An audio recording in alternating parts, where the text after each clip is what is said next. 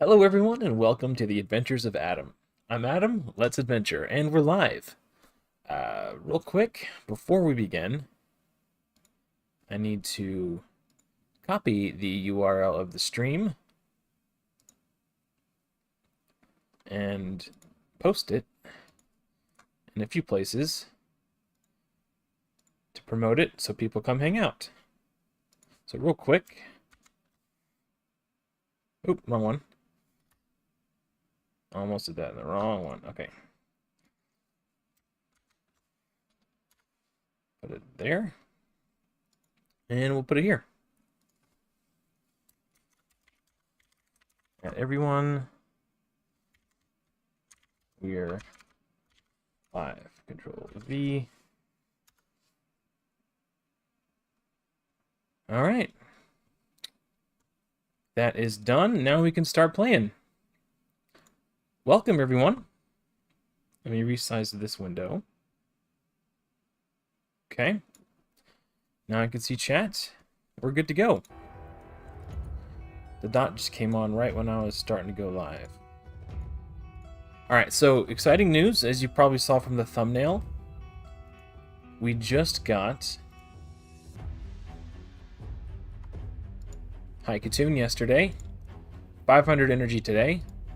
I've been saving it for right now. So the current events that are live are the Ice Golem events.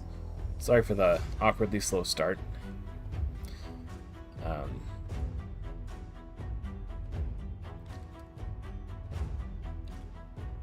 Alright, so Ice Golem is live.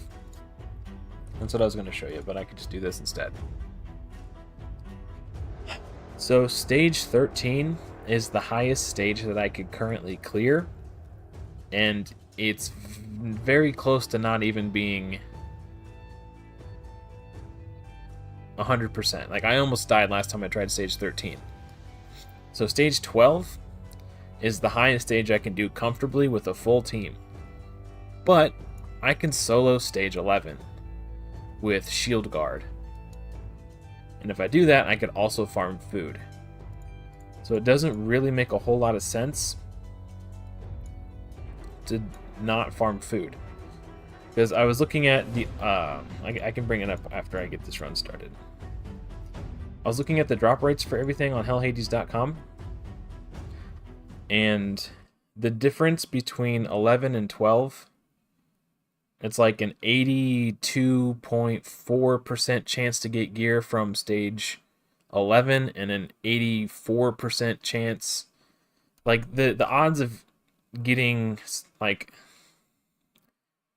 what I gain is so minimal compared to what I miss out on. Like, I would have to run a full team to farm stage 12.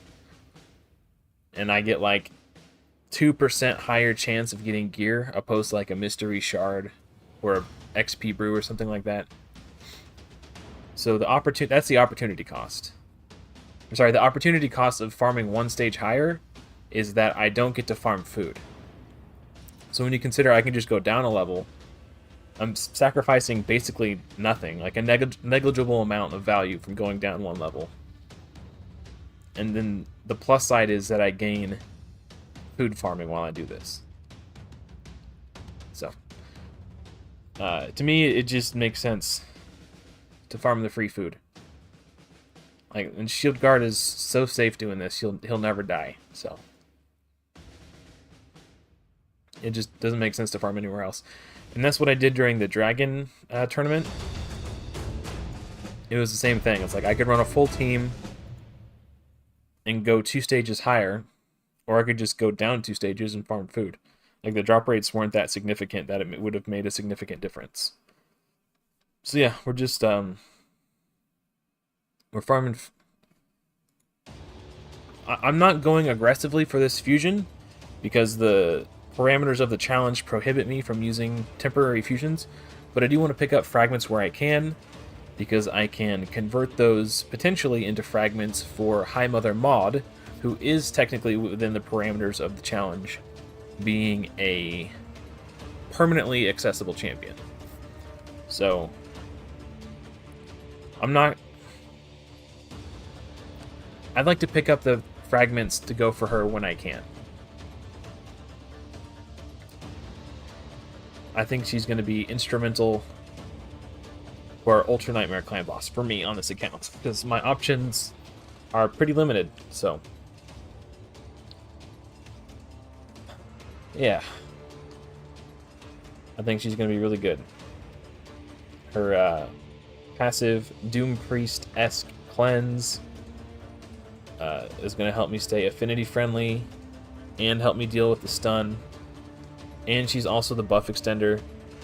And she could knock the affinity increase attack buff off the clan boss. So my team will take 25% less damage. And she's got a 30% of her max HP heal. I don't know. She's just going to be really good.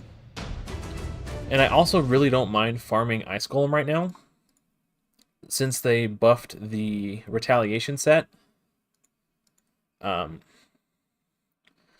Good crowd control champions are going to be extremely hard to come by. And I think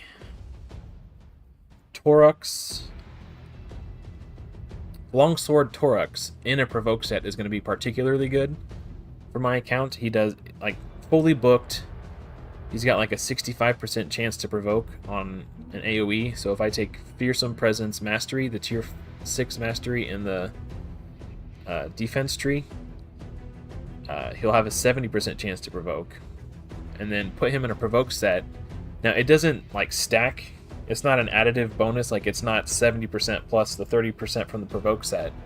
He'll have a 70% chance to provoke. And then if that doesn't land, he will then also have a 35% chance to provoke if I take Fearsome Presence. So 2 separate rolls. But it does increase his odds of landing provoke on his A2. And then his passive reads whenever he's attacked by an enemy under provoke, he counterattacks. So if he's in a provoke set, then all of a sudden his A1 has a 35% chance to provoke too. So I think getting him in a provoke set is going to be really good. Probably my best crowd control option until I can get my hands on Yakarl the Scourge.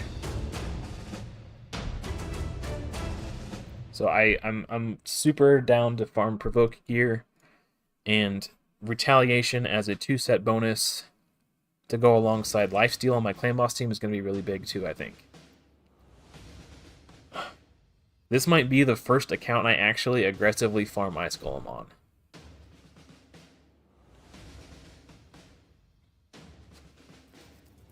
But yeah, man, we'll do Doom Tower later. I want to get my energy down below the maximum threshold so it can start regenerating again.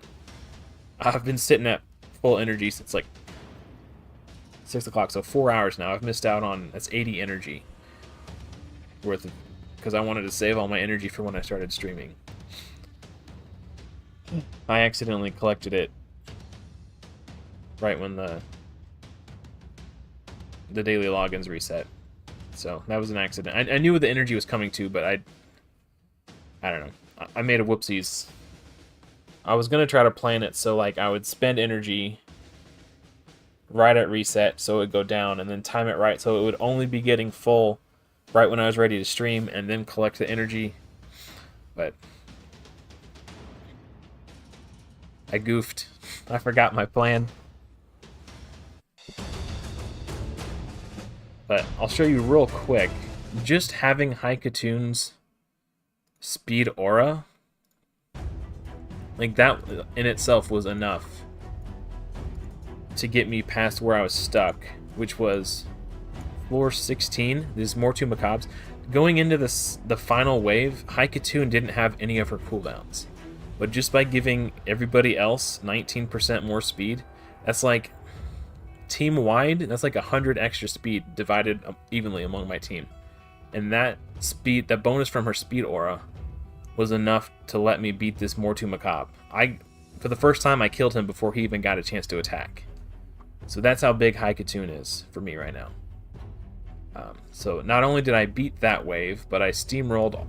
The only reason I got stuck here is because I ran out of keys.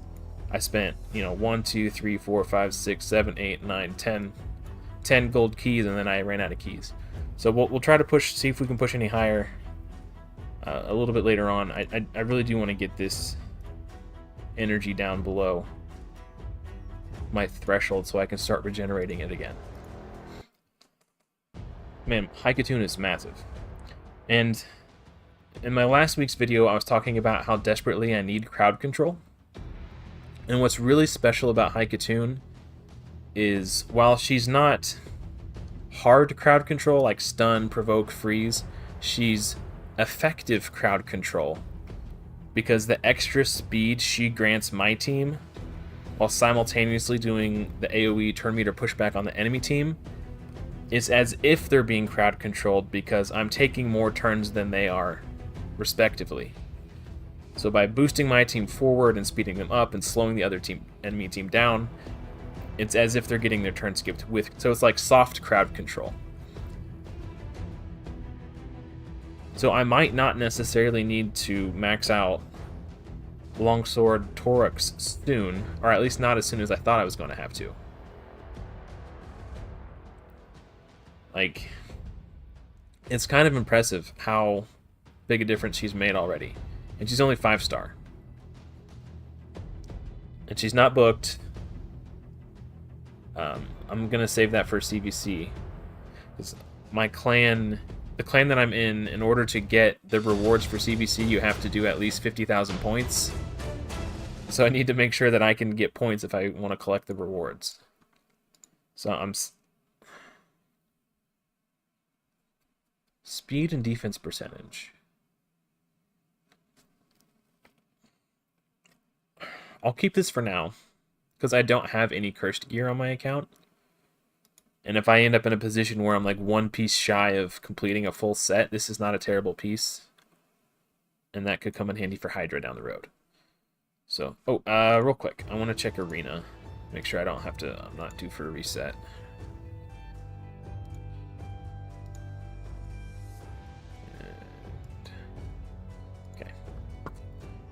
Just before I started the stream, I picked up my Drexlar fragment. So I think we're at like 20-something now. 25. Whew. We'll have him in no time.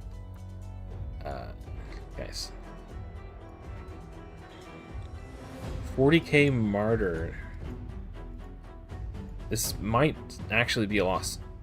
So, one thing that's a little frustrating in the Forge Pass is this right here. Defeat 25 champions in Classic Arena. This took me like 16 hours to complete the other day. Like, I was literally, like, I had spent all my other resources, and I had my phone sitting on my workbench at work on this screen, and I, like, literally, like, as soon as the button turned blue, I'd hit it.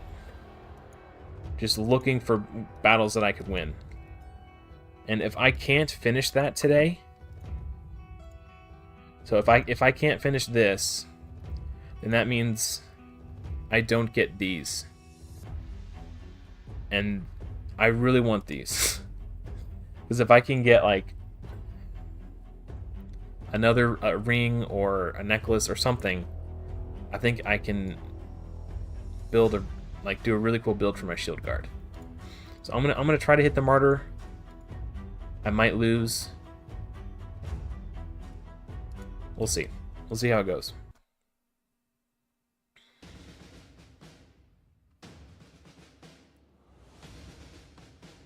We might get it. She's going to do a big AoE. Okay, I think we got it. Yeah, okay.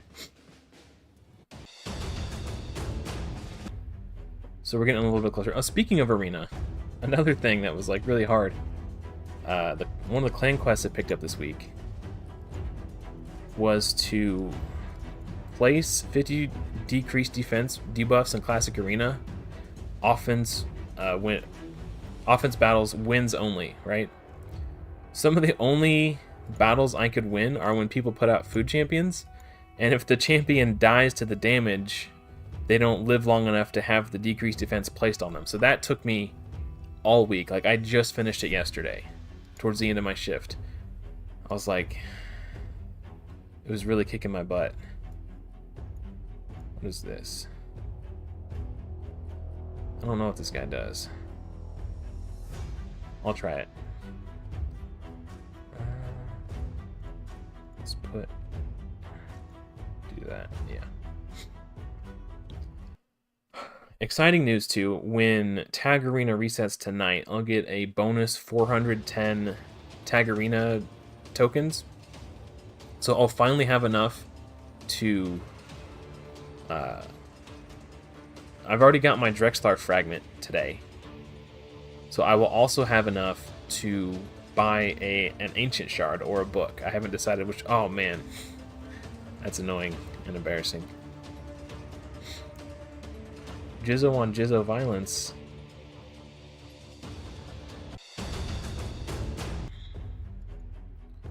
Yeah, so I've already got Drexlar, and when this resets, I'll get another 410. So I'll be at 1264. So I can get an ancient shard, and then I'll still have enough bars that I can farm a Drexlar fragment tomorrow too. And I won't miss out. If I want to. Or I could wait one more week just to make sure I still have that cushion, because it costs 360. Okay, let's jump back in here. Because I do want to get my energy down. I keep saying that, but then I keep getting sidetracked.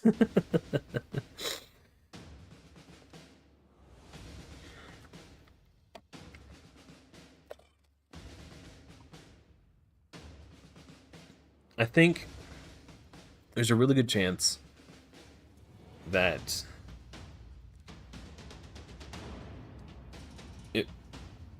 a lot of people are going to lose interest in this series when I start using login champs and stuff. And that's fine. You know, I mean, I'm being as transparent as I can by calling the series Rares Only Plus.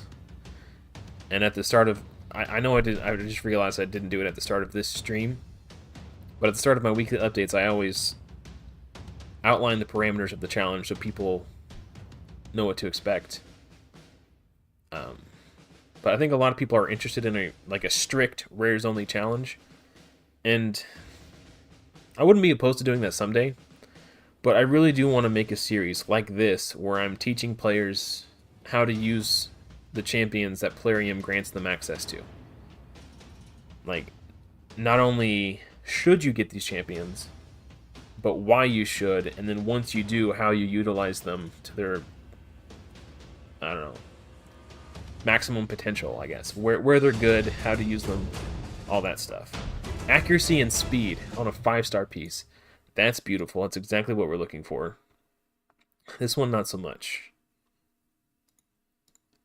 That's a really good piece.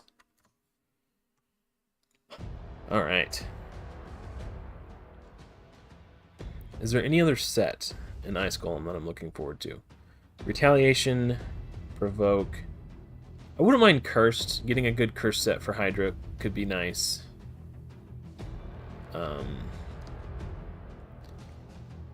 Speaking of Hydra, I pulled a champion who might low-key actually be really good.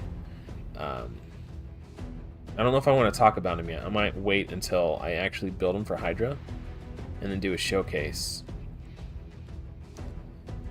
But it's somebody I've never even looked at on any other account. But when I pulled him the other day, I was like, hold on a minute. This could be like a super clutch Hydra champion. Because without someone like this, I don't know if I'll be able to do Hydra before I get like Drexlar or something like that.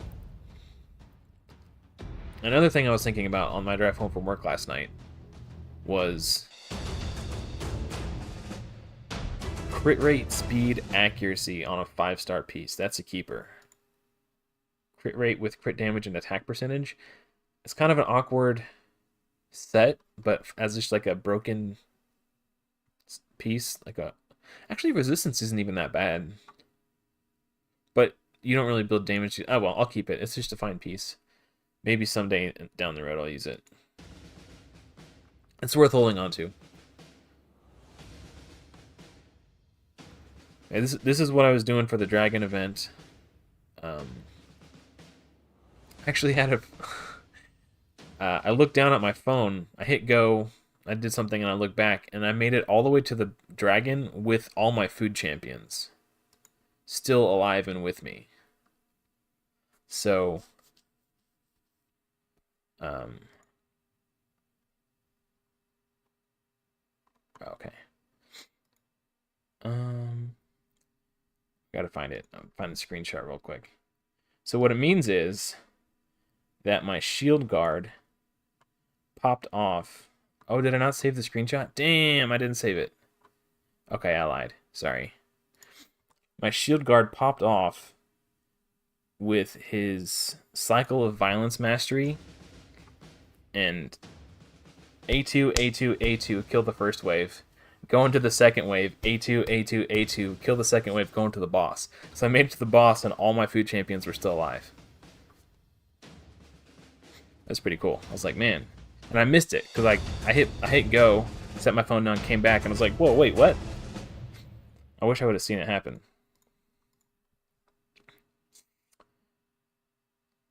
I'll keep this for now. Like, a double roll on speed could make that a really nice piece. What stage of dragon was I farming?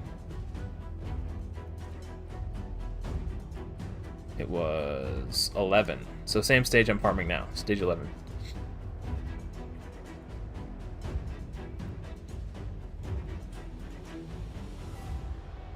Yeah, so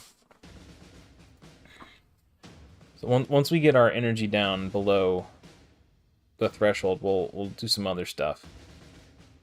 I already have enough. I've got my 5 4-star food champions in the sparring pit. They're like level 35 right now.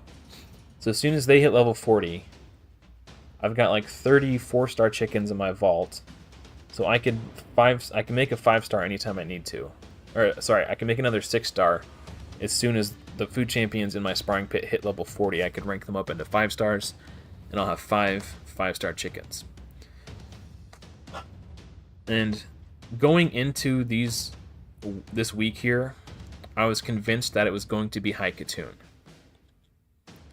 And I haven't unconvinced myself, but I started thinking about it. And I think it would benefit me the most to get masteries on my clan boss champions first, because there's so much value in masteries for clan boss specifically. I'm not saying there's not value in, I'm not saying masteries don't generate value in other areas.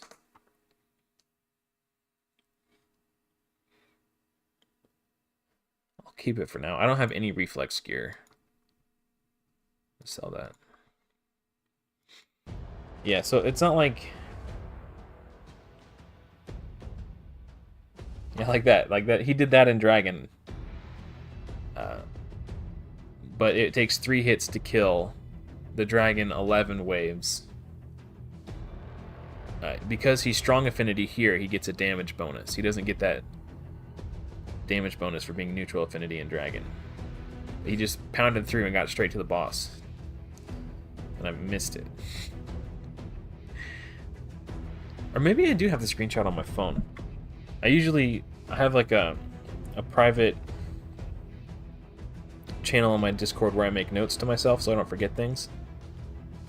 And that's normally where I post screenshots like that. I may have just... Yeah, here it is. I just didn't post it to Discord.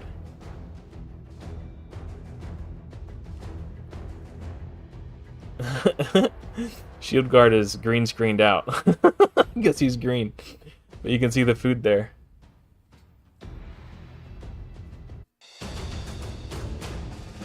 I don't know, it just didn't... That's the only time I saw it happen the entire time I was farming Dragon the other day. Defense percentage is nice. But these... I don't know. I think I sell this one. If there was speed in the substance, I'd probably keep it. Accuracy... I'll keep it for now. Until I get better...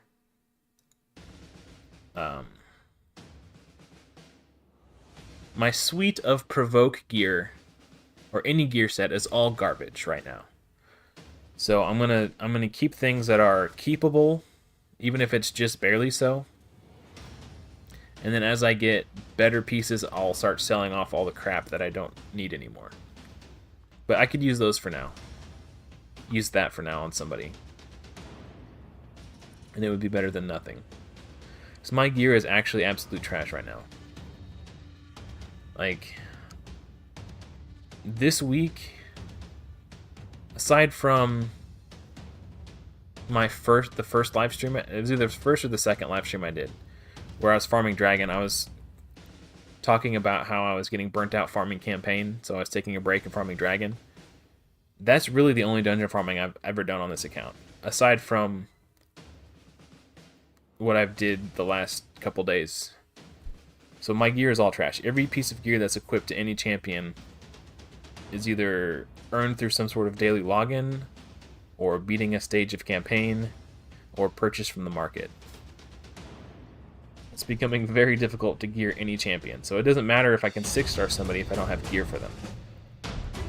So I'm starting to feel the lack of balance, because all my energy has gone into 6-starring more champions so far.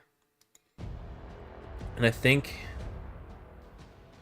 I'm going to need to start farming spider, because I think getting accessories for my champions is going to be really important too. I might actually do spider before I do minotaur, because I tried minotaur 15 just to see if I could do it, and I was really close, and then Aethel died like at the last minute. Like, I thought she was going to get it. I was like, oh, finally, yes, I can farm stage 15, and then crit, she's dead. So I'm not quite there yet. And if I'm going to spend the energy in minotaur, I really want to wait until I can do 15. I don't know if I want to do 13 or 14.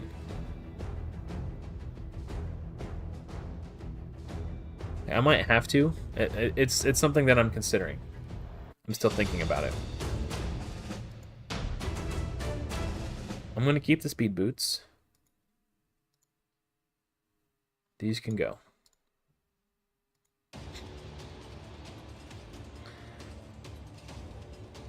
Yeah.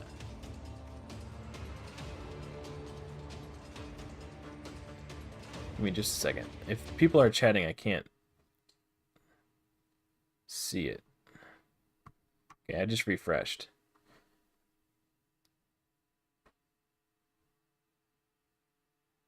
Okay. I think we're good now.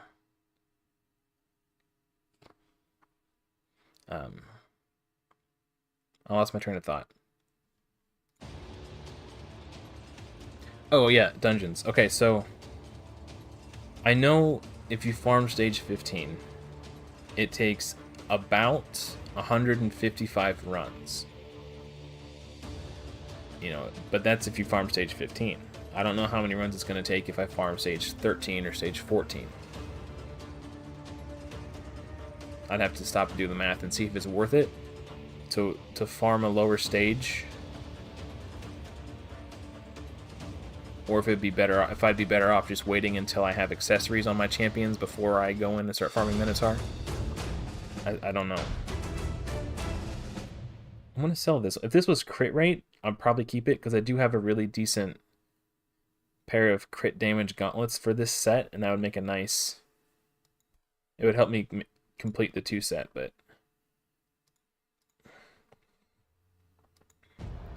Alas, it was not crit rate. I say nice.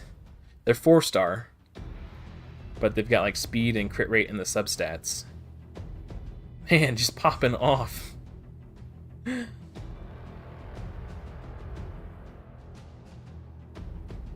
love Shield Guard, dude. He's so much fun.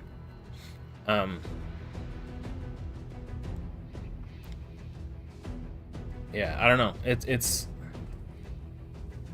something I've been thinking on a lot, and it's another thing I'm really happy about with the sparring pit unlocked is it's given me time to think about, because if I was like, okay, Haikatoon's my next 6-star, I'd be farming out the food and spending energy on getting these guys to level 40, but it's going to be like another 2 or 3 days before they hit 40. So it gives me time to like really think about, is Haikatoon truly the best option for me as a 6-star? Oh, I got a Sacred Shard too from the monthly quest. These just reset. So I got the Sacred, the Void, the Ancient, and then I got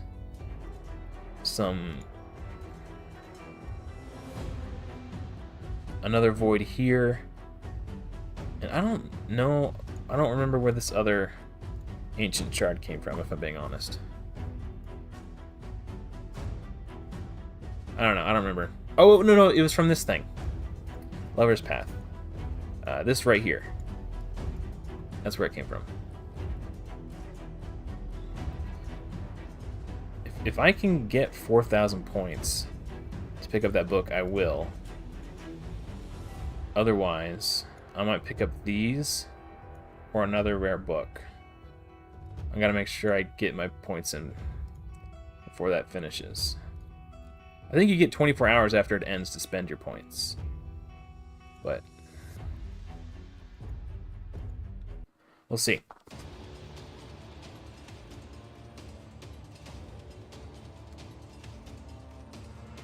Yeah, so I might do another community poll about who my next 6-star should be, just to get your guys' input, because I really am torn.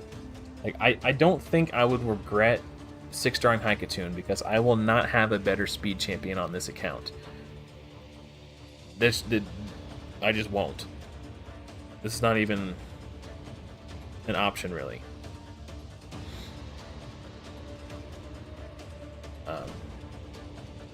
Because the only better ones are Legendary and Deacon Armstrong.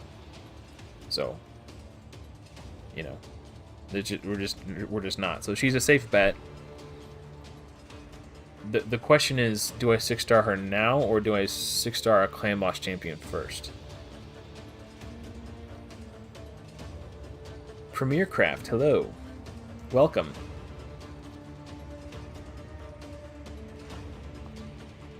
Yeah, I don't know. I think we could sell this one. Maybe not. Maybe I want a resistance retaliation set for Hydra. For my Mischief tank to counterattack the Head of Mischief.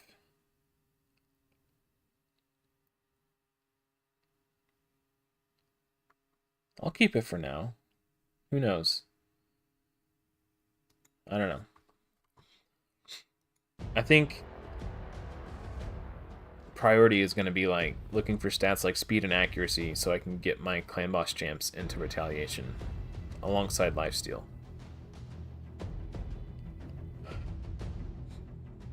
But, or maybe I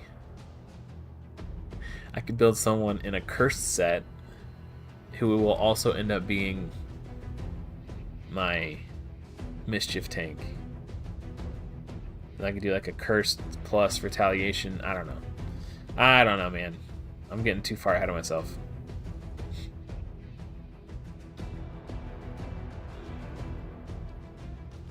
But keeping it doesn't really hurt me, because I can always sell it later. But if I sell it, I can't unsell it.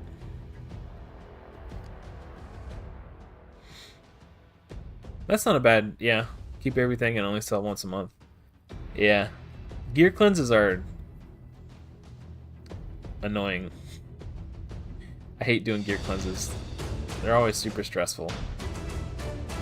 But something like this, I know I'm not going to use, right? Flat HP. It's actually not a terrible piece. I don't know. If it was speed and accuracy, I would consider keeping it just for like an entry level something. Like if I know for a fact I'm not gonna ever use it, I'll sell it. But if it's not, like if I'm on the fence about it, I'll keep it. Because like I said, I could always sell it later. But if it turns out I need it later and I've already sold it, then I can't get it back.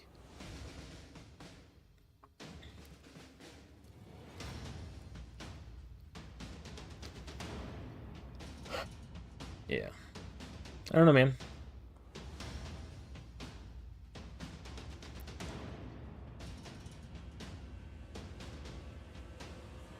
Have you not hit level 40 yet? You're still waiting for like the fail, reset, fail, reset. Man, hitting level 40 was a huge quality of life. It's such a silly thing that they make you wait till level 40 to get that, too, by the way.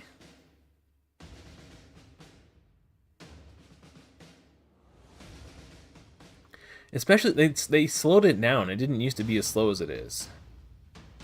Like, it used to go like, fail, fail, fail. Now it goes fail, pause, fail, pause, fail. Like, I don't, like, they made it even more annoying than it needs to be. Okay, we're almost ready to move on. I want to check. I don't think it's been 15 minutes, but I want to check real quick. Oh, it has been 15 minutes. Okay.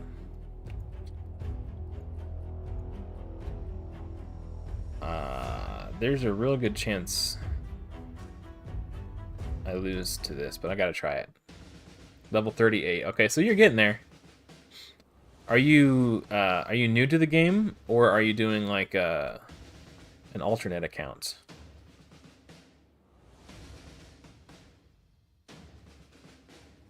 I thought he did like a counterattack when you debuffed.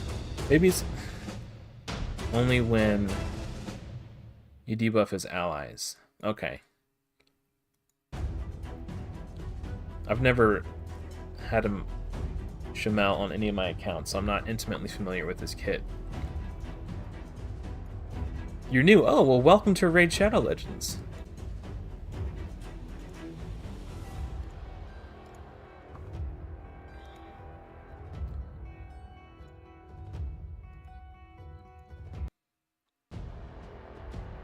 Who did you pick for your starting champion? Just out of curiosity.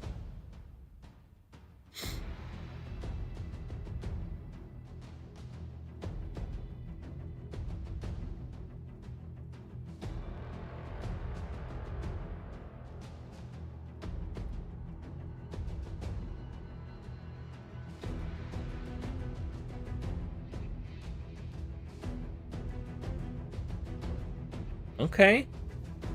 So day 18, working on your second 6-star. That's not bad. I think I'm trying to remember what day, how many days in I was when I got my first 6-star.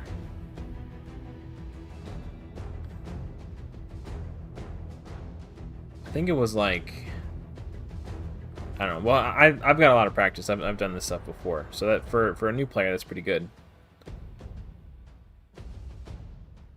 Kale, very nice. Did you watch any guides to like on who to pick, or did you just, you know? Ooh, speed with accuracy. I'll keep those.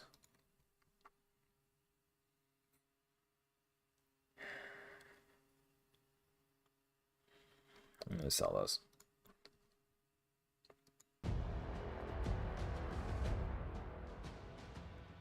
I know there's a lot of like I don't know, like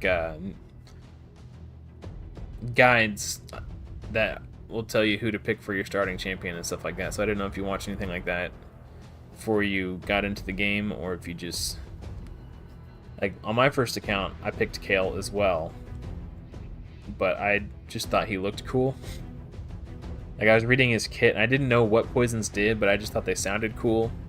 It's like when I played World of Warcraft, Warlock was always my favorite class, and the poisons made me think of like the damage over time abilities that Warlock's doing. Wow. So I was like, alright, well, this guy, he looks like a Warlock. He does these poison damage over time things. So I was like, alright, this guy's cool.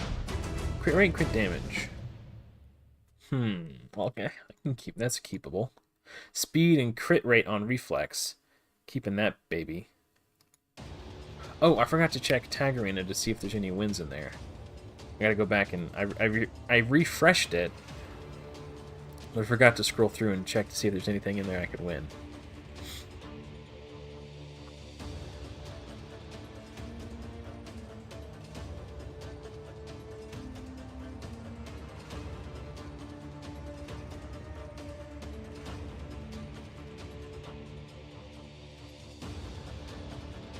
An argument could be made that Shield Guard was my starting champion, because he was my first 6-star.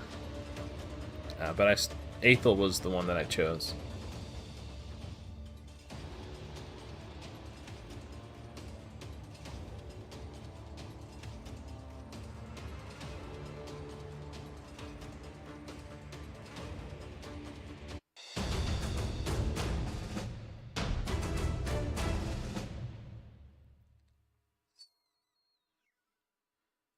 I'll keep it because it's a 5-star piece with speed on it. Let's see.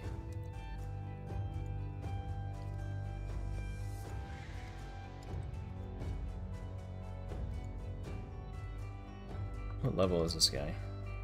59. It's kind of annoying. Like,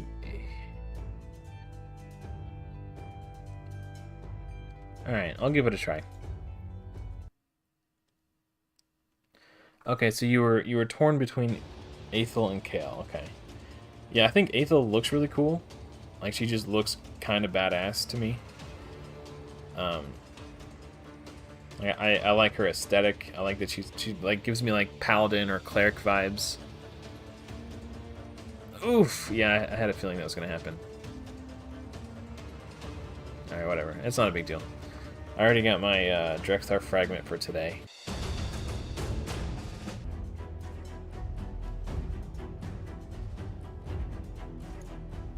Alright. Well.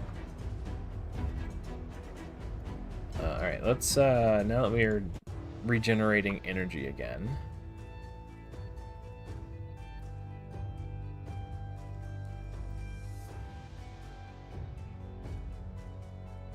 I don't know why. It always seems like it takes longer to load when I'm on my computer than it does when I'm on my phone.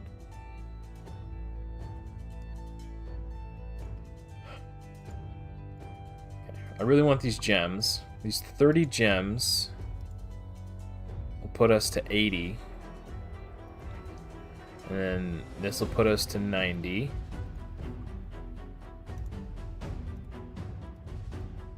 We can get 95. And then 100. This will put us to 500 when I get 3 more. And we can upgrade our gem mine to level 3. Unless we can get, I don't know how many gems this is, but we can try to get these.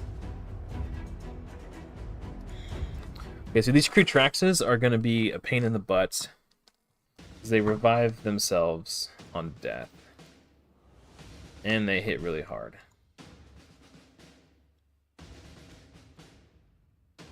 Also, what's his name here? Candrafon really packs a wallop. Now he's invisible. Oof. Okay, that wasn't so bad. Let's see if I can kill this one. Not quite. Yikes.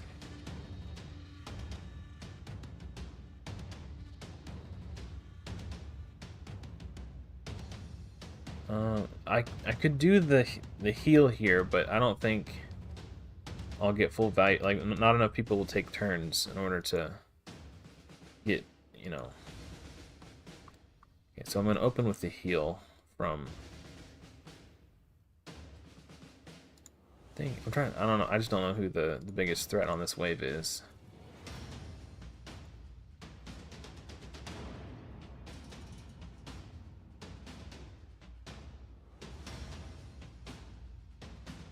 Damn, okay.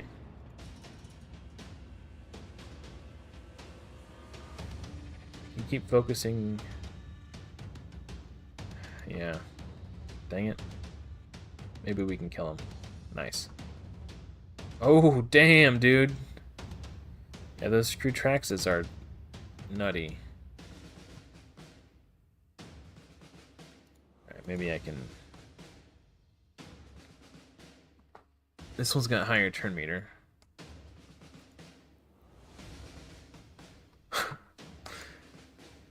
Okay. Yeah, I mean... You don't necessarily need to know their names so much as what they do. And if you ever get into a position where you're losing to a champion in a Doom Tower like this, You, I wish it would tell you their names, but you can see who you're fighting against, and then you can go and try to look them up in your index and see if you can at least figure out what they do. That way you're kind of a little bit more informed about what you're up against. I really want to kill these before they get a turn. I don't think I'm going to. Okay. Yikes. This one's got the highest turn meter.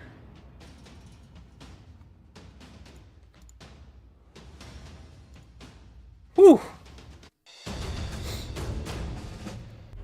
Alright. Let's keep going. Those retractions like messed my guys up. So the reason I'm not starting with Haikatune's turn meter boost is because everybody's turn meter is already basically full. So I'm going to do the AoE turn meter reduction first.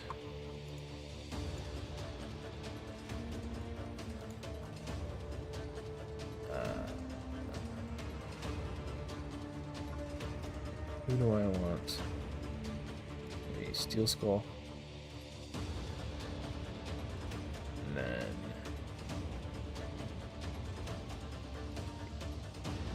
okay. Now that this wave is almost dead, I think I'm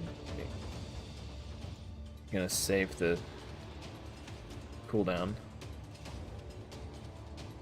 Ooh, Vergis is really good, especially with your early game, dude. He is a absolute tank. Did you pull him from a shard, or did you get him from like a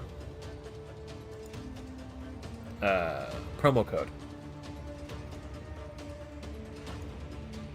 A decreased attack on Feint is good. Well, she's dead anyway, because it didn't matter.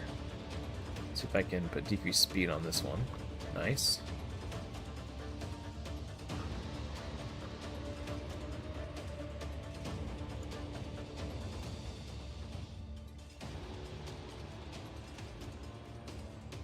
Let's clear off all these nasties.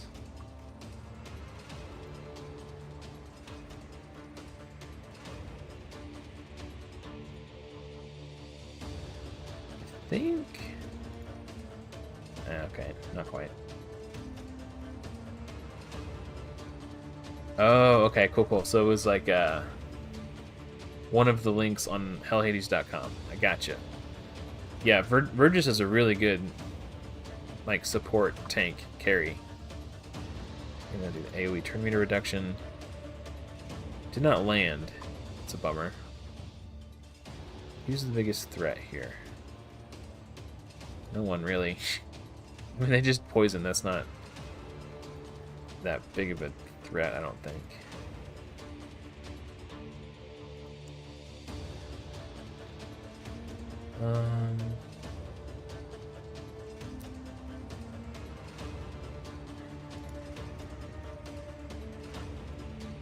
Now the turn meter boost comes in clutch.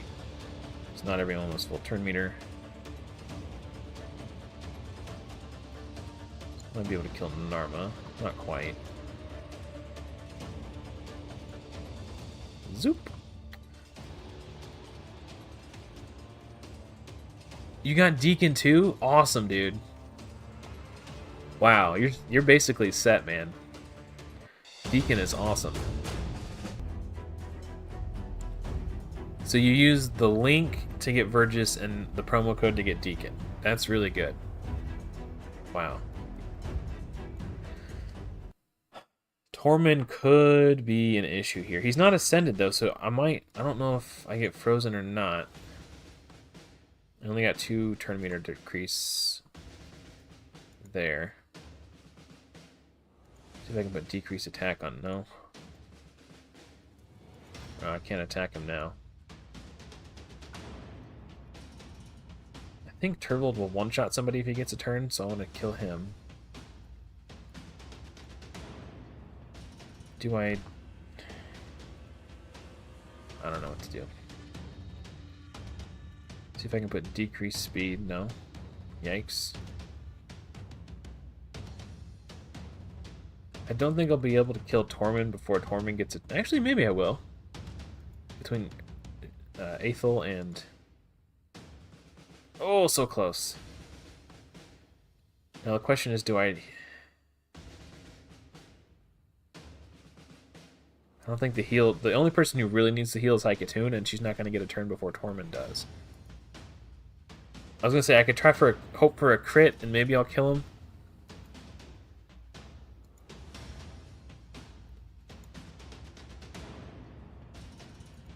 That was my thought process there. Okay. And we want to kill Altan before he can kill Haikatoon, because if he... Yep, I was going to say, if he kills Haikatoon, then he revives somebody. Maybe I should have used the turn meter boost. I don't know.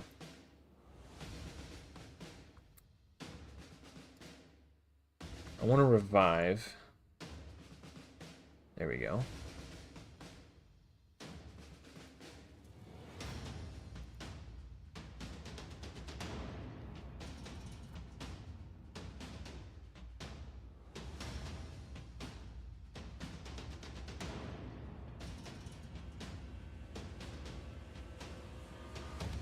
I'm not super familiar with Chancellor Yasmin. I vaguely recall what she does. I'd have to look at her kit.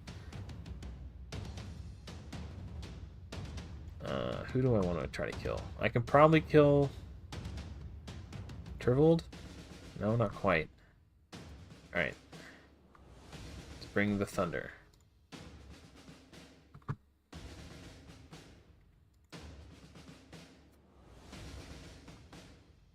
Yikes.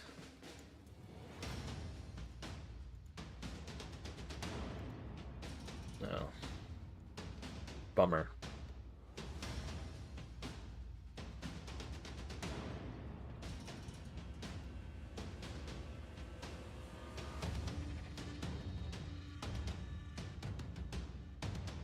We've already got decreased defense.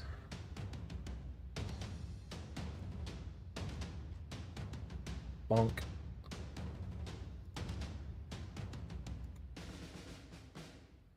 Maybe I can kill him before he gets a turn.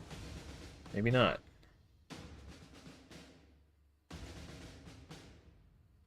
Let's revive Haikatoon.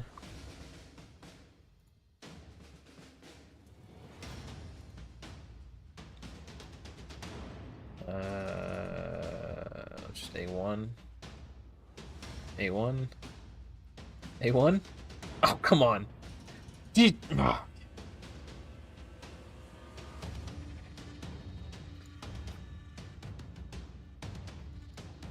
Alright. It's not the end of the world. It's a bummer, but it's like kind of like whatever. I'm gonna... War Maiden has her decreased defense off cooldown, so I'm gonna wait for the AoE on that. Same thing with Shield Guard.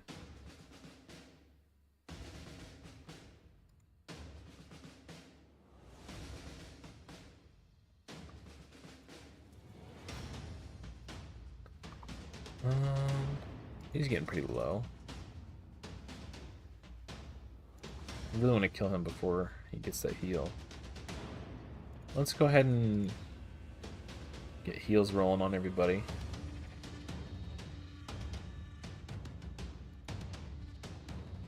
She'll have her AoE on her next turn.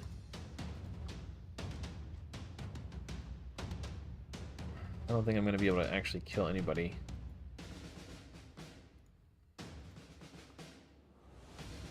I do want to kill Altan because he can revive if he gets a kill on anybody else. Okay, block.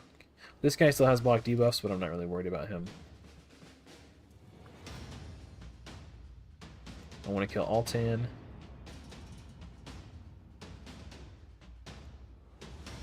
She's probably going to die to Tormund as soon as Tormund goes. Oh, not quite. Okay.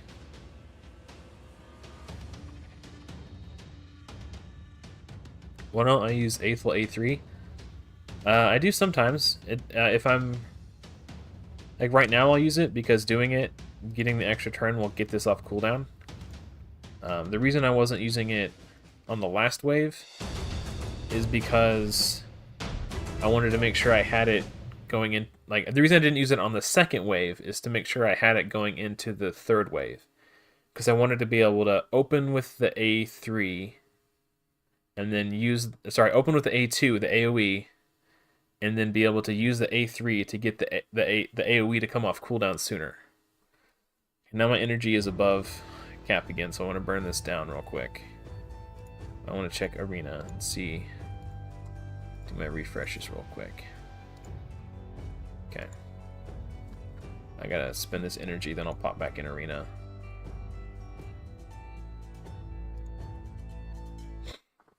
Yeah. Because whenever any champion takes another turn, it takes 1 turn's worth of cooldown off their other skills. So if I use Aethel's A2 first, and then use her A3, it helps me get back to her A2 sooner. So I could use it kind of almost back to back, kind of. Yeah. It's a good question.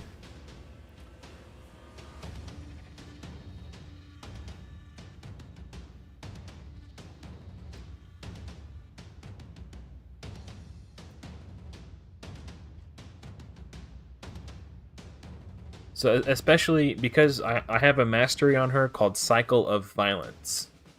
And what that does is whenever she deals damage to a target equal to 30% of their max HP, there's a 30% chance that it reduces the cooldown of one of her skills by 1 turn.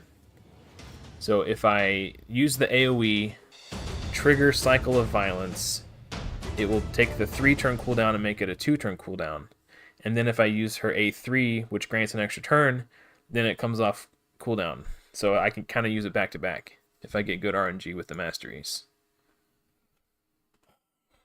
A triple crit rate roll would make this a very good piece, so I'll keep it for now. Speed boots with accuracy and crit rate. Keep. Those are nice. Nice. I've been watching this show on Netflix called Tacoma FD, and it's got 2 of the guys from Super Troopers in it.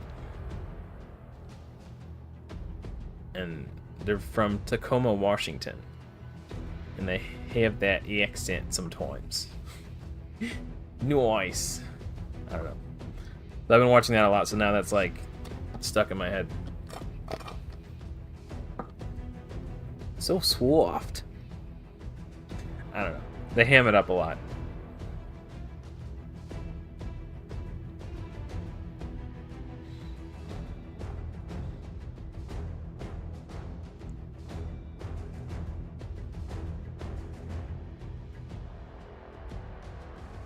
Yeah, it's been pretty funny. I just, as far as there might actually be more. I can check, but I've only got 4 seasons of it. I don't know if there's more out there and Netflix only has 4 seasons, or if the show got canceled. I'm gonna do one more run, so our max energy doesn't, so our energy doesn't max out. Tacoma FD. Where's seasons? Yeah, they've only got 4 seasons on Netflix. So if there's more seasons than that, I don't know. But I watched all 4 that are on Netflix, and it was pretty funny. If you like fart jokes and slapstick, like that kind of stuff, it's, you know, might not be for everybody, but, you know, it made me laugh, so I watched it. Defense percentage with speed and resistance. Huh. These are tricky because generally, actually, I'm building a mischief tank for Hydra. Ideally, they would be slow so they're not outrunning their buffs. So putting defense boots from a resistance set with resistance in the substats, that might actually make sense on somebody. I think we sell the flat HP boots though. Okay, so now we can start regenerating energy again. I'm gonna pop in arena and see if I got any... Oh yeah, I could definitely beat this guy. Like, he's in gold 2 with that defense. I'm in gold 2 with this defense.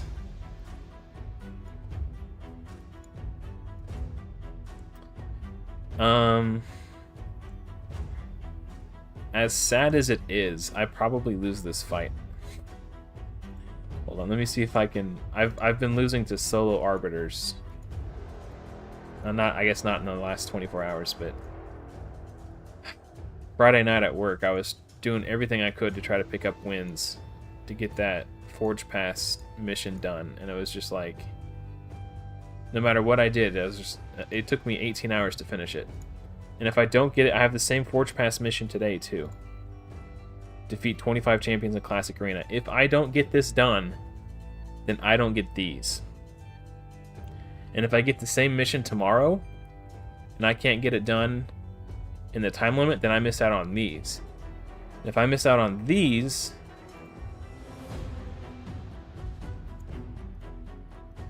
Right now... If I get those 200 epic forge materials, I can make 40 more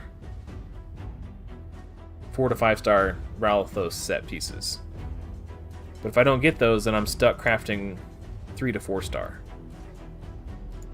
How big of a bummer would that be? So depending on what Forge Pass daily challenges I get, I may or may not get these materials or these accessories. And I actually have a really good... Where's it at? Undead Hordes. I have an attack banner from Undead Hordes. And the reason this is significant is because when I get Dark Elhain, she's going to be my arena nuker. So the fact that I already have an attack banner from the Ralthos set for Undead Hordes is massive. Now, if I can get a ring or a necklace or amulet, whatever it's called, from here, and then if I can craft like a pair of attack boots or an attack chest or something in the forge, that will set me up great for the arena. I'm not going to get those. Okay. Let's go back to Doom Tower. Kind of jumping all over the place. Let's get these gems, baby. So there's another Mortu Macabre wave. This could be really annoying. I have enough books to book High Katoon right now, but I'm waiting for Clan vs. Clan. The clan that I'm in is my old clan that I played in on my old account, and it's an endgame clan. And they have a minimum requirement. Like, if you want to collect rewards in CBC, you have to put up 50,000 points. And they're making no exception for me, which I don't expect them to. It would not be fair to the other clan members if they let me off easy. So, I have to make sure that I scored 50,000 points every CBC if I want to collect rewards.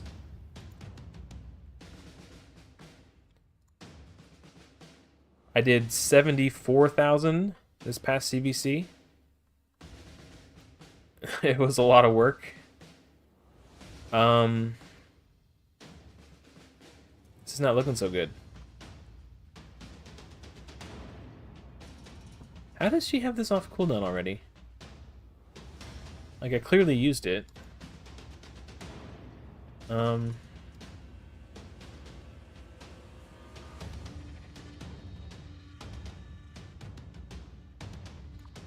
This is kind of tricky. I almost healed, but shield guard... Yeah, okay. This might be... I might just be stuck right here for now. Because there's no... I mean, there's no... I can't... Oh, yikes. I'll try that one more time, but like I basically just got insta-murked. Maybe I just need to get lucky with the RNG on the A3. Okay, I got 3 of them. I might go ahead and do the increase attack, just so this hits a little harder. And I'm... well, no. I want to cleanse the burns.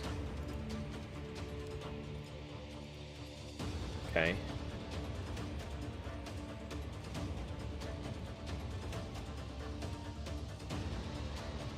I can kill one of these Ignatius. Okay, that's actually really good. And not getting hit by 2 Ignatius was actually pretty... that was the difference maker. Okay.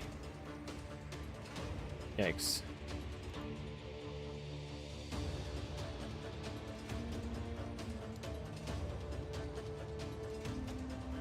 Okay, so getting better. I'm gonna cleanse Haikatune so she doesn't die. I'm gonna try not to kill this Virgum car. I'm just gonna let everybody kind of heal back up a little bit from the... you don't die. Okay. And now we can kill him. This also helps everybody get their cooldowns back. Alright. So we'll be a little bit better off in the second wave. This... oh... Mortu Macabre.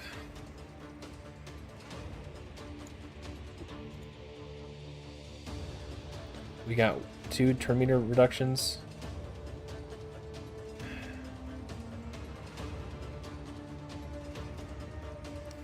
I don't know who to kill. I kind of don't want to attack Mortu Macabre until I'm ready to go for the kill on him. Because if I proc his Peril, Fiery Rage just procced. So now I like kind of have to kill him. Well, actually, that's not necessarily true. Whenever Fiery Rage procs, one of 2 things can happen. He either gets... well, he always gets a turn meter boost. But then sometimes he unlocks Peril. So I don't... it's not... he may not have unlocked Peril.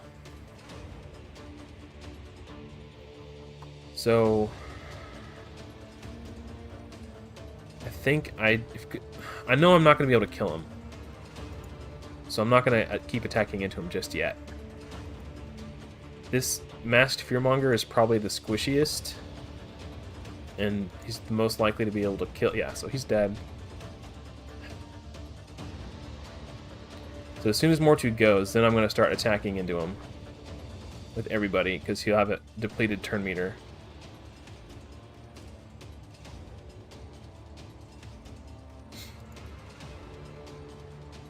Okay, well there was Peril. I should have been attacking him anyway. Okay, well let's go for it.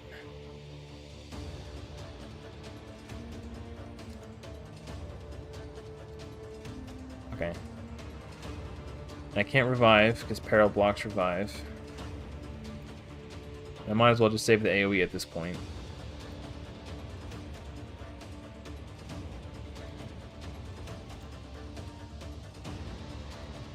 It's always Peril, I should have known. Never not Peril. And now there's another Mortu in this wave. I think I just focus him down. Just put everything into him. So far, so good. I've not seen Fiery Rage proc. I'm not going to hit him with Reliquary Tender because she doesn't do much damage. I might put Decrease Attack on Basher there. And we'll go ahead and do Increase Attack here. Hopefully we can kill him. Nice. We did proc Fiery Rage, but we killed him that time. I guess I'll just keep focusing this Basher right here.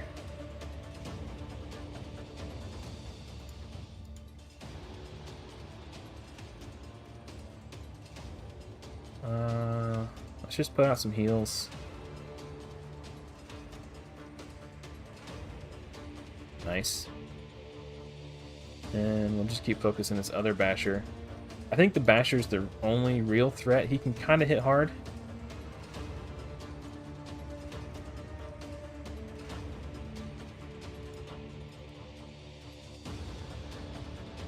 Wasn't expecting Virgum Car to hit that hard, honestly. Yikes. Okay. I think we're good.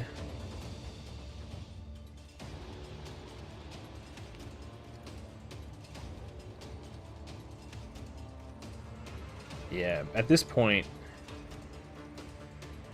Aethel and Shield Guard could probably finish these last 2 off. I'm just gonna hit auto. I think we're good.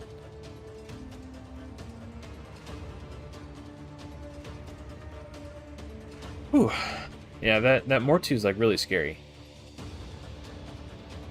That's who the Mortu on the stage 16 was who was stopping me last time. So we got 75. This puts me to 85.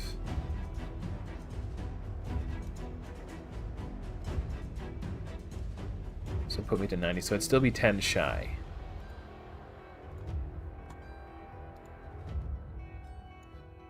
Are there gems anywhere else? Not quite. What about the Ice Golem tournament? Okay, there's 30 gems here. So if I get these gems now, I could unlock the gem mine and go up to stage 3.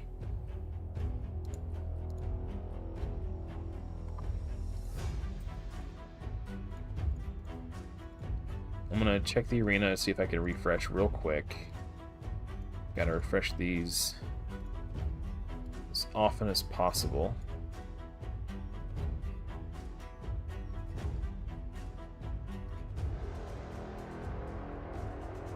Yeah, we can do that.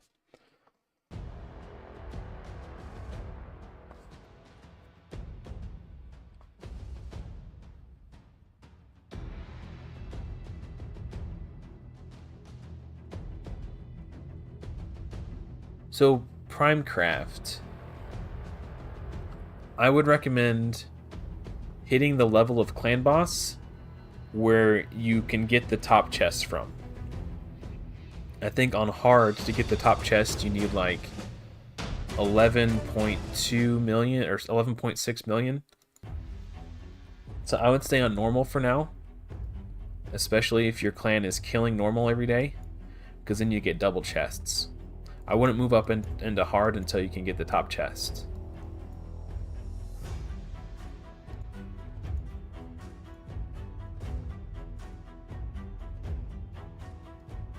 And if your clan, so whatever stage of clan boss you're on, like if you're on normal, but your clan doesn't kill normal, you need to find a new clan. And then when you're ready to start hitting hard, you want to find a clan who's killing hard. And same for Brutal, Nightmare, Ultra Nightmare. So whatever stage of clan boss you're in, you want to make sure that your clan is killing that clan boss, so you get double rewards. Especially once you get up to like Brutal, because then you start getting like epic books, void shards, ancient shards. It really starts to add up. So what are we doing?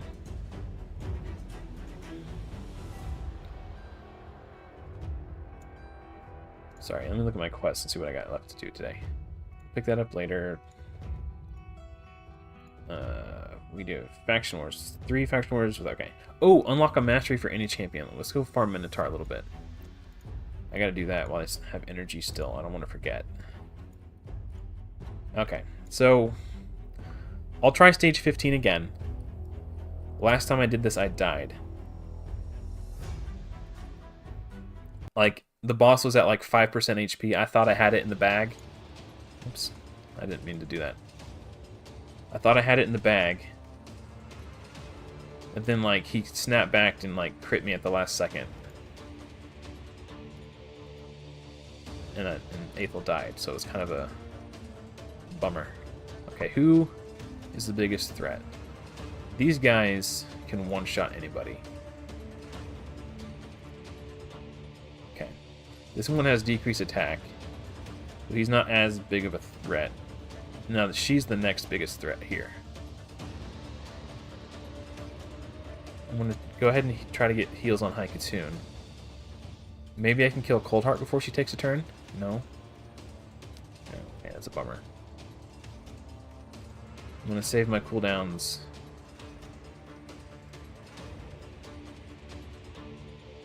I was hoping to get the revive on Haikatoon before I go into the next wave. Yeah, Minotaur... It's kind of... Like, it's so funny because, like, once you're in-game, it seems so trivial. And you forget how difficult it can be. If I revive Haikatoon, she probably just gets killed. So I might... But then again, if they're attacking Haikatoon, they're not attacking someone else.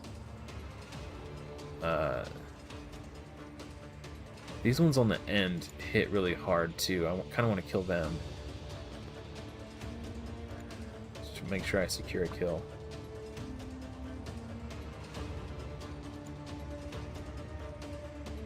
Yeah. She hits surprisingly hard, too.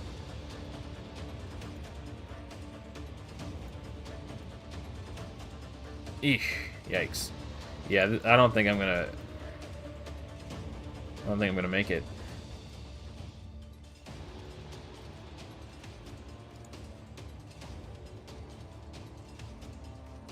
Last time, Aethel made it to the boss with me. Just to kind of put it into perspective of how the run went. Alright, I'm gonna have to farm a lower stage, I think.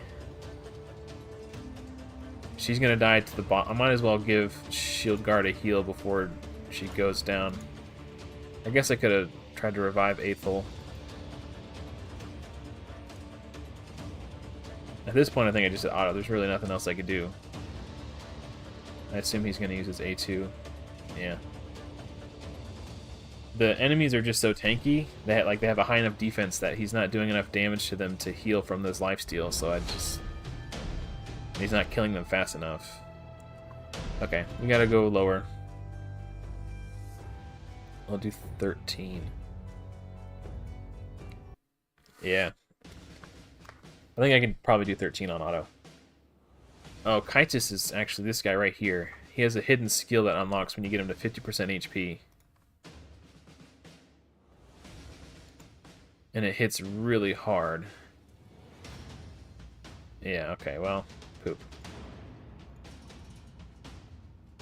So it's not as easy as you'd think. I want to make sure I kill him first. So if he gets low from the splash damage but not killed, then oh, looks like we're gonna get it again. Yeah. So you either have to not attack him at all or focus everything at him. It's kind of the same effect either way. Like if you don't kill him before he gets his next turn, then he hits you with that big AoE. Yeah, she definitely would have died, you're right.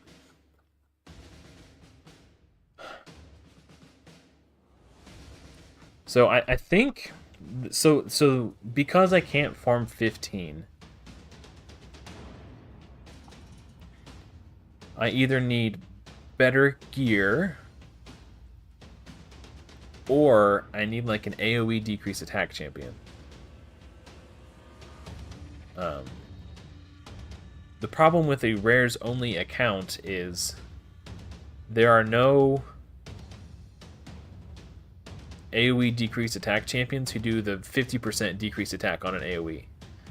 The only ones I'll have access to are 25% AoE decrease attack. Except for Drexthar, but Drexthar only puts it on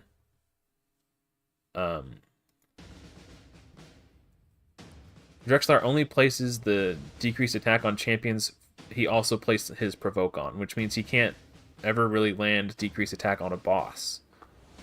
So it could be potentially helpful on waves, but for boss fights, I'm going to need a separate decreased attack champion. So Ice Golem is going to be a really, really hard fight for me on this account.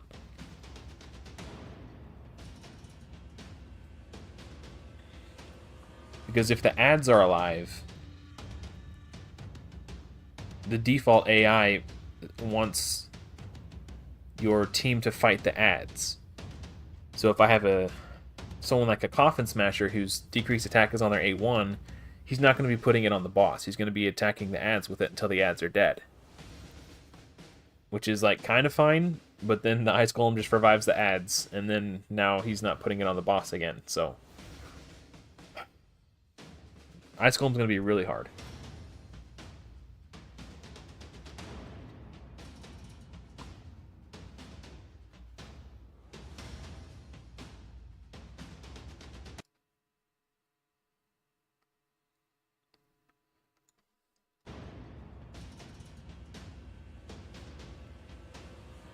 Yeah.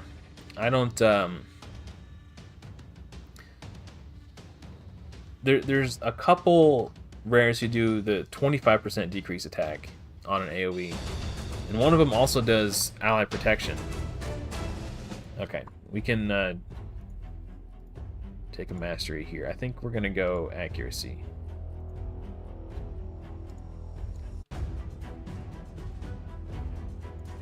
In terms of Arbiter missions, I've had this so many times, but I've sacrificed all the 5-star champions to 6-star somebody, and it's not retroactive, so... The 2 5-stars that I have are Haikatoon and this food champion right here. So, I've got tons of 4... I think I've got like 34 stars right now. And 20 of them are going to go into ranking these up into 5 stars. And then I'll have the 5 5-star chickens ready for whoever I 6-star next. My first instinct was Haikatoon. Now I'm starting to think maybe I need a decrease attack champion. So I also pulled this guy during CVC. He's got an A1 decrease attack, an A2 HP burn, and a passive that reduces damage from AoE attacks by 5%, which could help me in Ice Golem. Which is, you know...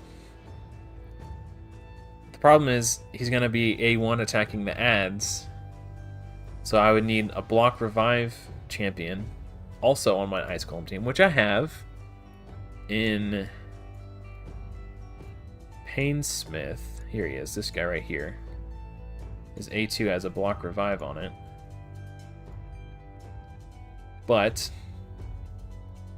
I don't know if I have gear good enough to just rely on him doing that and, you know, like... Ice Golem is going to be a real pain in the butt as I try to push higher up into it.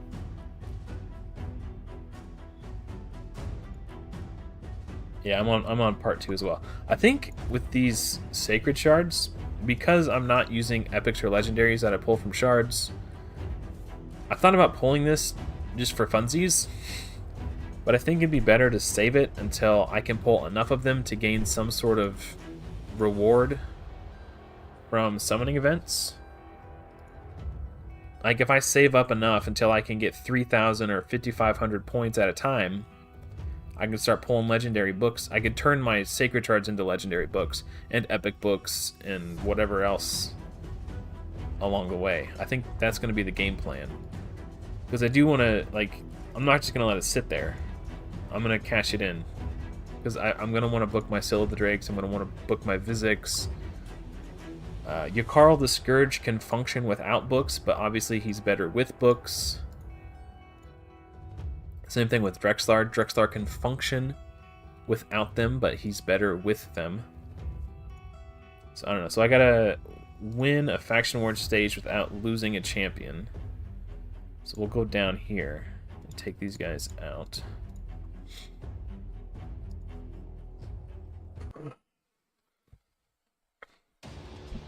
Something else exciting happened in Faction Wars. For my Barbarians, I managed to hit stage 13. And the reason 13 is particularly impactful is because I got a screenshot I'll show you. You get 3 and 4-star glyphs instead of 2 to 4-star glyphs. So, hold on, let me make this bigger for a second. And you unlock legendary forge materials. So you get 3 and 4-star glyphs and legendary forge materials. That's going to let you start crafting 5 and 6-star gear in the forge. So stage 13 Faction Wars is really where you want to be. Might have to go down one more stage. But I can't quite do it on Sacred Order yet. But the difference between 2 and 4 to 3 and 4 and the chance for legendary forge, you know, so like, I wouldn't say it should be a high priority to push to 13 on all your factions, but it's definitely something to like keep in the back of your mind. Like if there's 2 champions that you're trying to decide between who your next 6-star should be, if one of them would get you to stage 13 in a faction war and the other one wouldn't, let that be the tiebreaker. Like if it's really close and you can't decide, whichever one is going to be better for faction wars, I guess. Like if it's like literally that could be the tiebreaker, then that's the way to lean, I think. Like speaking of forge materials, God, that stun is gonna probably kill me. Maybe not. Probably. We're still in it for now. The heal reduction is annoying. I know I've done this before. Okay, I think if I hadn't got stunned, I would have been fine. Sister Militant. Sister Militant. That sounds familiar. Sister... Oh, the AoE... Yeah, the common that does the AoE A1. It's actually my favorite common. Whenever I'm making food champions out of commons, I always... got stunned again. Actually, that Basilisk, I think he's got like a 75% chance to stun, so I shouldn't be that surprised.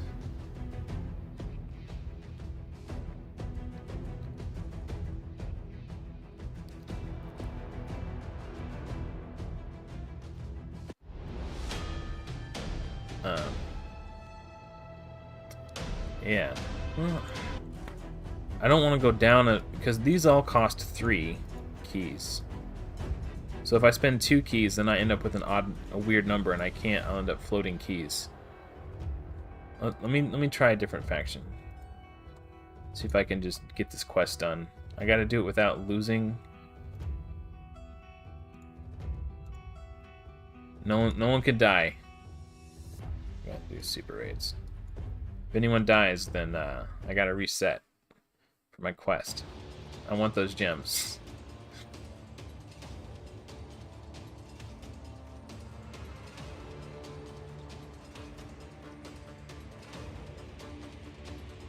Looks like Temptress might go down here.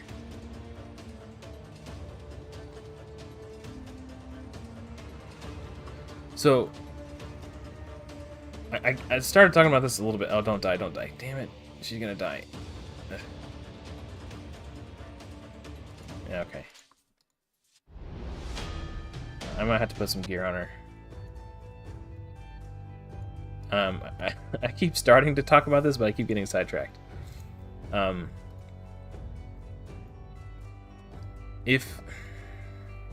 Because I think the reason I keep getting sidetracked is because I don't know exactly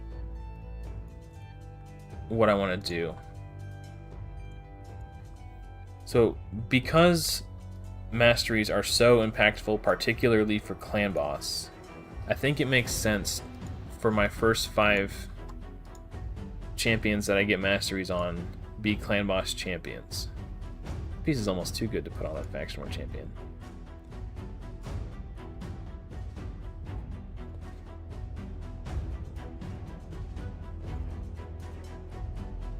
Just want to make sure she's getting some healing.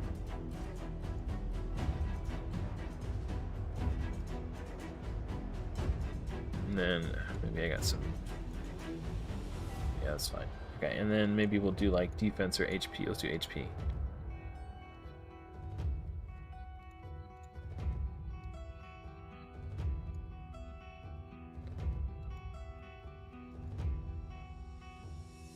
I'll put this on. I'll just like level these up to like 8 or something.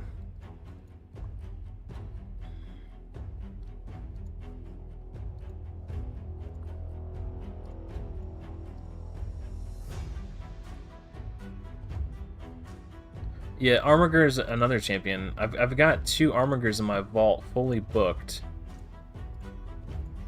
Yeah, see, that's another thing. It's like I'm in this spot right now where I don't know if I should. Oh, I just damn it. I just undid all that. I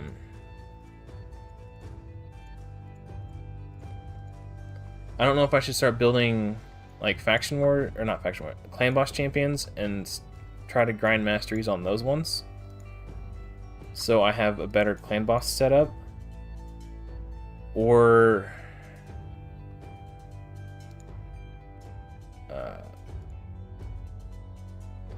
I'm not good at multitasking. Sorry, let me get in this run and then I'll start. It'll be easier for me to process my thoughts if I'm not like concentrating on trying to gear somebody. Okay. My current thought process is,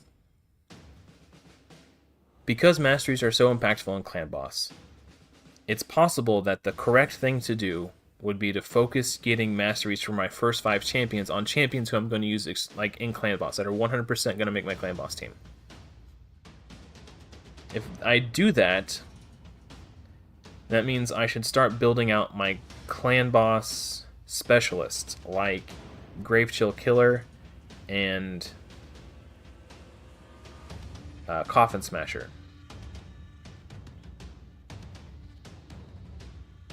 Oh, come on. No. I have to reset because Gravechill died. Does Gravechill have gear on? Not really. Okay, this will be an easy fix. So that's kind of where I'm stuck. Alternatively, what I could do is just kind of put off clan boss for now and just focus on getting my core dungeon team together.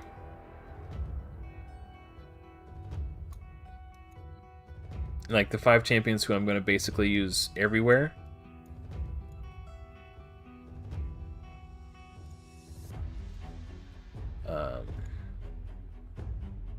Okay, that's fine. I'm gonna have to take these back. These are good pieces. they'll do for now, but these aren't gonna stay on here forever.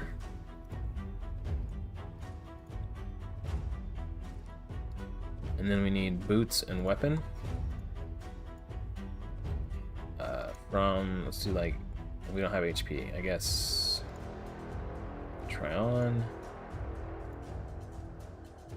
Okay, try on. Let's go ahead and equip those. We'll bump these up to 8.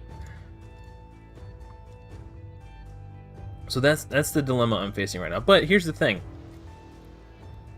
You don't really need to build clan boss specialists until you're trying to like push up into Nightmare. And I'm not going to be able to push up into Nightmare until I have accessories for all my champions. So I think what I should do is start building a spider team, so I can start farming accessories.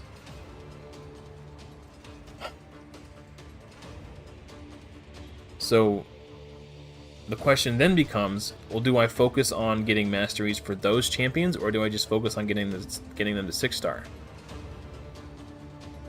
And put off masteries until I'm ready to build a clan boss team.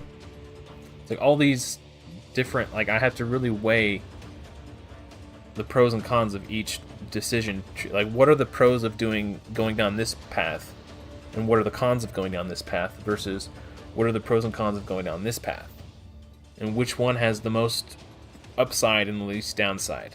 And that's kind of where I'm at right now, this internal struggle of, because no matter what I do, I'll get there eventually. There's no doubt in my mind I'll get there eventually. But I'm inclined, like I really want to focus clan boss because that's where I'm going to get more shards. That's where I'm going to get more books. I'm going to get more gems every day. You get gems from clan boss chests. So part of me wants to focus that. But that goes back to Spider. I can't really build a Nightmare clan boss team until I've got accessory banners for my whole team. So I need to build a Spider team. So maybe I don't worry about farming Minotaur just yet. And then just build a Spider team. And then once I have accessories for the 5 champions for which I will use in my clan boss team, then start farming Minotaur. Maybe.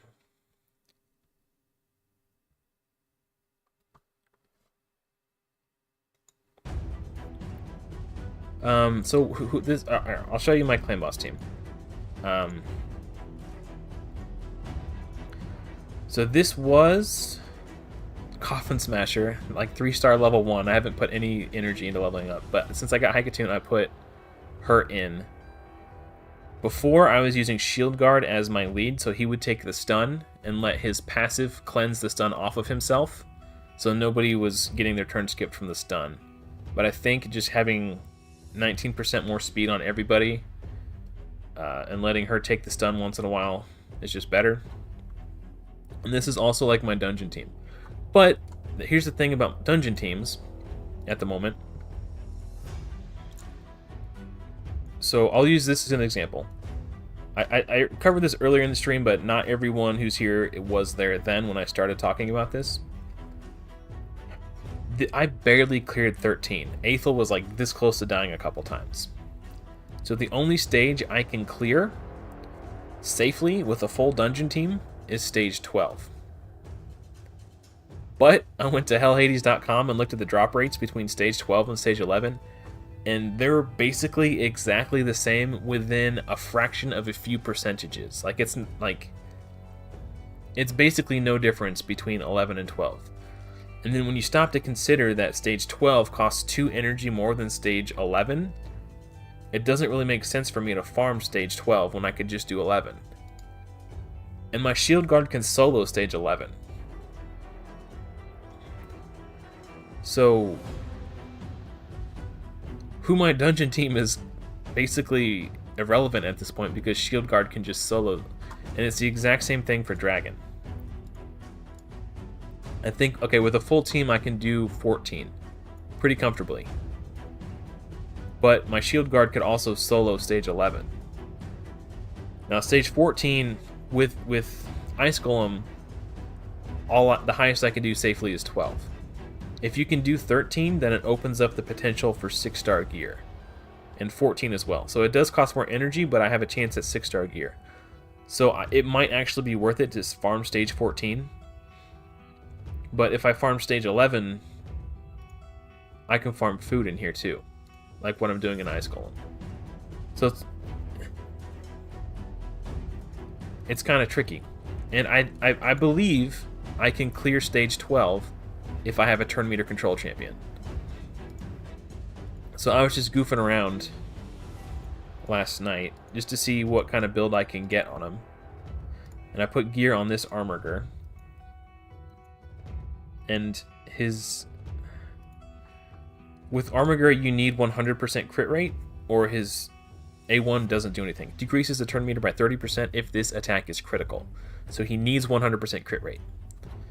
But he also needs accuracy to land the turn meter reduction, and I can only build him with 130 accuracy. And you also want him going fast, so he's attacking frequently enough to make his turn meter reduction relevant to the fight. I can only build him with 154 speed.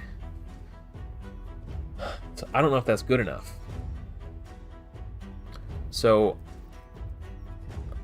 I guess here, let's do this. So he's got more than, okay. 160, that's actually not bad for this stage of account. 167, yeah. That might be good enough. I don't know. But how much higher than stage 12 I can farm in Spider? You know, because like once I get to here, then all of a sudden Armorger is not going to do as much because he's weak hitting and he's not able to help me with turn meter control. So, and the difference in gear drops between 12 and 11 is pretty insignificant. I'm better off actually farming stage 10 where I can get more 5-star gear. So there's all these quandaries that I'm facing at the moment. Let's see if we can beat another Spider. Hold on. Let's do a setup so we don't accidentally. It might not matter. Let's. The spiders on this low stage might be squishy enough that I just explode them, so they don't counterattack me. We'll just go and see what happens.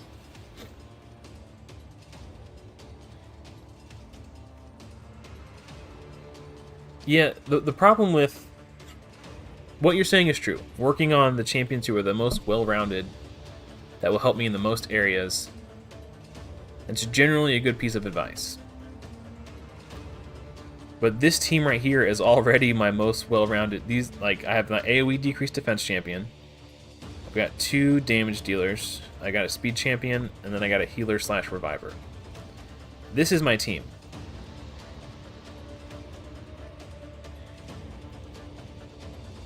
But this is not, I don't know.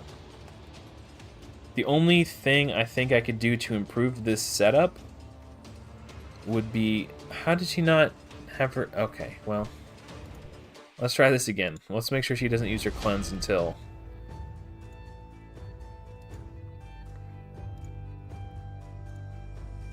don't use,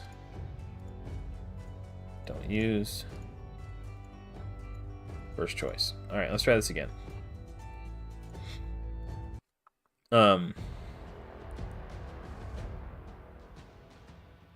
Yeah, I'm not going to get more versatile than this team that I have, with maybe one exception, and that would be Longsword Torux as a crowd control champion in place of Shield Guard right here.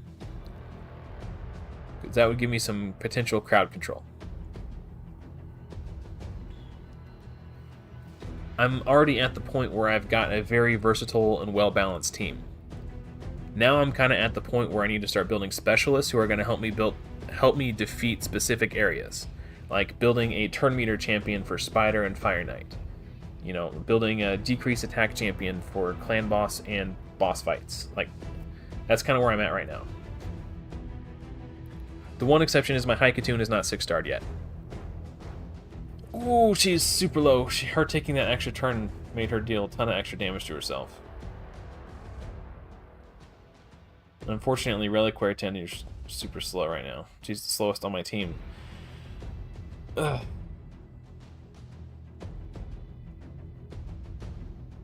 Okay, so it doesn't look like they're using their AoEs, which is good. I don't know if I can beat this.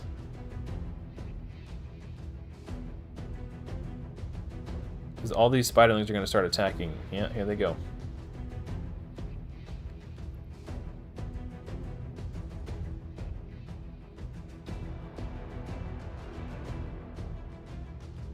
Okay, the cleanse was good, but now my reviver's dead.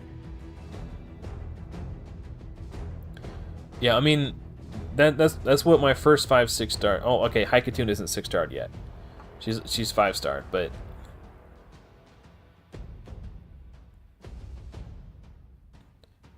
I can only do so much without gear.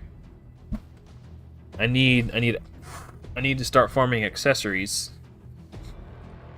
because that's gonna allow me to build my champions better. Because if I can get accuracy banners on all my champions, then it takes a lot of pressure off the accuracy I need to find in the substats of my gears. Okay, yeah, I'm not gonna beat this boss. Not yet. Let's look at this secret room. Oh yeah, no way.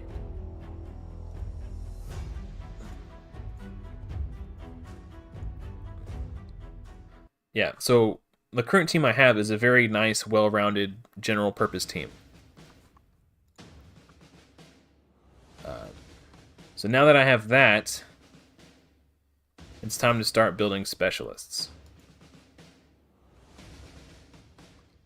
I think this hits 4 times at random. Yeah, I might be able to kill a couple people here.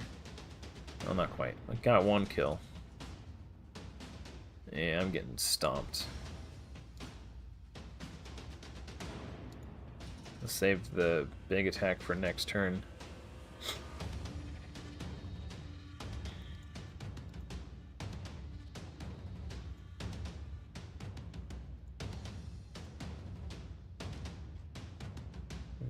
Maybe kill her.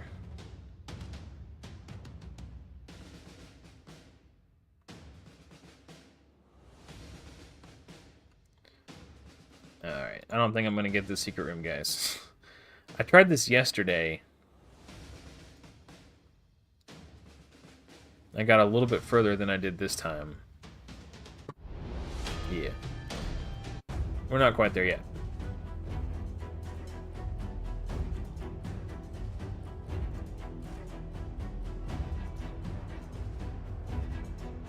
Alright, well. Oh, I need to check the arena. So yeah, so like I think Spider needs to be my next project so I can start farming accessories. Oh, it's okay, it's resetting. Alright. Did I already... Oh, they're right here. Okay. I need to get the keys so I can...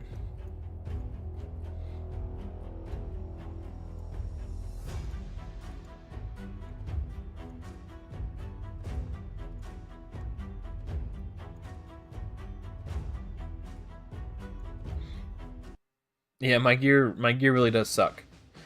And that's kind of where I'm at. I need to start farming gear.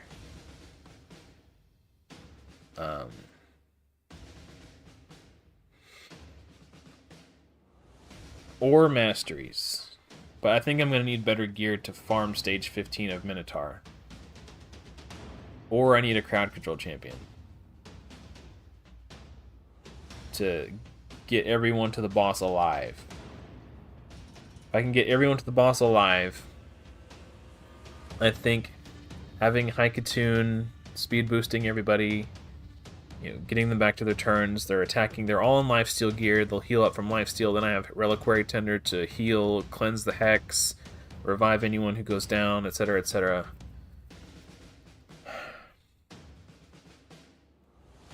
But I honestly think once this Ice Golem tournament's over, or I'm done collecting the 5 fragments that I want, and by the way, I'm not finishing this fusion. I just want to... I'm not using any temporary fusions on this account, but I am using free, permanently accessible champions. So High Mother Mod falls under the parameters of my challenge, so I wouldn't mind picking up the fragments so I can convert them into chests to try to get High Mother Mod fragments. So it's not something I'm aggressively going to be pushing for, but I might as well, like, there's really no reason not to pick them up because I do want to get her eventually. And it comes at very little cost because I kind of want to farm gear right now. I'm at a stage where I've got my core team down. I've got enough food to 6-star my core team already farmed. I'm just waiting for the sparring pit to finish leveling up my 5 4-star champions to level 40. At which point I will rank them up into 5 stars and I can 6-star Haikatoon. So I've got my first 5 champions 6-starred effectively.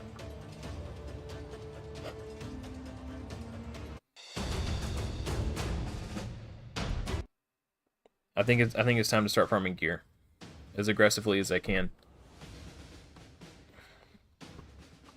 And I think getting gear that's better than what I currently have to a significant enough degree from like Dragon, like getting better lifesteal than what I have is going to take a really long time because the lifesteal I have is decent. It's not great, but it's like good enough. I think I'll get more stats from farming accessories from Spider. So I think that's... Don't die. I think that's where I'm going to get the most value for my energy right now. Is from Spider. Because if I get like... Even if it's just an uncommon quality ring, like if I get an HP ring with defense percentage as the only substat, you know, leveling up that ring is going to give me more stats than I would have gained from getting a slightly better lifesteal chest piece or a slightly better lifesteal shield or something, you know, a slightly better pair of lifesteal speed boots or something. You know what I mean? I think there's just more stats to be gained from equipping accessories. Like, it'd be different if I could farm Spider 20, or sorry, Dragon 20, but I can't, my gear's not good enough to farm Dragon 20 right now.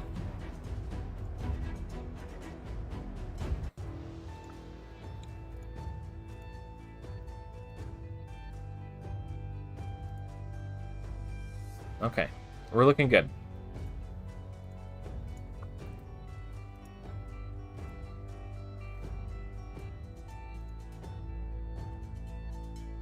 Yeah, spiders. So I've been doing a shortcut for making 6 stars to pump them out faster. If you guys are new to the series, basically what I've been doing is anytime there's a 2-star champion in here, I buy them. And every time I buy a 2-star champion from the market, I save myself 8 energy. Because when you're farming campaign, it takes 3 runs of 12-3 brutal to make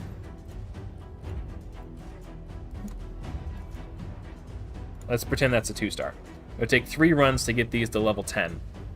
So you can rank them into 2 stars. So 3 runs at 8 energy apiece, that's 24 runs, but you're leveling 3 champions, so 24 divided by 3, 8 energy per champion. So every time you buy a 2-star from the market, you're saving 8 energy. It's hella expensive though. You can see I've got like no silver. So I've been spending silver to save energy. But I've got 5 6-stars. Well, Haikatun technically isn't 6-star yet, but I can 6-star her as soon as these guys hit level 40. So right now I'm just spending my energy on gear, because I need gear. But I'm farming Ice Golem at the moment because I want these 5 fragments. So if I get those 5 fragments, I can turn them into more chests for High Mother Mod. Or, you know, I can get chickens and brews, all kinds of, you know. Hopefully we'll get fragments for Mod. Okay, so I keep forgetting where I'm at. Advanced quests. Okay, let's knock this out real quick. So the only boss I'm interested in farming is Griffin.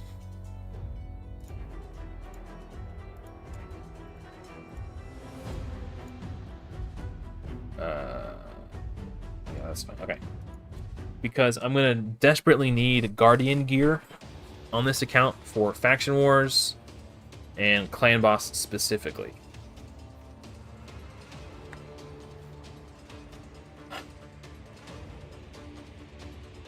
But there's a Faction Wars boss called the Duelist who has this ability that when he attacks you with it, he ignores 100% of your defense, and the damage of the attack scales off the target's max HP.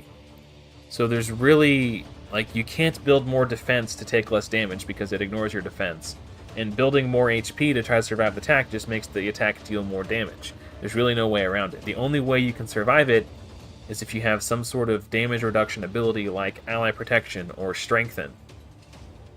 Well, there's not Ally Protection champions in every faction, and most of them are epic.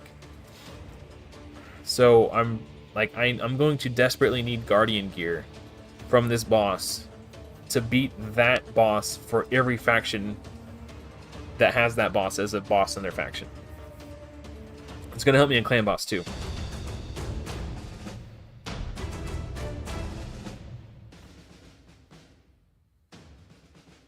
Yeah, I agree, Philip. That's why I want to make Spider my next priority.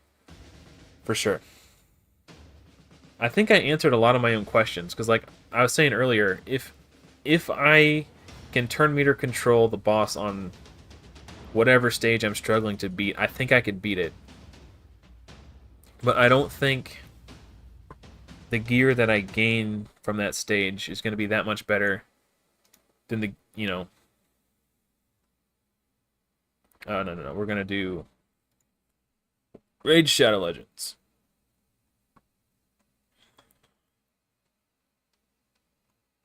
Where's it at? Tools. Raid Stages Tool. You want Dungeons. We want Spider's Den. We want Normal. Okay, so at Stage 10... you have an 83% chance of getting a piece of gear. And the vast majority, so you have a 49% chance of getting an uncommon 5-star piece, a 25.5 or 24.5% chance of getting a rare 5-star piece, and an 8% chance of getting an epic 5-star piece.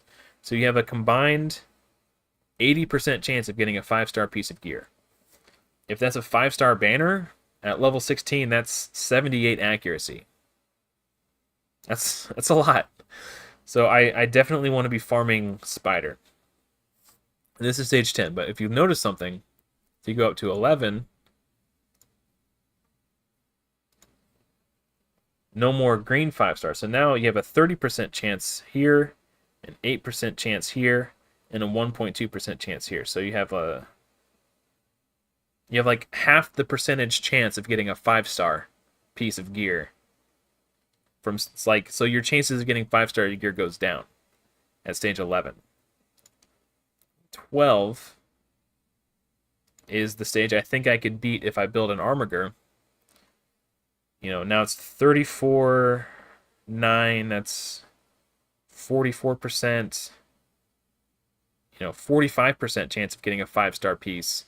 Like, your chances of getting a 5-star epic, 5-star legendary increase slightly, but the overall odds of getting a 5-star seem to keep going down. So, like, why would I farm this stage? And then 13 is where you can finally unlock 6-star gear.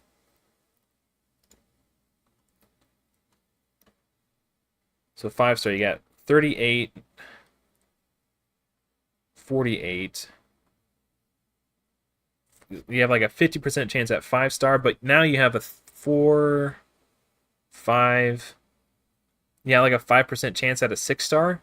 Is 5% chance at a 6-star worth the extra energy? And, like, I don't know, maybe.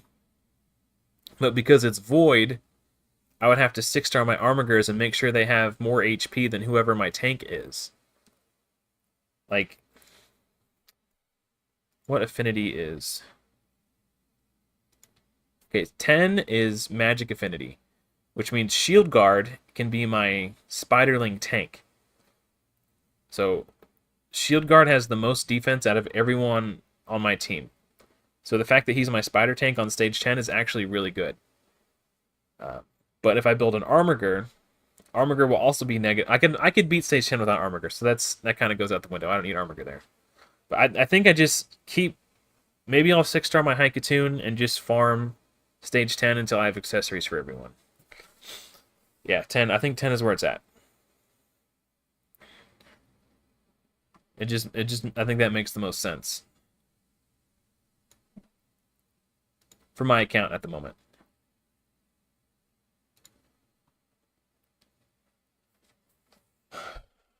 And I don't think... I'll have to look at the drop rates for higher stages, but, like, I'm not really sure at what point it's going to be beneficial for me to move up past that. Maybe 15, maybe 17. Like, honestly, I might just farm stage 10 Spider until I get Drexthar. But I actually, you know what? I mentioned earlier in the stream that this was going to be like a top secret tech until I was ready to reveal it. But I think I might unveil my secret weapon as soon as these multi-battles are done. I'm going to go grab a water. I'm been feeling a little under the weather, and my throat's getting dry from all the talking. So I will be right back, guys. Yeah, I'll be right back.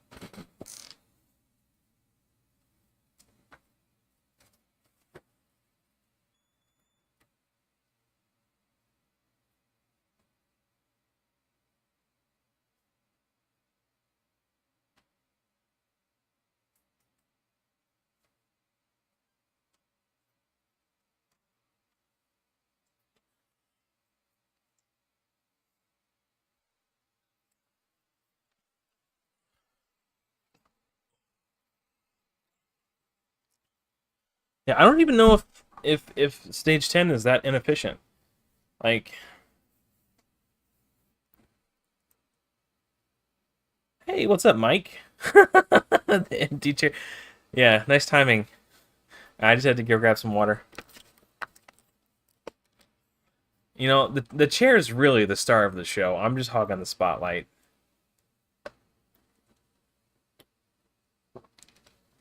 Okay. After this run, I'm going to show you my top secret weapon. Yep, I'm back. Um, so I pulled this guy from a mystery shard last night. And again, every time I pull a rare, I'm like combing through their kit with a fine-tooth comb. And this was a rare I'd never looked twice at before. Oh man. How are you gonna be able to get the fusion done? Anyway, I pulled this rare and I'm like, oh, this could be a Hydra champion, this could be a Spider champion.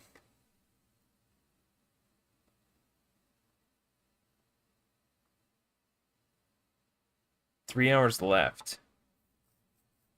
Oh, is it like a art of what's got 3 hours left on it?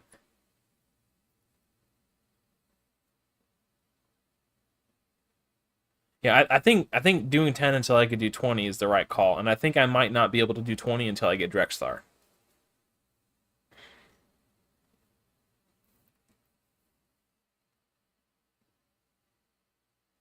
Oh, yeah, I gotcha. Yeah, the hero's path is... Yeah. Oh, that's what's got a few hours left. This right here. Okay, I gotcha. Speaking of which, I've got 3,000 points in here. I'm going to try to get 4,000 for this epic book, but if I can't get the epic book, I might just do like this and this, or grab these. So I don't think I'm ever going to be able to farm Iron Twins. Oh, do I get gems? Oh, not quite. Oh, I'm so close to gems. I need one more point. Okay, hold on. I want to get these gems so I can unlock the gem mine. I'm almost at level 3. Just...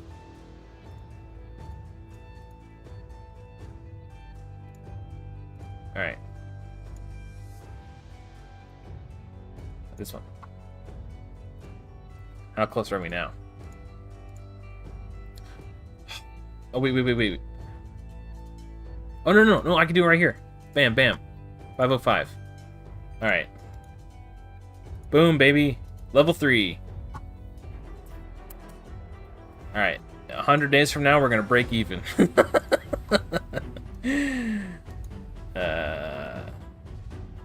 Yeah, so if I was currently actively trying to make my next 6-star, I would buy all these... Every single one of these 2-stars, so I wouldn't have to spend energy. Like, I've been getting this clan quest every week. Upgrade 100 uncommon champions to rank 3. If I would keep my 2-stars, my uncommons, and then level up 1-star champions to 10, and then rank them up into 2-stars until I had enough to use the commons as food for the uncommons, I would have to level up 200 1-stars to do that. Where's my phone? And that will cost me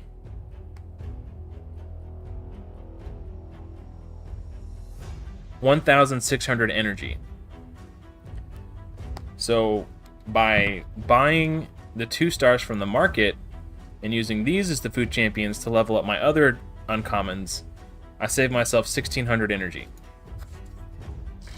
So that's what I've been doing, and I've been able to bang out like tons and tons of food. Like, I've got all these 4-star food champions, plus what's cooking in here. So 20 of those 4-stars are going to go into ranking these into 5-stars, and I'm going to put 5 more 4-stars in, and I think I have 13 more 4-stars. So then I only need to make 7 more 4-stars so that I can make my next 6-star when the next batch of 4-stars I put in here is done. So I'm 7 4-star food champs away from being able to have enough food to make 2 6-stars. I've been going nuts with it. I'll go ahead and grab that. Okay. Let's bang out let's go back to Ice Golem, I think. So I still want these gems, I want these, and I want these. And we'll level up some more. Also, I'm leveling up, like, this is 4 more 4-stars right here as soon as I hit level 30. So, I'm just generating so much food right now.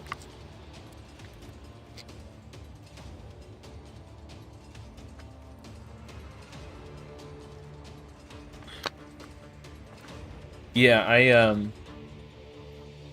don't think I'm gonna get the second batch of fragments from the Lover's Path. Again, I'm not stressing about completing this fusion because I can't use it with this challenge anyway. I'm only using permanently available fusions. So, permanently free champions only. Plus rares, uncommons, and commons. And as I was talking about earlier, at an earlier point in the stream, I think Ice Golem is probably going to be one of the hardest dungeons for me. Because there is no AoE decrease attack champion. Which means it's going to be very difficult for me to put decreased attack... Sorry, there's no 50% AoE decreased attack champion. There are plenty of rares who do 25% decreased attack. There's not plenty, there's two. There's Seducer and Myrmidon. There might be more, but those are the two that I know of off the top of my head. So, not... Ooh. Yeah, we'll keep that one. Attack percentage with crit rate and crit damage on a retaliation. That's just so crazy, it just might work. It could have been from any set and I would have kept it. Honestly. Yeah, but as I was saying, I'm not going for the 10 frags that are further down in the Lover's Path event. Shield Guard, criminally underrated for early to mid game. I would say so. I've seen a few guides of him out there. But man, like, he's super good. I was nervous about making him my first 6-star. I think there's another YouTube channel called Raidology.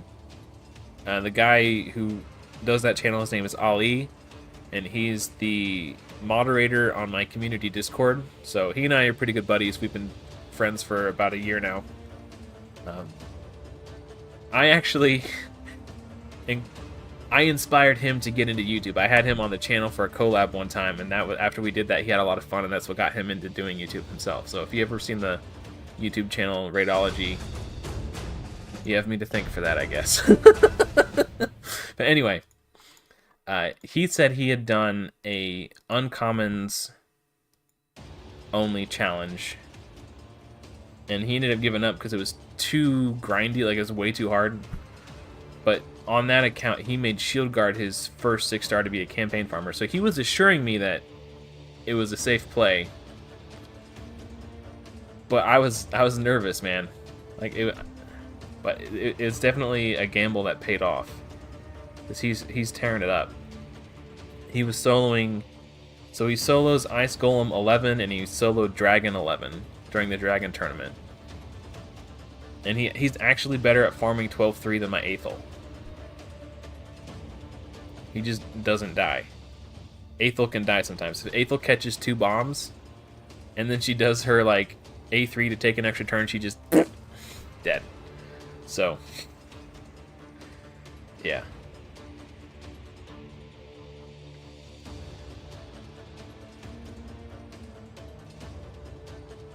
How many points in CVC do I usually do? Well, my first CVC on this account, I did 65,000.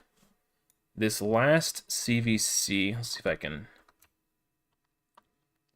I did 73,997. So this was this past Tuesday. Your boy goes hard for CVC.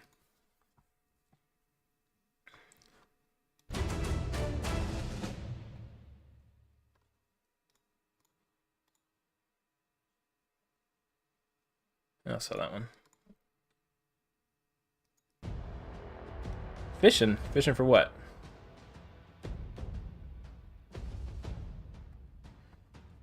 But I kind of have to put up big in CVC. The clan I'm in has... if I want to collect the CVC rewards, I have to put up at least 50,000 points, or I get nothing.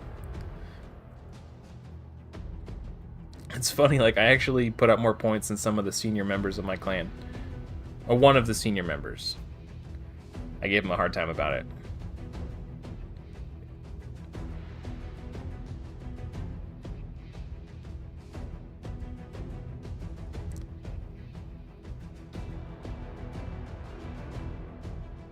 Oh, I see, I see. I gotcha.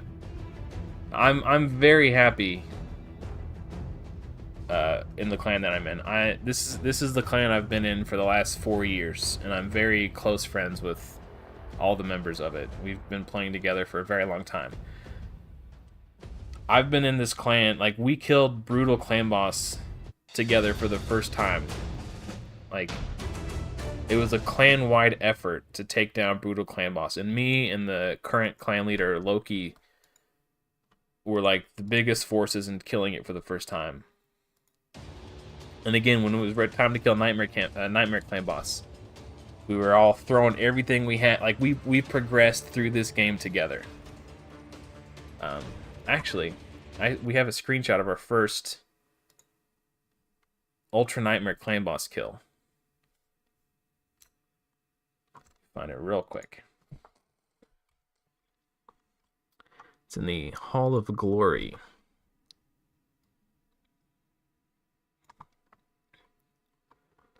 Okay.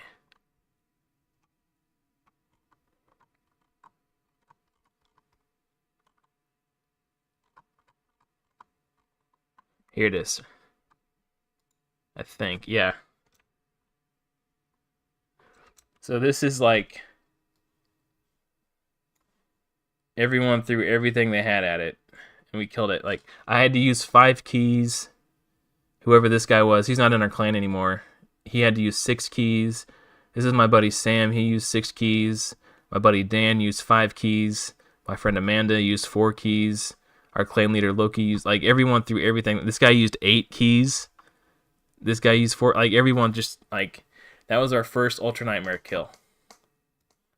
And now it dies in like the first 2 hours. So, you know, this is good. This is good boots. Good boots. 5-star speed boots. So we've just accomplished so much together. Like, we've been in it. I mean, like I said, I've been in the same clan for 4 years. And then when was this? June 19th, 2021. And then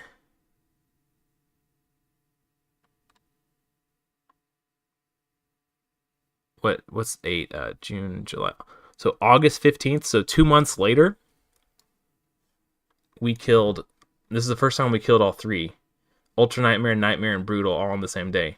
So we went from getting our first Ultra Nightmare kill 2 months later, killing all 3. And I was actually the clan leader at the time that we did this. So I took over the clan because our clan leader Loki just had a baby. So he was like, wanted to focus on, you know, being a dad. So I took over the clan, whipped everybody into shape. And in a 2-month time span, we went from killing Ultra Nightmare for the first time to getting Ultra Nightmare, Nightmare, and Brutal on farm every day.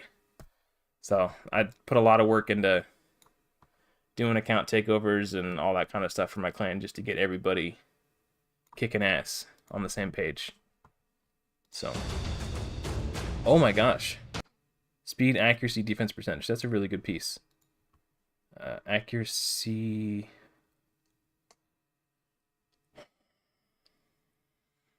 I'll keep it for now. I don't think I'm going to use that piece, though. I'm going to check Arena real quick. I got to check my... Nope, don't want that. Refresh. Ooh. I need to get these free wins in while I can. So, yeah.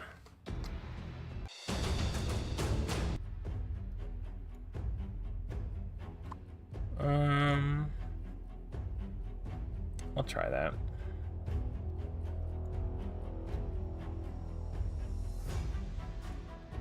I might actually lose to this Astralix.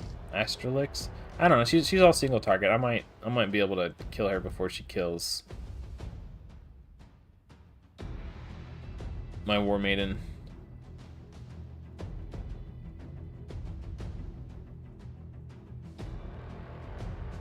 Man, that passive of Vogoth to put enemy skills on cooldown whenever they attack him It triggered 3 times on Aethel's A1. That's kind of crazy.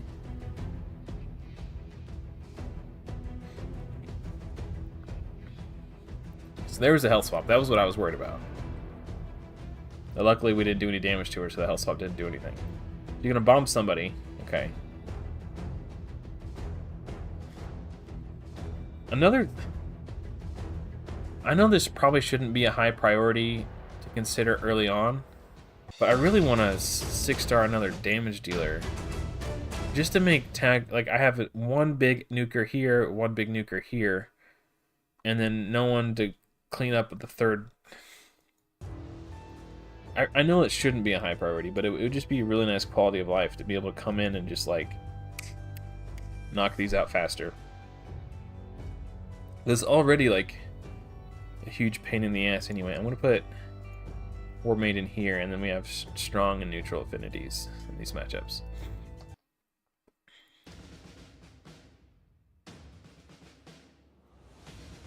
Like, because, I mean, I'm just, like, strolling through for, like, food champs to fight anyway. But in situations like this where people put full teams in, it would just be really nice to have a third damage dealer.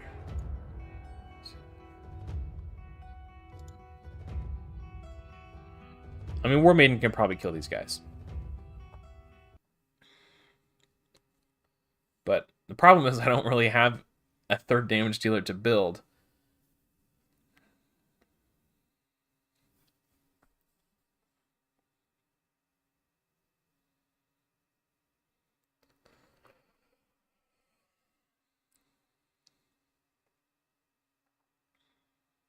I thought War Maiden would kill him. I mean, she probably will kill them, but I thought it would be a lot faster than that.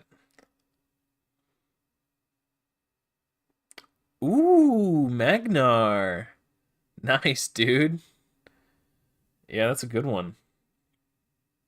I built him on my old account for... I don't remember if I think I built him for Live Arena. And I built him in a shield set. But also in like a nuking build. So it's weird, like... I didn't have him in Savage. So he wasn't like a super hard nuker. Ugh.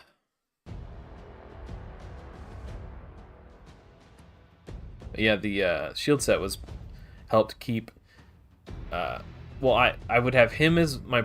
I'd pick him as one nuker, and then I would pick Stoutus as my second nuker. So if they banned one or the other, I would always have at least one damage dealer on the team.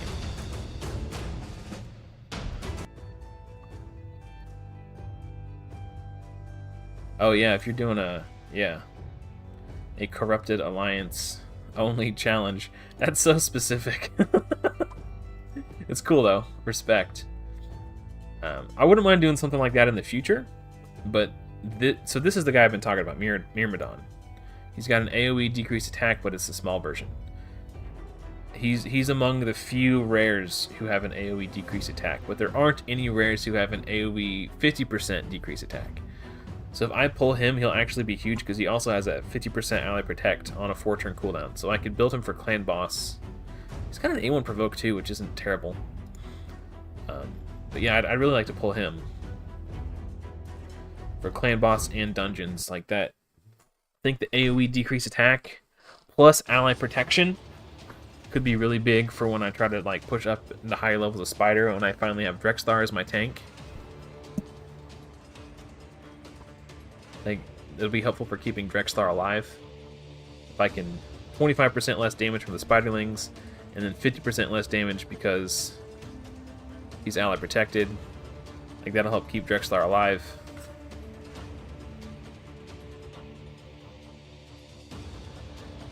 But who knows if I'll ever pull him. And that's another reason I want to try to get to Brutal Clan Boss as early as possible, because just getting more Ancient Shards to pull more rares is massive because there are so many very specific rares that I need.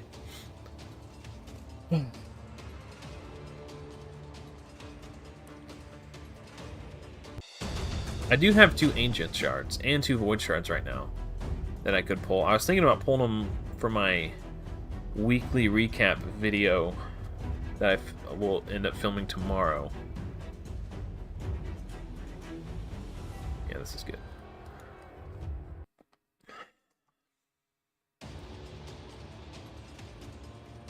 Oh, Nyresian. That's the dwarves. No, is that? I'll look at it real quick just so everybody knows. So you're doing 3 challenge accounts.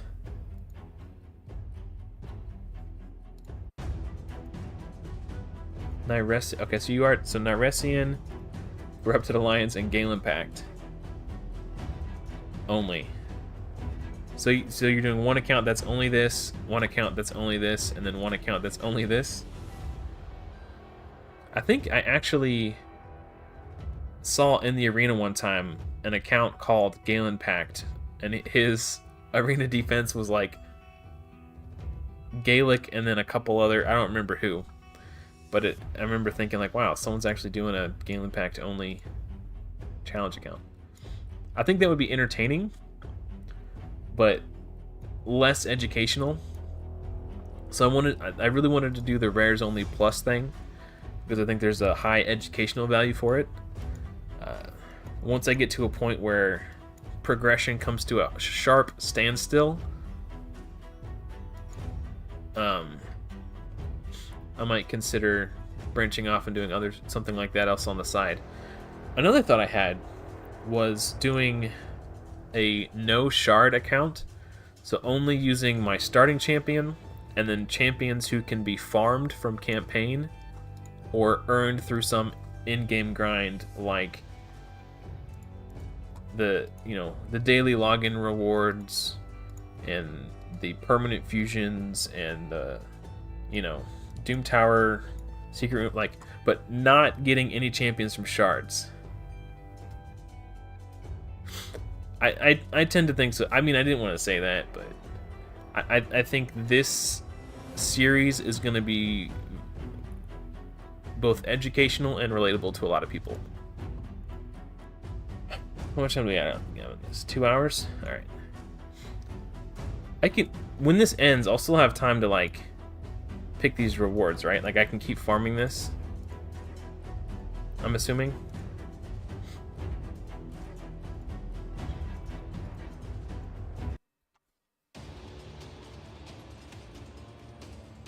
Oh, okay. Yeah, I think I've seen stuff like that pop up in my feed, but honestly, I wasn't particularly interested. I don't remember who it was.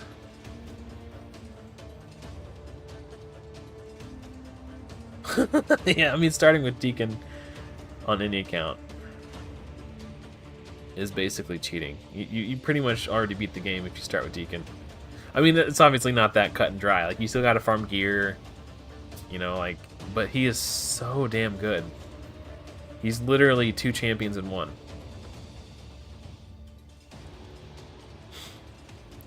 It's like if Haikatoon and Stag Knight had a baby, that's Deacon Armstrong.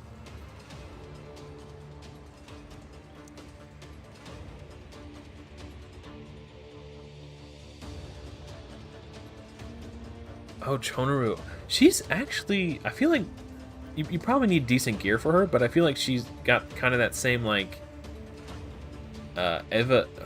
Queen Eva vibe for campaign farming. If you can get her to hit hard enough with her A3 so she one-shots the waves, I feel like she can just be like bam, bam, bam, I've never tried it though, so I could be wrong, but it seems like it would work. I'll keep creating accuracy.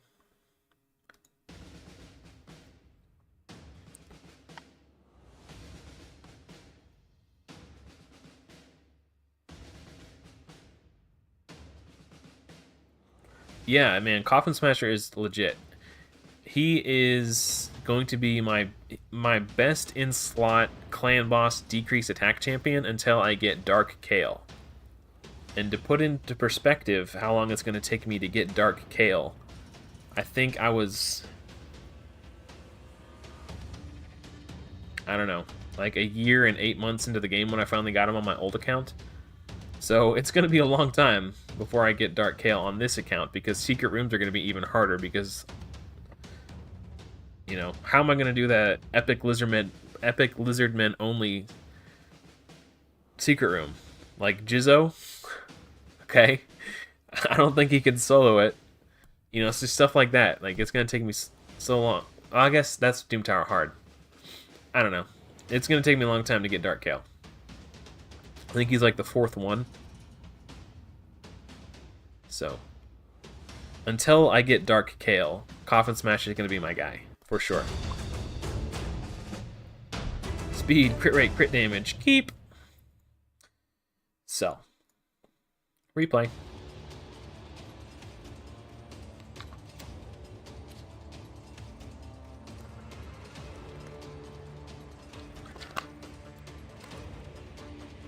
Well, when you compare it to the other options that I'm going to have available to me, which are Bogwalker, Veteran, and Guardian, who I really don't want to have to rely on Guardian, because I'm going to have to, if I do Guardian, I'll have to speed tune it. So he only goes if the clan boss is at 50% turn meter or more, which isn't the end of the world. It's just annoying. But that's only a 50% chance to land. I think Bogwalker is about the same as Coffin Smasher, and Veteran, who's Void, is, again, it's only like a 50% chance to land. So Coffin Smasher has like a 30% chance to land on each hit, and it hits 3 times. So I think mathematically it's technically a higher chance to land the decrease attack than any of the other rares that can do the big version. He's also got the HP burn. So, yeah. Petrifia?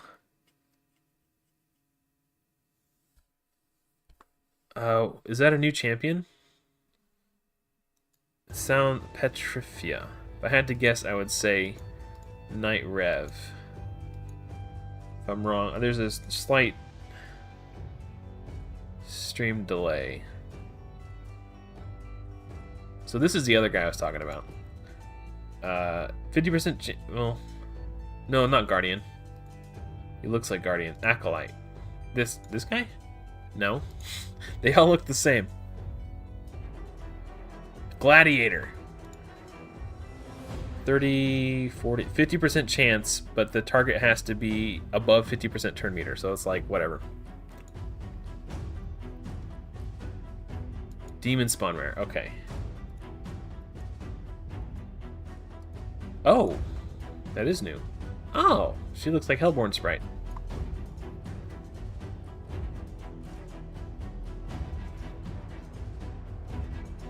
Placed by this champ. What? Okay, hold on. Attacks 3 times at random. Each has a 25, 30, 40% chance. Place some poison sensitivity. If all hits land on the same target, also places a 5% poison debuff for 2 turns. Wow, that's really good. Attacks all enemies 2 times. First hit has a 100% chance of placing decreased attack. The second hit has a 50% chance of placing a poison for 2 turns. It's only a small version of decreased attack, though. All battles by 30% aura. But the big version of...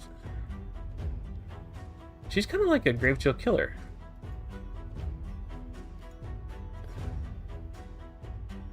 Yeah. Yeah, it's only the small version, though. If that was the big version, I'd definitely... Hey, thank you, Underwater.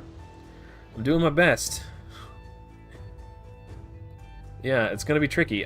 Some people, I read some of the comments on the first few videos that I made, and I think some people are of the mind that including the permanent fusions and, you know, champions like Drexthar and Yakarl will trivialize a lot of content. But And there is some content that will be made easier, like specifically Doom Tower hard waves. Like having Vizix, Yakarl, Seal of the Drakes, you know, those types of champions are going to make Doom Tower hard wave progression much easier.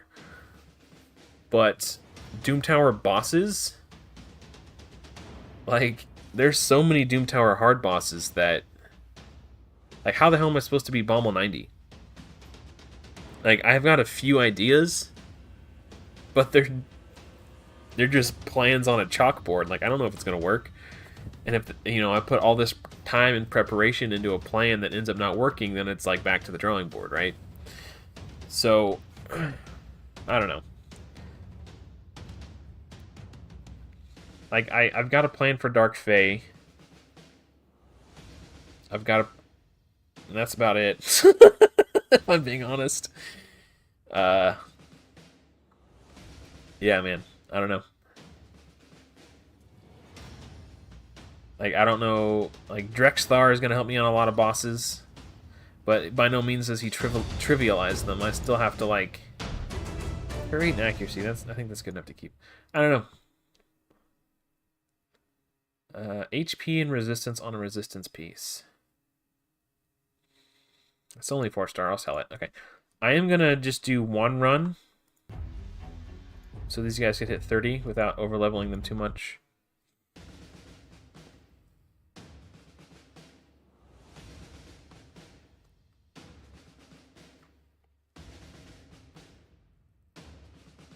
Yeah, I do have... I'm keeping a Master Butcher in my vault. I have pulled one. I think I might need 2, though, so they could heal each other when the bombs go off. So they don't, you know... I don't know. Because he doesn't heal himself off his own passive. But right now my plan is save all my core hammers for deflection set, and then wait until I can craft 5 and 6-star deflection gear, and then try to get like 2 or 3 champions built in deflection set, and then also at least 1 champion built in bolster set, I think is what the shield set that can't be removed. Something like that. And then I don't know. I don't know what else to do after that. Hopefully that's enough. You know, I don't know. And if I have to build a high resist team, which by the way, I'm gonna have to build like 500 resistance even with the decreased accuracy champion. I've got a decrease, it's only the 25% decrease accuracy, but it's a 75% chance to land on her A1. So this is like plan B right here.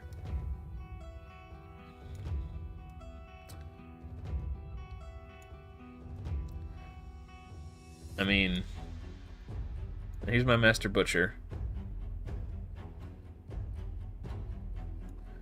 But I think if I can deflection set a couple of his bombs back at him, killing him with his own bombs is probably my best.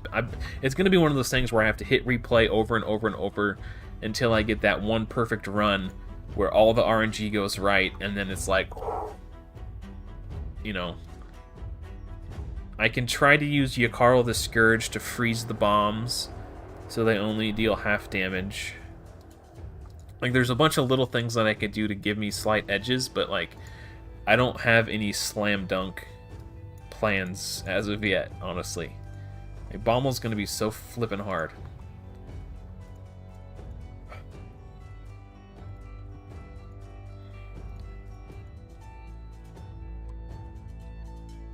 And then there's Ultra Nightmare Clan Boss.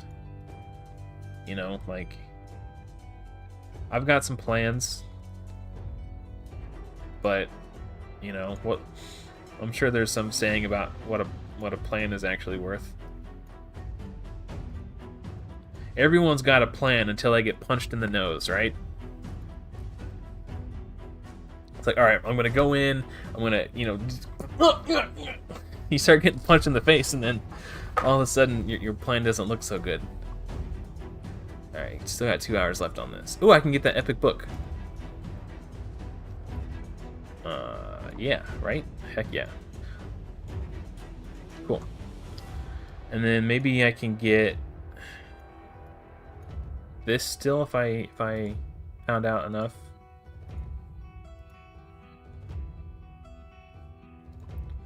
Alright. If I wanted to just max out points, I can level up those guys just for some cheeky points, but at this point I'm like, kind of like whatever. I don't think I'm going to be able to squeeze out enough value. I believe that was a Mike Tyson quote. Everyone's got a plan until they get punched in the face. See, I think gear sets are going to be my ticket to beating a lot of content. That the restriction of champions... Because my champion selection will be so sparse, I will have to rely on specialty gear sets, I guess is what I was trying to say. Like, Guardian set is going to be massive for Faction Wars. Shield set is going to be massive for Faction Wars. Stun sets are going to be massive for Faction Wars. Regen set is going to be massive for Faction Wars. Like, all these sets. And that's kind of... The whole point of this series is to teach players how to get through the content using limited resources. Because not everybody... Like, yeah, I could do a free-to-play series, but if I pull some insane epic like Geomancer or whomever, and they're hard carry like Stagnite and Miscreated Monster, and now I'm just steamrolling all the content, that doesn't really help someone who doesn't have access to those champions, because they're not going to be able to look at what I'm doing and emulate it themselves. Which is really why I wanted to do this series.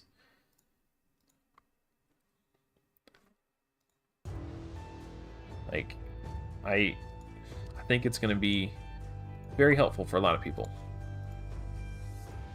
Crap, I still need to do this too. Such a pain in the butt. Again, if I can't get this Forge Pass challenge done, I'm hosed.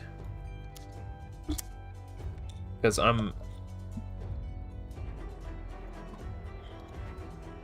So, I need these 5 points to rank up. But if I don't get these today, then that means I can't get these tomorrow. I need these accessories. Because that just kind of broadens who I can put this set on. And if I get this challenge again tomorrow and can't complete it, then I don't get these either. And if I don't get these, then I don't get to craft a bunch more 5 and 6 star pieces. So, like, it's just super annoying.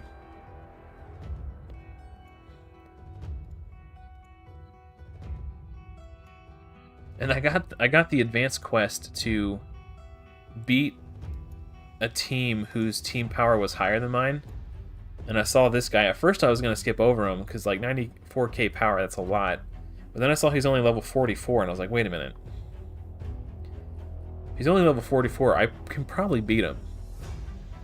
And it was closer than I'd like to admit, but I managed to get that quest done. So that was kind of lucky.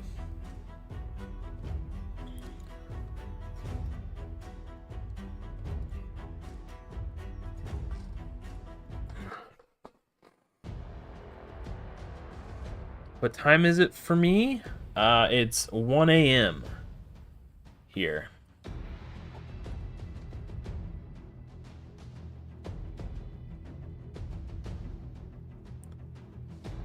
Oh, you got Faction Wars done. Nice, dude. Congrats, Mike.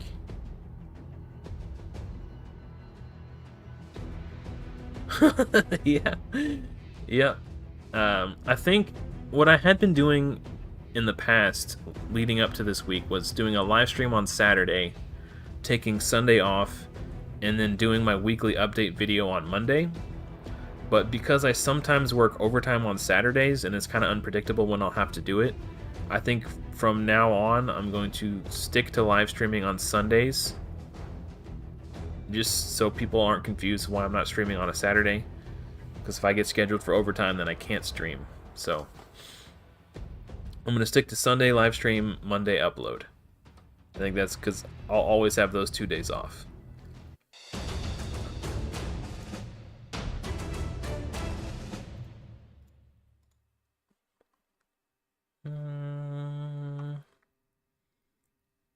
We'll keep that.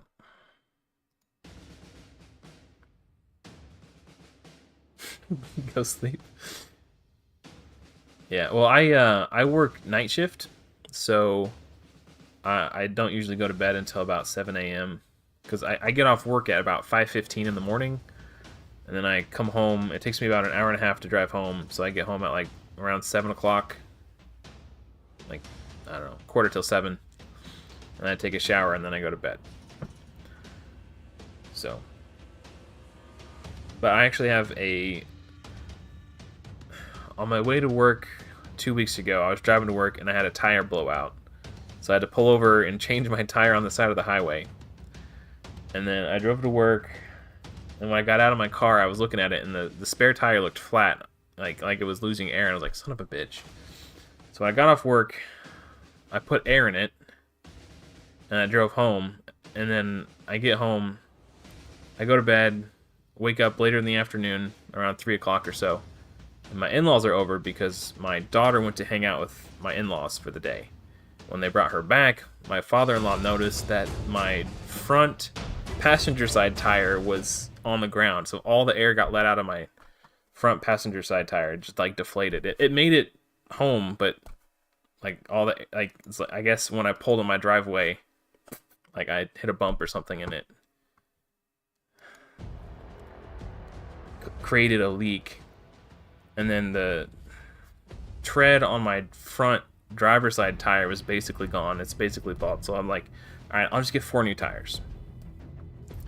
So before I go to bed, the tire place in town opens at 7:30, so I gotta go drop off my car, and it's only like 3 blocks away, so I might just drop off. It depends on how long he said it's gonna take. I might just walk home and come back and when I wake up in the afternoon, or if it's gonna be quick, I'll just hang out and then go to bed after. But man, when life gives you lemons, it squeezes the juice in your eyes. So yeah, that's what I gotta do.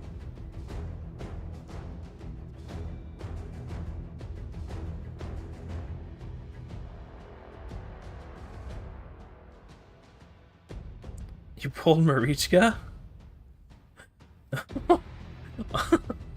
That's awesome, man. Congrats.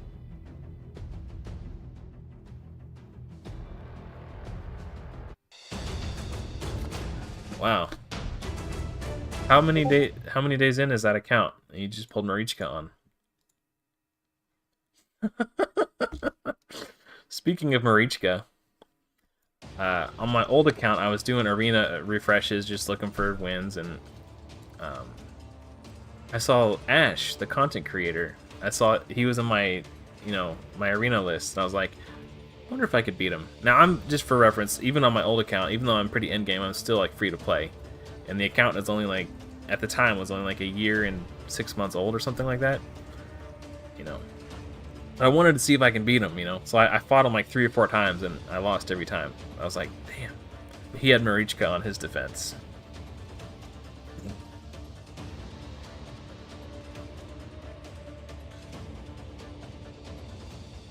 Hopefully it'll all even out. I'm from Kansas City. Go Chiefs.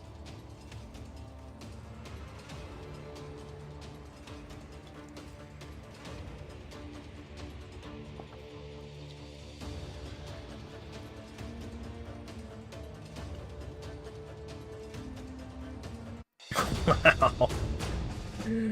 13 days in and pulled Marichka. And 2 Geomancers.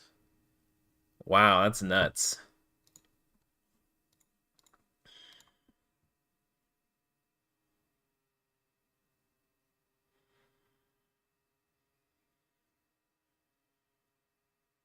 This doesn't have speed or accuracy on it. I think I saw it.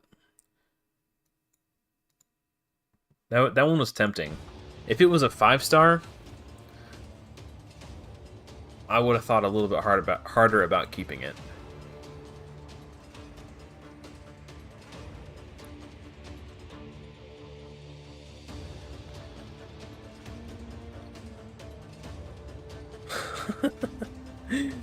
That's crazy. That's good luck, man. On not my last account that was free to play, but the account before that, the account that I was a spender on, but quit spending because I got frustrated about feeling like I never got value for my money. So the account I played on before my free to play account,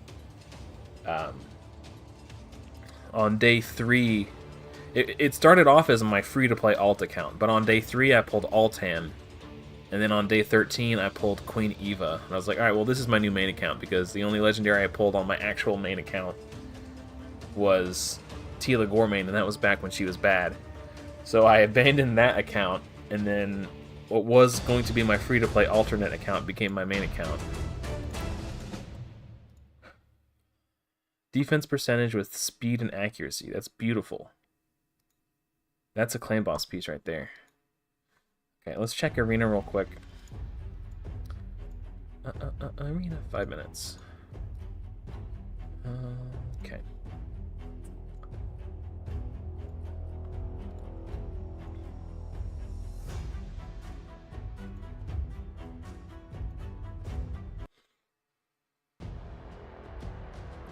Yeah, he does say that. A filthy pay to win. I don't really follow any sports teams. Yeah, it's Kansas City, Missouri. I'm on the Missouri side. We a town shared by 2 states, but I'm on the good side, where, you know, the correct side of the river.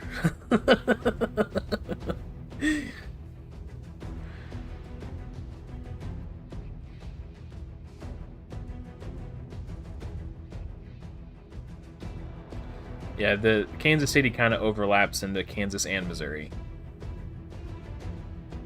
So, like, there's like a road called State Line Road that runs right down the middle, and depending on which side of the street you're on, you're either in Kansas or Missouri. So I know Kansas and Missouri have different liquor laws. So like when my dad was growing up, the drinking age in Kansas was 18, but it was 21 in Missouri. So when my dad was growing up, he would drive across state lines to buy booze when he was 18, and then he would come back.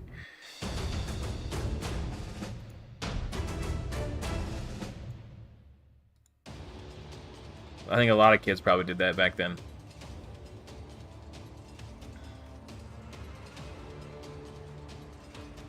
I think the drinking age in Kansas is 21 now, but, you know, 30 years ago, who knows?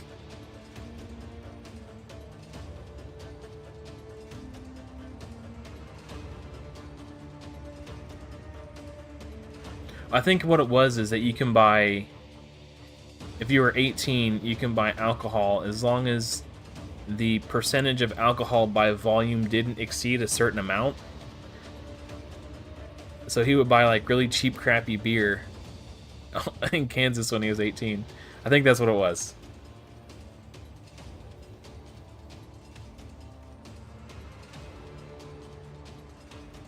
Hey, there you go. Right on, man. Yeah, I decided I'm not going to push for anything too hard on this account. I don't want to get stressed out and burnt out, and I've quit Raid so many times over the years because of burnout. I don't want to push myself too hard. That's another reason why, I mean, the main reason I decided not to use any permanent fusions on this account was to kind of show people how to beat the game, you know, using only permanently accessible champions in case they miss a fusion or they tune into this series a year from now, you know. But a nice happy bonus side effect of that is I don't have to stress about going for fusions, because it is stressful, and I don't, you know, like after I did the Nishak fusion, I was glad that I did them because I was finally able to build a team that could full auto Bommel. Like, that was a huge quality of life, but it took so much out of me, like the stress of like making sure I never miss an event, you know, tracking the event calendar and trying to min-max everything free to play. Like, it was so stressful. I got burnt out and I just had to take a break. So I missed the Pythion fusion, and I missed the, what else was it? It was the Sylvan Watcher's girl that looks like a butterfly fairy. I missed that fusion as well. Because I was like, I can't, like, just the thought of trying to do another fusion, like, made me sick to my stomach. I was so burnt out, and I didn't have enough time to recover between the Nishak and the next one. I was like, I'm done. I can't. Later, taters. So I took, like, a couple months off. I was like, I cannot play this game right now. It burned me out, man. So, yeah. Oella, yes, thank you. Yeah, the Nishak fusion was hard.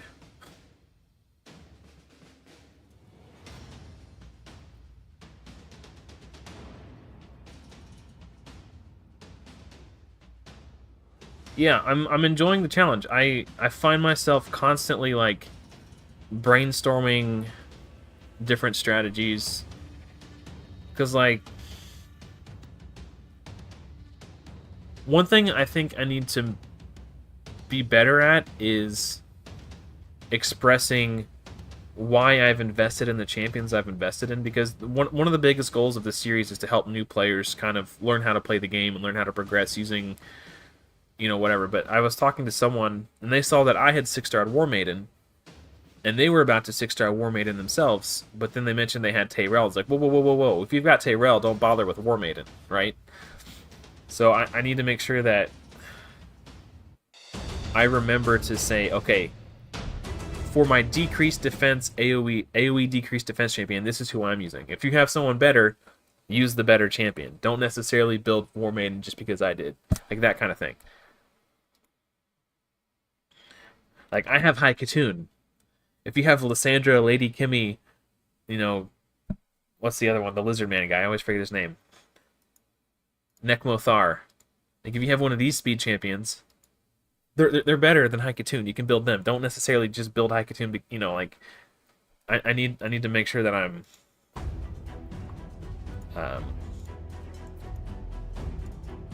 getting those points across. You guys want to watch me lose to somebody's Arbiter? Let's see. There's only 41k. I might be able to beat this one. I got dunked on by like 3 Arbiters Friday night. Like, it was taking me so long to get that Forge Pass quest done. Alright, I think I might be able to beat this one.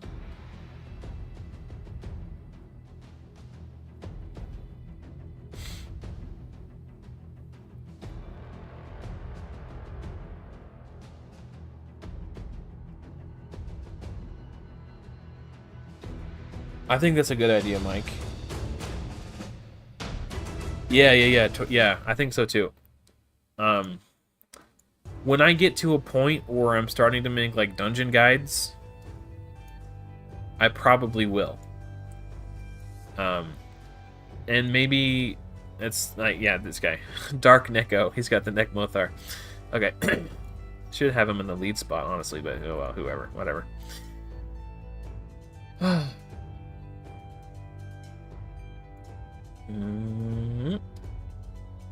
Yeah, so there's so many things that I want to talk about whenever I do my like weekly update thing that I forget a lot of it, but I think that is something I should start doing, because sometimes I forget what it's like to be a new player. Like, I'm feeling what a new player feels by playing this account and doing this challenge, but I forget that I have my brain and I've been playing this game for 4 years. So even though what I'm feeling is similar to what a new player feels, what I'm thinking is different, because I see the game differently. I'm like Neo in the Matrix, and all I see is the code, right? Like, I see through the BS, and to, you know. So I think I need to make sure that I'm articulating not only who I've maxed out, but why I've maxed them out, and express that just because I built this champion doesn't mean you necessarily need to build this champion too. If you've got another champion who does this champion's job but better, like if you have Deacon Armstrong, you don't need a War Maiden and you don't need High Katoon. Oh, you might need High Katoon eventually to like build a clan boss team or something, but you can do, Deacon kind of does the same stuff anyway. I don't know. Yeah, so like if you've got Deacon, you don't need to build Ward Maid and you don't need to build Hyde Katoon because he's both champions in one. And he does it without compromise because he does the turn meter boost, then he takes an extra turn, then he does decreased attack or decreased defense. So he's like he's literally 2-in-1 with no compromise. He's such a damn good champion. All right, I might lose this one. Maybe not. I think it'll be close.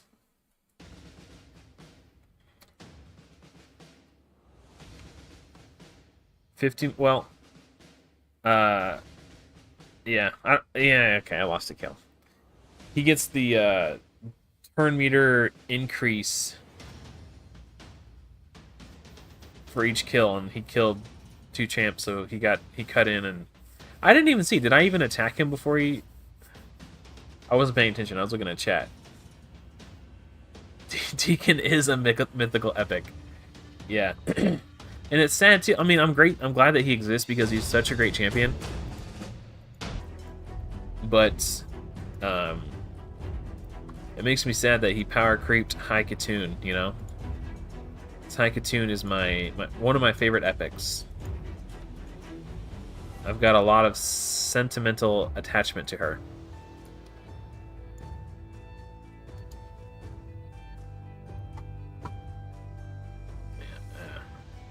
I kind of want to save it for my video tomorrow, but I really want to open my shards. No. I was going to look at the... I'm such a damn shard addict. Like, there's nothing that I can pull from that sacred shard that's going to help me. But I'm, like, trying to talk myself into it. Like, ooh, I can get a soul stone, guys. Like, that's not worth the sacred. I'm not going to trade a sacred shard for a soul stone. I need to wait until I have enough to cash in for legendary books. I need to be patient.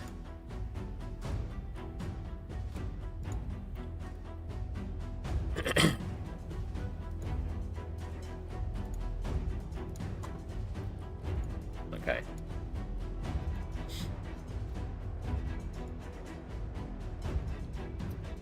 Ooh.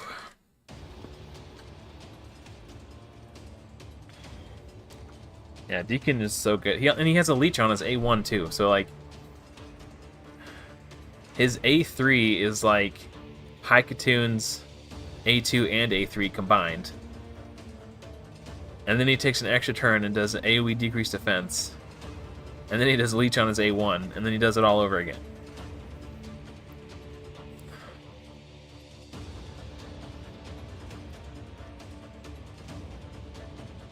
Yeah.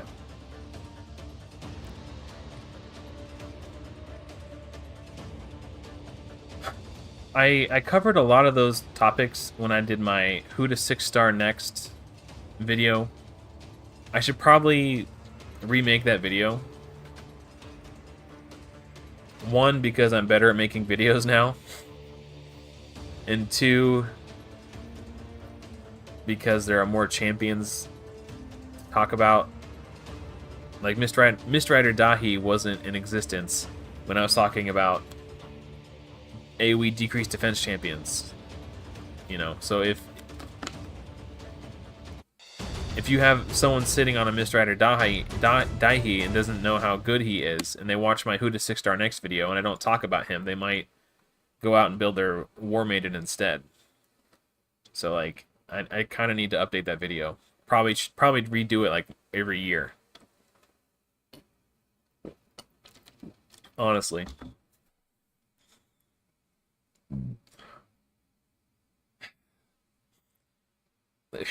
What are these substats? Can a brother get some speed out here? I'll keep it for now. I'm gonna use the restroom real quick. I'll be right back.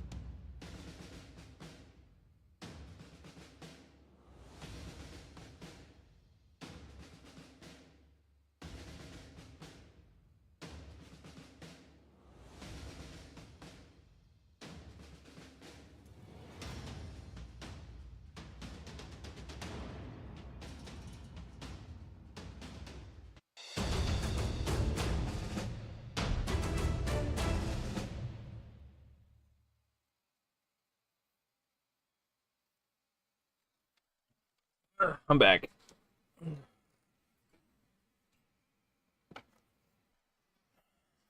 Does Deacon really take a lot of books? I guess I never paid. Ooh, speed, crit rate, crit damage, attack percentage in the offense set, baby.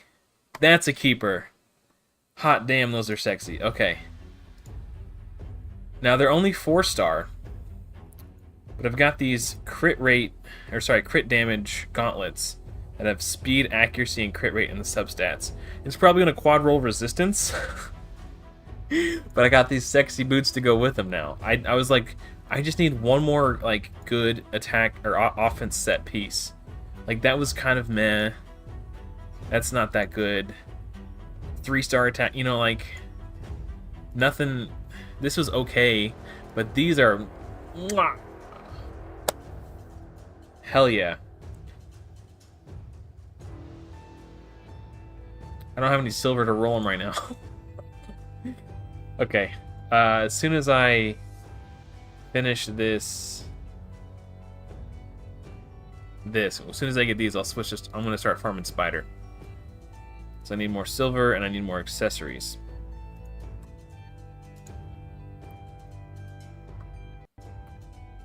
Do I use this? It does give me 200,000 silver.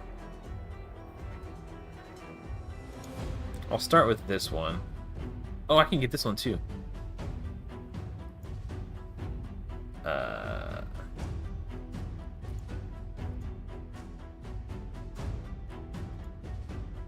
Okay. Let's do this one first.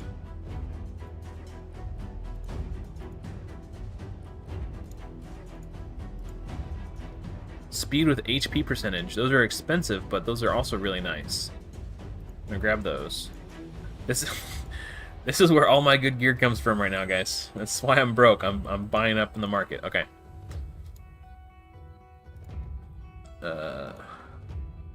Okay. Back to farming. Oh, I forgot to look at Deacon. I'll take your word for it that he takes a lot of books. But he is so worth it. Like, he's gonna annihilate every dungeon. I mean, he's not a good affinity for Dragon 20. But, you know, his turn meter reduction is really what makes him so good. The decreased defense is just like a bonus. And his speed aura, like, I don't think people really appreciate how good a 19% all battles aura is. Or if they do, then they do. But for those people who don't, it's insane. Like, that High Katoon speed aura was the only thing, like, the only thing I changed to get past the Doom Tower hard floor I was stuck on was take out Diabolist as my speed champ and replace her with High Katoon. And then all of a sudden, I just whoosh, gained 15 floors in Doom Tower hard. That's the only change I made. Switched out Aethel's 15% HP all battles aura for High Katoon's 19% all battles speed aura. And I gained 15 floors of progression in Doom Tower hard. Speed with defense and accuracy in a defense set. Okay. You talked me into it. I'll keep them. I'm gonna twist my arm. Let's look at Deacon's bookage. 1, 2, 7, 6. 13 books isn't bad. I think 12 is the average. So it is technically above average, but totally worth it. Worth every book, in my opinion. Can't go wrong with Deacon Armstrong. Oh, I want to check my arena real quick, too. I don't think it's time to read now. Okay, I got time for one more run. Maybe 2.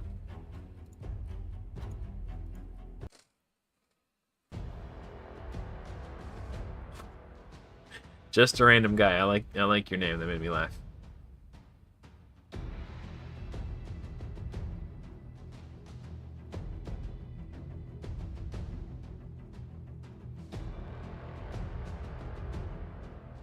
Yeah, like with High Katoon, in order to make a 2-1 speed tune, you need a buff extender.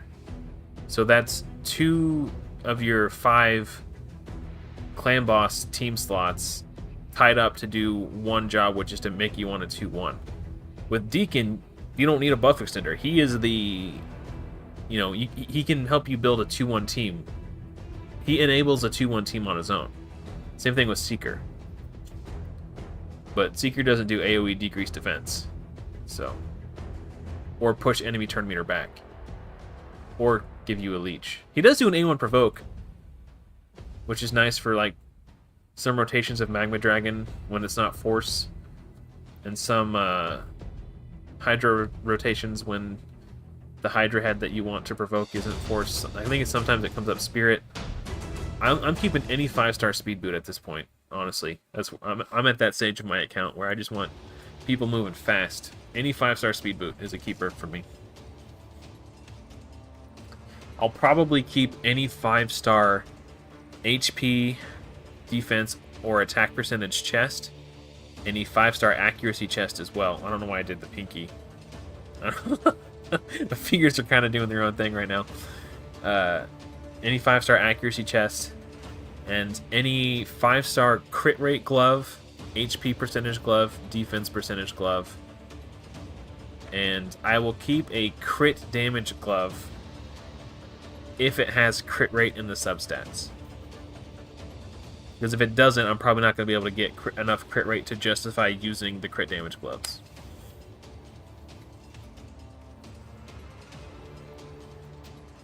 Those 4-star crit damage gauntlets I was showing you earlier, got them from the market. I'm telling you, man, I've gotten more good gear from the market than I've gotten from farming dungeons at this point. But I've spent 90% of my energy farming food in campaign. But still. See, I would keep this if it was 5-star. But 4-star with suboptimal substats, I don't think is worth keeping.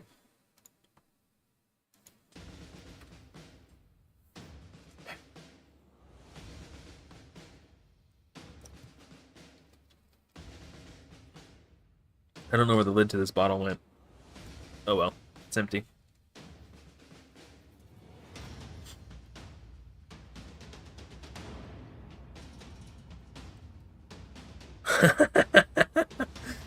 Yeah, any legend, like, if I pull a legendary who is within the confines of my challenge, I probably won't use them for food.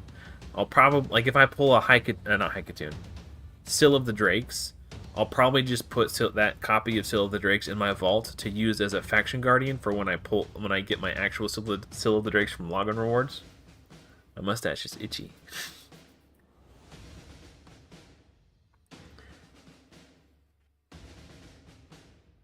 Oh, okay, what's up, dude? Oh, hey, yeah, what's up, man? Yeah, good to have you.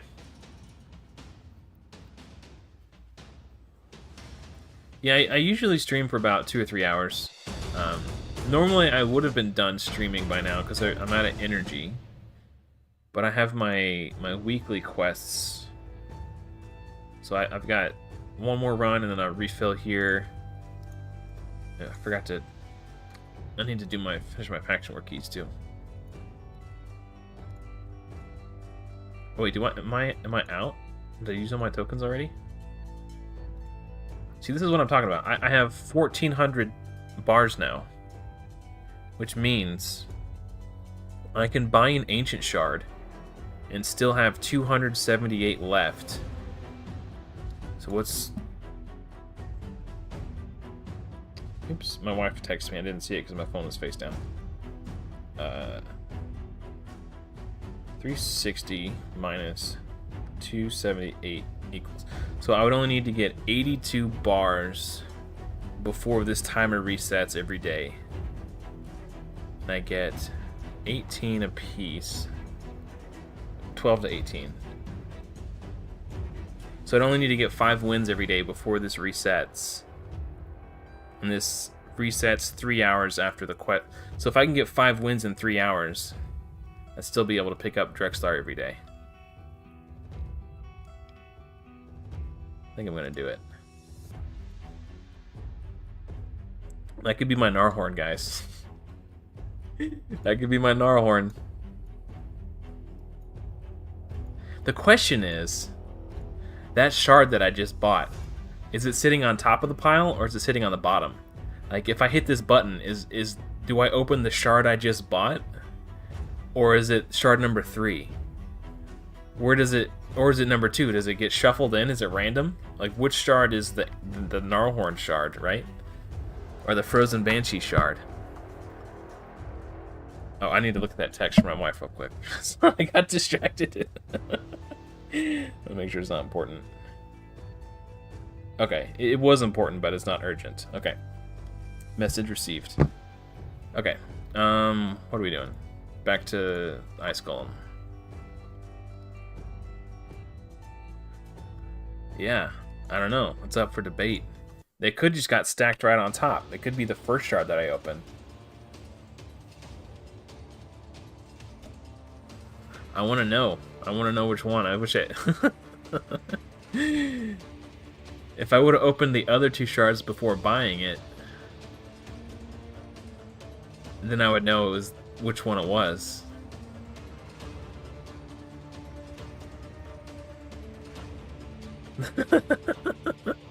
This is a question direct from the Matrix. Yeah, I'll have to contact Plarium customer support.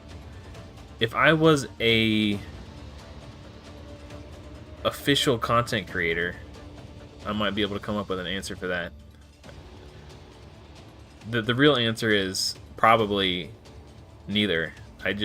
There's no physical, because they're not physical shards. It's just a number that represents, you know. But I like to think of them as physical shards. And there's just a pile of 3 sitting there, and then I added one to the pile. I'm going to say it's the top one. Unless the top shard sucks. Whichever shard is the best shard, that's the one that I just paid 1,200 Tag Arena currency for. Hour and 30. I can get the rare book now, too. Would I rather have...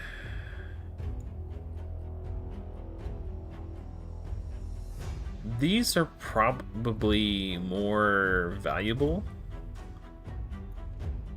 There's no way I can get 7,000. I don't know. I'll keep farming and see what I can come up with.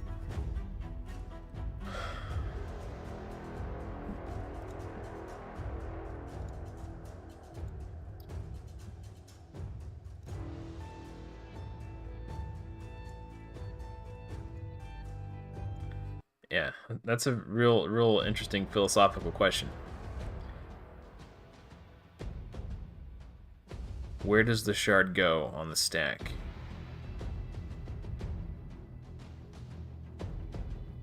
Damn, 3 in a row. Shield guard's popping off, son. He just did it again. 3 in a row. I guess that was like 6 in a row, actually. Hey man, thanks for hanging out. I appreciate it. Have a good one. Oh, that's right. I should wait for the ×2 to finish before I pull my shards. You're 100% correct. I actually don't want to pull an epic or legendary. Thank you. Yeah, I was thinking about that earlier today, but you know, in the essence of streaming, all logic went out the window, and I was just thinking about it. So yeah, I'll probably wait till tomorrow, then pull them for my weekly update video.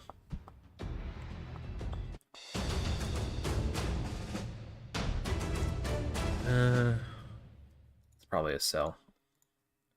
And that's a sell. I still need to get that Forge Pass challenge done. Like, I need to get it done so desperately. Like, not getting it done costs me so much. And if hopefully I don't get that quest tomorrow too. Because there's no way I'll finish it before the Forge Pass is over. Because I haven't finished it today, and we're inside the 24-hour mark. So if it took me this long to not finish it today, it'll take me this long to not finish. Like, I won't have finished it by this time tomorrow either. And on Friday I had the quest, and it took me 16 hours to do it. Like, I hustled on it until, like, from the time the quests reset and the Forge Pass reset, from then until I went to bed.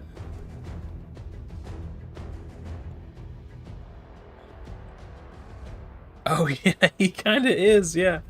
He doesn't, yeah. I mean, he doesn't do, like, the increased speed and stuff, but yeah, the amount of turns that he takes is ludicrous. Yeah, man, I was putting him in, what stage of Spider was it? It took him, like, 10 minutes to do it, but he soloed... It's stage 11.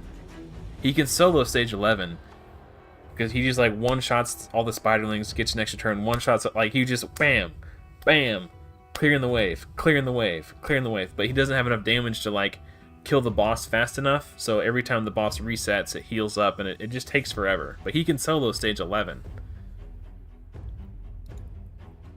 It's not worth it to sit there for 10 minutes while he does it. I'd rather, I mean, maybe I could do, like, auto battles while I'm sleeping or something, but I'm not gonna sit there and while he does like 10 or 11 minute dungeon runs.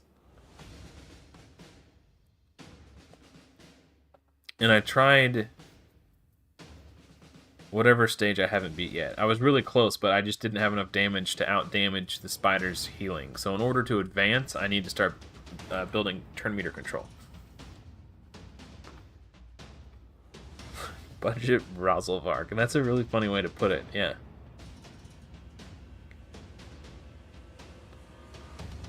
Yeah, but because if there's 10 spiderlings, then there's 11 enemies in play. If he crits all of them, he gains 220% turn meter. So there's no way in hell anyone's cutting in on him. And then if he gets the Cycle of Violence Mastery, he can do it again, and again, and again. Yeah, when the RNG goes in his favor and he pops off, it's really cool.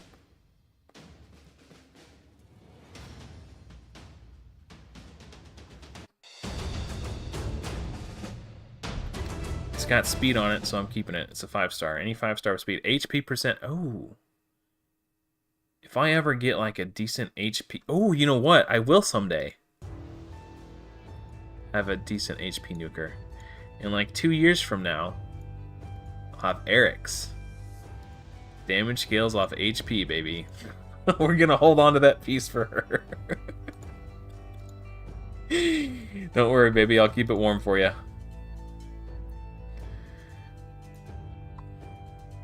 More gems. So we only need 300 more points. Can I get that today? Maybe. Okay. We're out of tag tokens.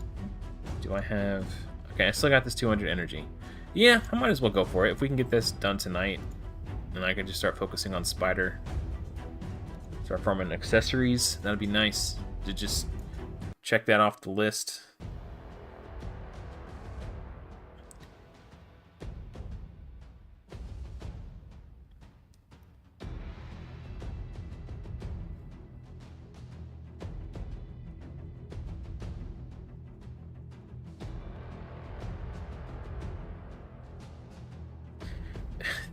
Daniel, you're absolutely correct.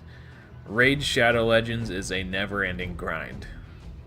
There's a joke that in my clan, we call it the hamster wheel. You just never ends. Yep. But it gives me something to do when I'm at work, so I don't mind it. Like my job is, I work at the Ford assembly plant in Kansas City on the assembly line, and it's mindless labor that I could literally do with my eyes closed. So having something like setting my phone down on my workbench and just like walking, like when I'm done with the one assembly, I have about 5 to 7 seconds before I have to start on the next one, depending on how fast I work. So I, finish this one, go to my phone, set up the next battle, do the truck, come back, go to my, like, it just gives me something to focus on when I'm at work. So that's why I like it. Yeah. But I can see how it would be too much of a grind for most people. It's a lot of repetition. Hey, Premier Craft, congrats on Faction Wars done. That's awesome, man. Lydia's huge.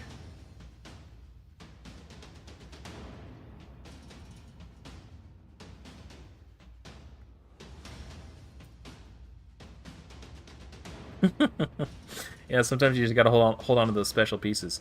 Yeah, I was farming Spider the other day, and I got a crit damage, 5-star crit damage amulet with accuracy substat, and I was like, and it's for Lizardmen. I was like, I don't have any Lizardmen. I was like, oh wait, Rosin, I'll have Rosin someday. Let me hold on to that for you, buddy. Yeah.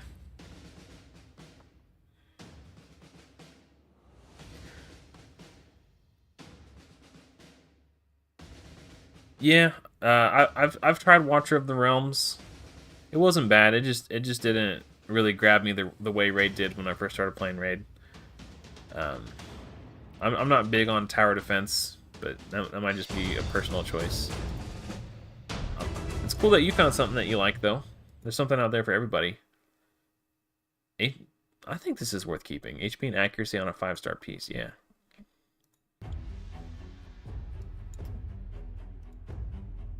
Yeah, there's a lot. I think there's a lot of overlap between Raid Shadow Legends players and Watcher of the Realms players.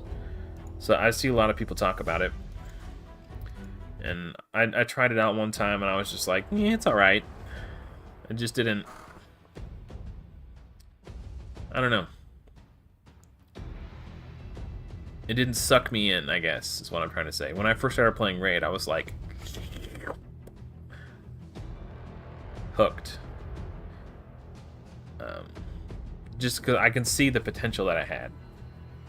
Like, what it attracts me to games when I first start playing them is how much potential a game has. And despite Plarium's best efforts to squander Raid's potential, the potential's always there.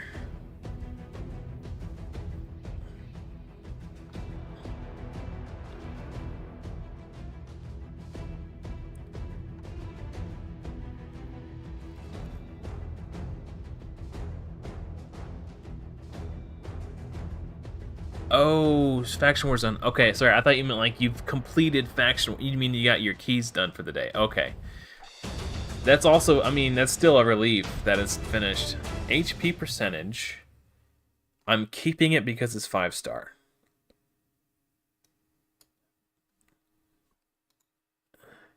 The subsets aren't that great, but 50% HP on a chess piece in a set that I'm probably going to need to build champions in for Hydra. Like, I think that's good enough to keep for now.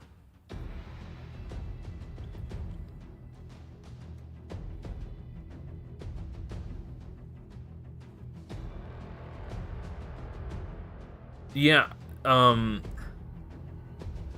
that's an interesting point, Mike.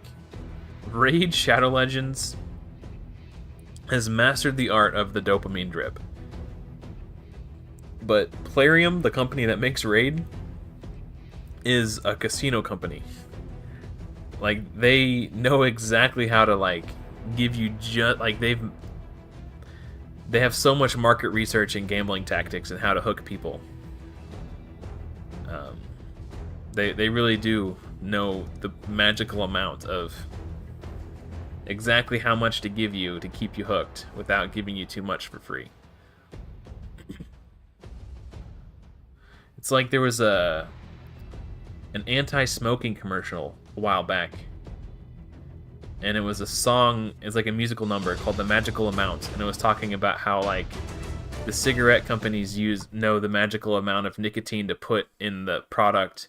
It's not enough to kill you, it's just enough to get you hooked.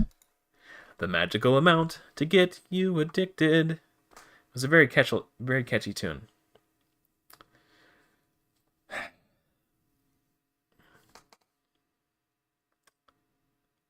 I'm going to sell this. If this was 5-star, I would actually consider keeping it.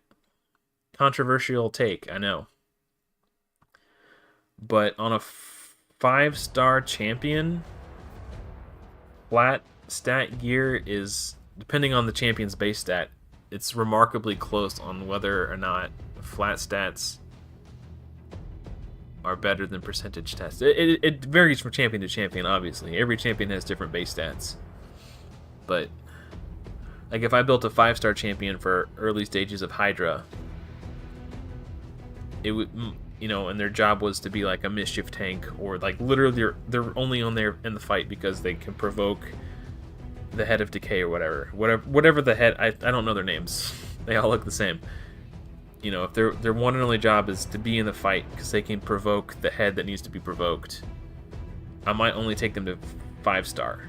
And in that scenario, a flat stat chest could be better than a percentage-based chest, depending on the champion's base stats. But it wasn't 5-star, so it's not worth keeping. But the accuracy and resistance,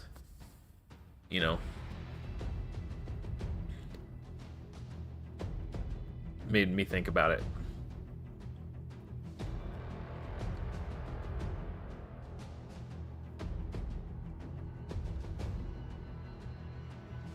Yeah, when you don't take the game seriously and you're just kind of like double bruise, right in the heart. That never feels good, does it? Let's check arena real quick. I need to check my refresh. Oh no, guys. Why can't everybody just do this? I'm staying in gold 2 with a trash defense. Which means all these people could stay in gold 2 with a trash defense. All you guys are doing is making it harder on everybody else. And if I don't get this challenge done, I still need to kill 11 more champions in Classic Arena. If I can't finish this, then I don't get these accessories. It's probably going to take until I go to bed to finish that damn quest.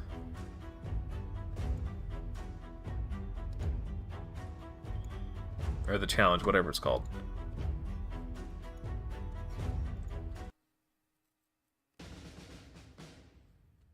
Can Incubus do Faction War Stage 1? Not at 2-star. I bet if you leveled him up to like 30 or 40, he might be able to.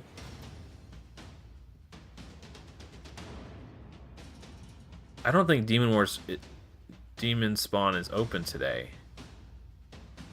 If it was, I've got like a ton of 4-star Incubus in my vault right now.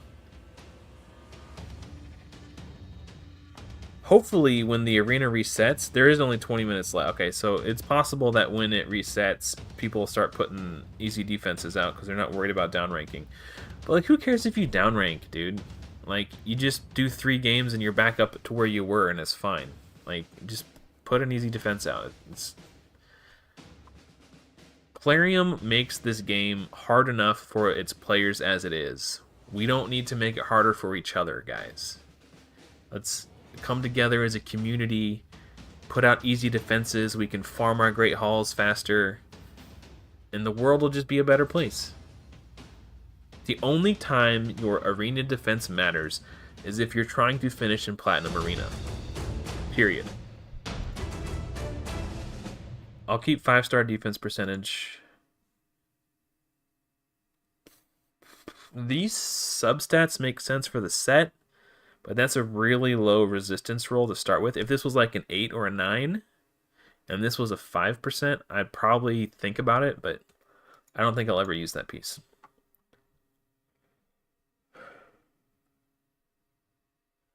Yeah, okay. I mean, I just want to.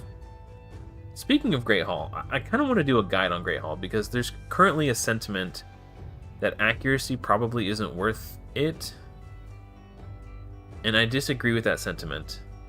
And the reason people are saying that is because perception gear exists and it's accessible from Faction Wars, and that is true. But if you plan to progress through Doom Tower hard, you need like 350 to 400 accuracy on all your champions. And I'm sorry, but you're not going to be able to put every champion in 3 perception sets for Doom Tower hard. So you're going to need some people in a stun set, you're going to need people in regen. You just can't do it. Or maybe you can if you have like insane gear and insane champions, but in my opinion, you still need to focus accuracy first. I don't know. I'll make a video about it when I've had more time to collect my thoughts. I was already talking about the Great Hall, so that's something that popped in my head. Like, I'm not picking on anyone, because I have nothing but respect for all the other Raid Shadow Legends content creators. I'm just using this person as an example because I've heard them make this statement a couple times. Again, nothing but respect. I just happen to disagree with this one specific take. So, a couple times I've heard Hell Hades say what I've just mentioned. Forgo accuracy, focus on crit damage. Because you have perception gear, it's easier to get accuracy these days. And that's true. Accuracy is more obtainable because of the perception set you get from Faction Wars. But where he's coming from is a place where he starts a new free-to-play account every year. Plays it for 6 to 8 months, and then ditches it before he actually tries to make any Doom Tower hard progression. So because of that, he's not experienced what it's like to try really hard to progress through Doom Tower hard on a new account. And I think if he would do that, he would realize, oh man, maybe accuracy is a little bit more important than I currently give it credit for in the Great Hall. Now, I know he's not saying accuracy isn't important, but for me, I wouldn't have been able to make the Doom Tower hard progress on my free-to-play account that I did if I didn't max out accuracy first. It's like all my champs were in 4-piece regen, and then like 2-piece whatever, probably perception.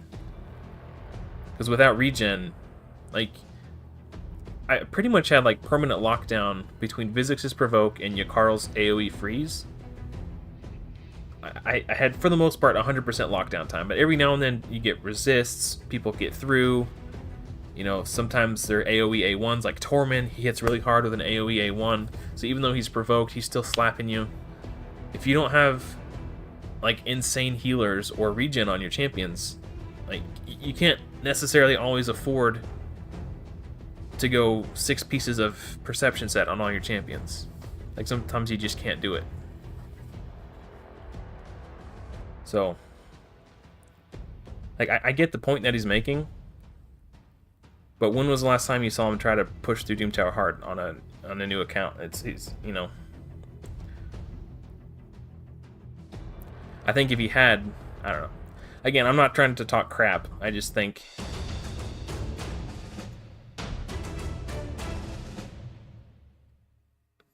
I lost my train of thought because I saw this piece. I'm gonna sell this one. I don't know.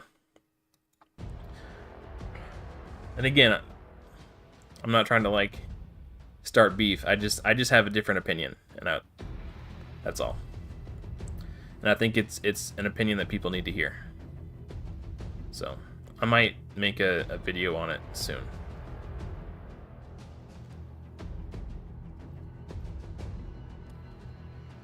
That's true. There are a few increased accuracy champs.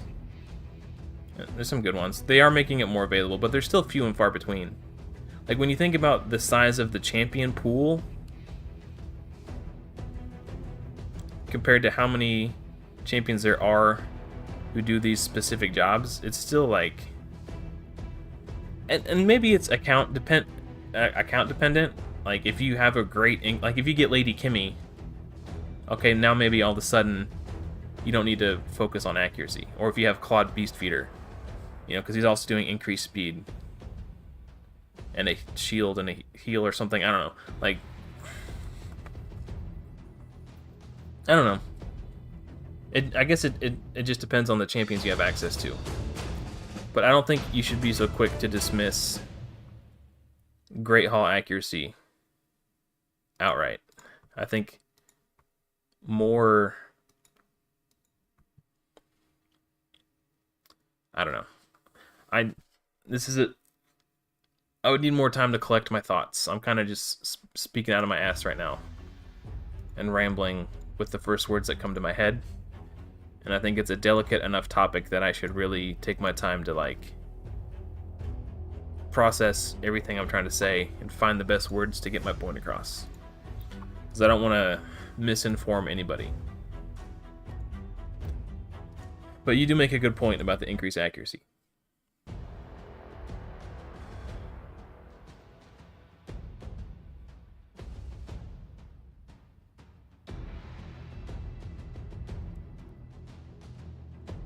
Like, here's an example. I use Armiger in a Destroy set in Doom Tower Hard for Scarab King on my old account.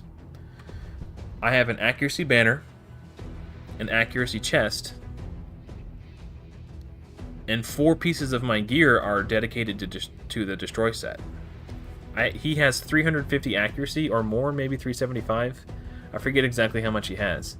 But that's with an accuracy banner, with an accuracy chest, and crit rate gloves. Like, he's not in a high damage, like crit damage build. Like, I've had to stretch my gear about as far as it would go to get him in that build. And I wouldn't have been able to get him with enough accuracy without putting accuracy into my Great Hall. Because if he's in a Destroy set, he can't wear 6 pieces of Perception. 2 maybe. You know, he can get 1 Perception set. I think I sell these. I don't know.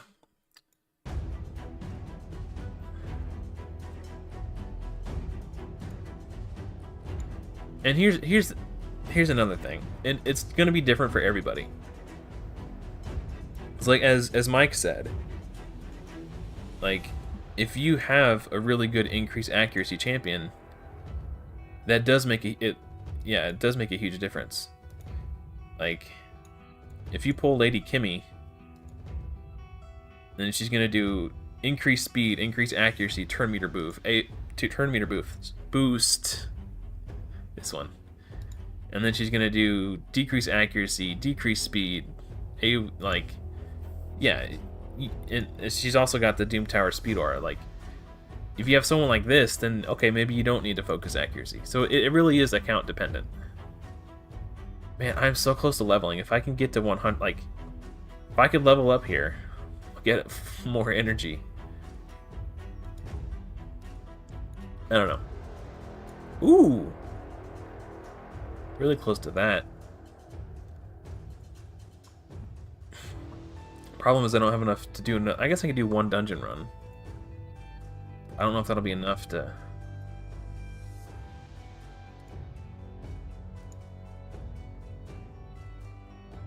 Huh.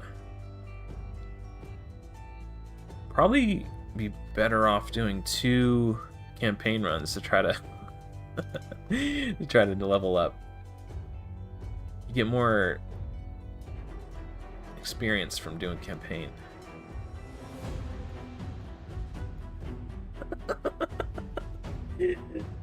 It's funny that I was reading your messages and I saw I used Booby Lady, and in my head is like, I wonder if he's talking about Lady Annabelle. And then I look down and your next message is Lady Annabelle. Yeah.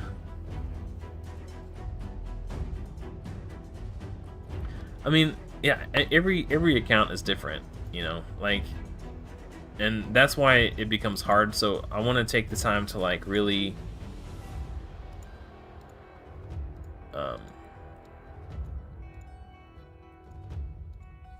organize my thoughts before I just make blanket statements about the subject, because I think it's an important subject that needs to be talked about, but it's not as simple as do this, do that. There's a lot more nuance that the discussion calls for.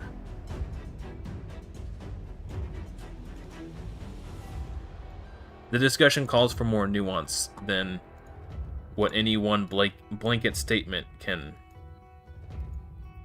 offer, I guess. I don't know. This is why when I make guides, I take the time to write a script, because I want to make sure I'm saying the right thing. I don't want to say, I don't know. You have to be very careful about how you word things, because some people don't hear what you're trying to say. I really hope this levels me up, because if this doesn't, then I didn't waste the energy, but this is energy that could have gone towards my Ice Golem tournament.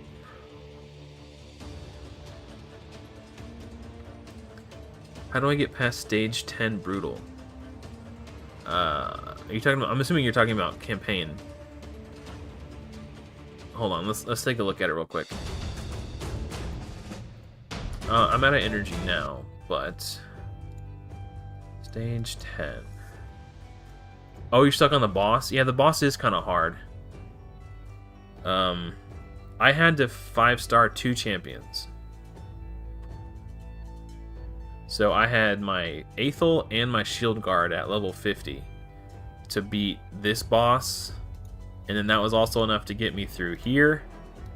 Shield Guard particularly, because he's neutral and strong affinity to all the enemies in here. So Shield Guard was really good for that. And then I haven't beat the boss here yet, but Shield Guard and Aethel together were enough to like get me through. I really only cared about stage 3 and stage 6. So whoever your starter champion is, you can do 2 things. You can farm a lower stage that you could win 100% of the time and keep farming food until you can make that champion a 6-star, or you could 5-star a second champion. A lot of people will vote in favor of 6-star your starting champion first, and that is definitely a viable thing to do. That's just not what I chose to do, because it was faster to 5-star a second champion than it would have been to 6-star my Shield Guard. But yeah, you just gotta go back to a stage you can beat every time, farm up food, and I would say if you want to get it down as fast as possible, 5-star a second champion.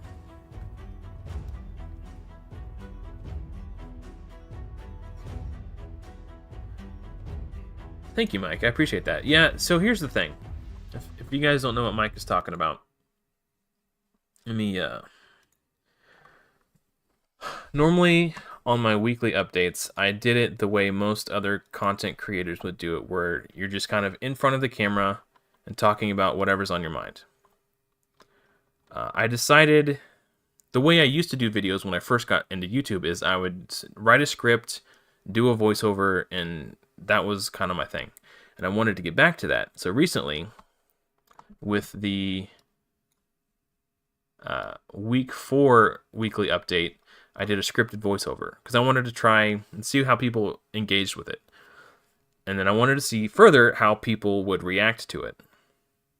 If they liked the improvised style better, or if they liked the scripted version better.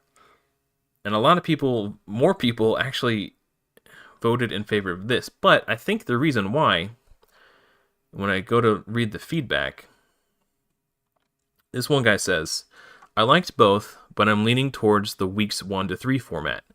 The scripted one is much more organized, but that ends up being a detriment since we wait a week for an update, only for it to be over 5 minutes isn't too great. So he was a little bummed that the video was only about 5 minutes long.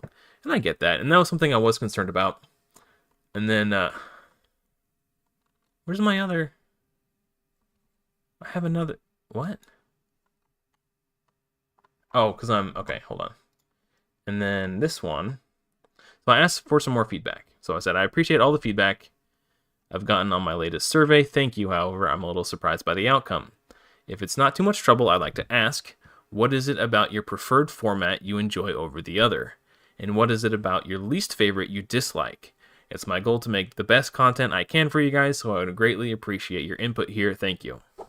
And what another guy said was, which I think this is good feedback. Let's see if I can... Oh, my head's in the way, probably. I like the improvised version, as we see how you do things, nothing skipped.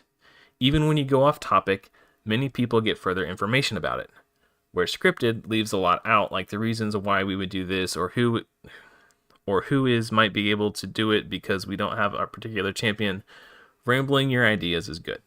So, I think if this sentiment is shared for everybody, the reason people are voting for this version is because I tend to over-explain and go off on tangents and give other insights that may not occur to me to give when I'm sitting down writing a script. So I was trying to find a way to compromise and make both people happy, and I'm still trying to figure out the best way to do this. Both groups of people happy, I guess. So what I was thinking about doing, and maybe this is just silly, but what I was thinking about doing was sitting down and doing an improvised take. Just saying what's on my mind, talking about everything that's going on, blah, blah, blah, blah, blah. And then when I'm finished, watch the take that I recorded and think about and use that to inform how I write my script. So still include all the information, but instead of like sitting there pausing and trying to think of how I'm going to formulate how I explain what I'm trying to say, just it'll be a lot more direct. And I don't know. I'm still trying to figure it out. I have no idea how I'm going to do it. But I do want to make good content. So I would appreciate any... You guys want to see me lose to this? I think this is the exact same Arbiter I lost to the other day. It was a Russian name and a 71,000 power Arbiter. I'm going to try it because I can't beat any of the other teams. Ooh! Ancient Shard and 50 gems. Hell yeah.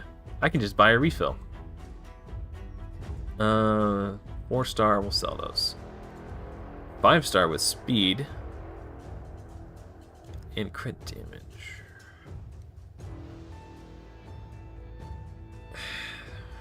I'll keep them for now. I guess I could buy an energy refill now. How close are we to... Would one energy refill be enough for me to finish this? Well, I'll level up too, so I'll get another... I think it might be. Yeah, let's do that. That'd be a fun way to finish a stream. Alright. Where are we at in here? I have exactly 2,000 coins. Alright, I think... How much time is left on this? 55 minutes? Alright, well, I'm going to buy these for sure. And then if I can... I don't think I'm going to get 1,200 points before this is over. But if I can get 750, maybe I pick up the potion, or maybe I just let it turn into silver. That might actually be the play. Okay, let's buy another refill. Okay, sorry. Sorry for ignoring chat. I like the more improvised because you acting live and we see your emotions. For me, it's just better. Okay, that's good feedback too. I appreciate that. I think what I might do is for the weekly updates, stick with the version where I kind of just tell you what's going on, give you my thoughts, ideas, and opinions. Sort of the more improvised version. But I think if I set out to do specific guides, like, hey, this is how I beat Dragon 20 with my setup, etc., whatever it is, like, I'll do kind of get back to that humble beginnings of where I did the scripted voiceover guides. I think it lends itself better. I think a scripted voiceover lends itself better to a guide because I know exactly what I'm trying to say. I know, like I can organize my thoughts. I won't ramble. Like if you go back and watch some of my dungeon guides from when I first started YouTube, I think that format works really well. But for like the more casual, like weekly updates, maybe the improvised version is better. I don't know. I'm still open to feedback Like, it's not like if you leave a comment on one of those surveys, I will read it. And I want to collect as much data as possible, so I can make the most informed decisions possible. Because I want to make the best content possible.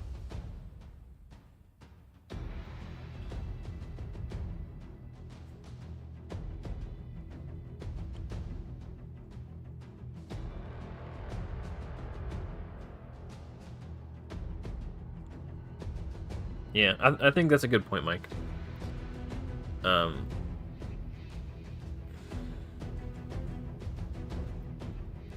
don't know.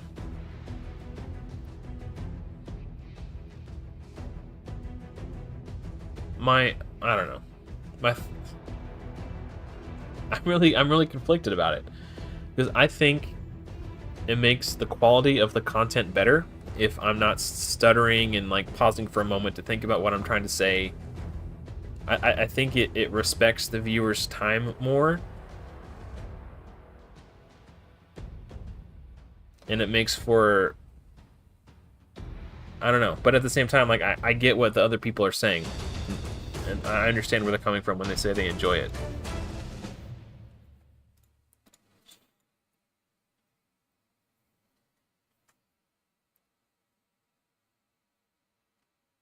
I think these are worth keeping. Like, if I get to a point where I'm building a speed-tuned clan boss team, 5-star defense boots with speed and HP, those could actually be pretty good. And that's another thing. If I'm trying to min-max my clan boss, and I've got either lifesteal or regeneration gear on all my champions as a 4-set piece, if I'm trying to min-max my clan boss damage, I'll be better off doing retaliation as a 2-piece. I won't have room for perception. So, like, you know, getting more accuracy into my Great Hall will serve me better long-term in that regard. Get me closer to, like, the 1-key or 2-key Ultra Nightmare. I don't know, man. This is the, like, min-maxing I'm trying to do on this account.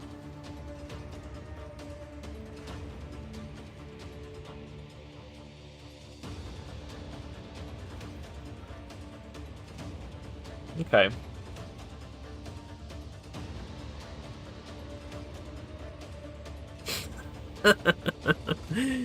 Yeah. I think that's another good point too, is like today, earlier in the stream, I was making new progress in Doom Tower.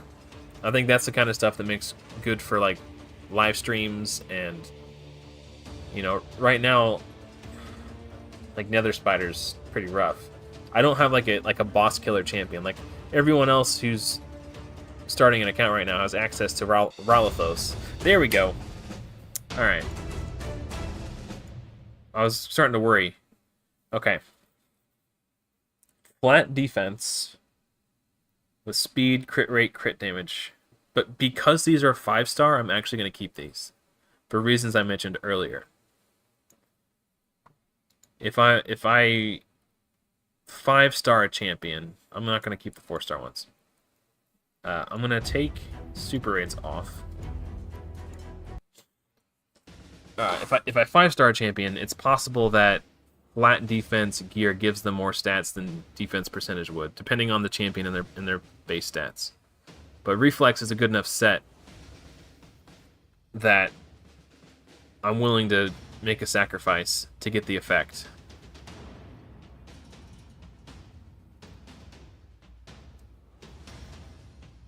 You have less than an hour and you need 10k points? Dude. Good luck.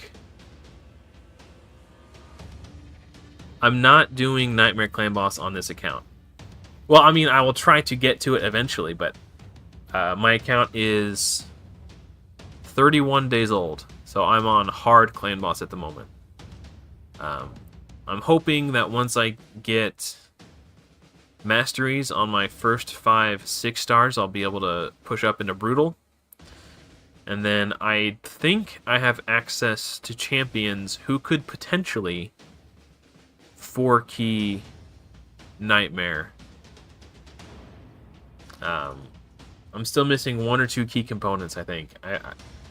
But the account is still pretty young.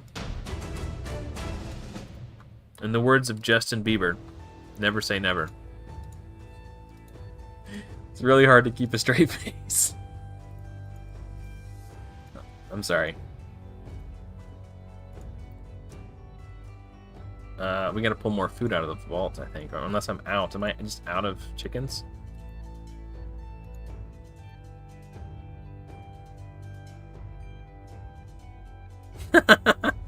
No, oh man, I'm out of chickens. I could use this guy. He's just a faction guardian, and I also have one for the fusion. This guy can be a chicken, actually. I don't need him. He's kind of... Well, actually, wait. What does he do an A1 provoke, or am I crazy? What does this guy do? He does an ally protect. He does do an A1 provoke. That's a really low chance. That's probably not worth building. There's better ones. Yeah. Yeah, he can be a chicken. Okay. These are all keepers. Oh, I forgot. I teased it, but I forgot. Okay. So earlier, I was talking about a potential spider tech or an Hydra champion. I don't know for sure. I'm gonna have to test and see how his kit works. Attacks 3 times at random. Fully booked, has a 30, 40, 50% chance of placing HP burn debuff for 2 turns. If each hit has a... I don't know if it's each hit. It just says has a 30% chance. I have to imagine it's each hit, because he's attacking 3 times at random. It wouldn't make sense if only the first hit of a 3... You know. But this guy could potentially be a damage dealer for me on Hydra. If he throws out an HP burn on 3 of the heads, or 3 spiderlings. He's also got decreased accuracy. It's a small version, though. If it was the big version, I would definitely consider using him in Bommel. But this is my top secret potential Hydra damage dealer tech. Maybe even Spider. There's a Void rare who does the same thing, but a little bit better. But I'm going to need multiple Hydra damage dealers, because I'm going to need 3 Hydra teams. So I'm going to hang on to him for sure. I think I could use that guy for food. She can be food. She's not even good in Faction Wars.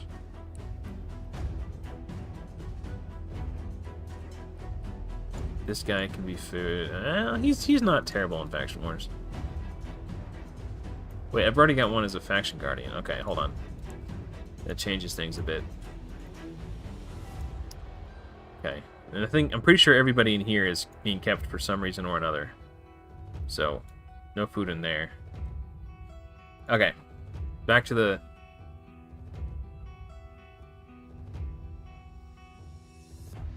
Tolog. Hello, Glennis. Which one is Tolog? Is that the... Oh, no, I will. I'm not... I'll level... Like, he's not better than Reliquary Tender, so there's no point in me leveling him right now. But when I'm ready to put work into Faction Wars, I'll definitely level him up.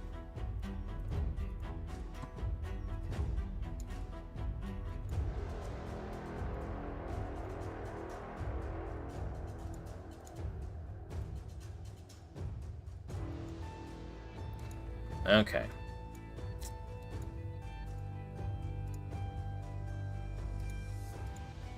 Alright, let's see how many 4-star champions I have.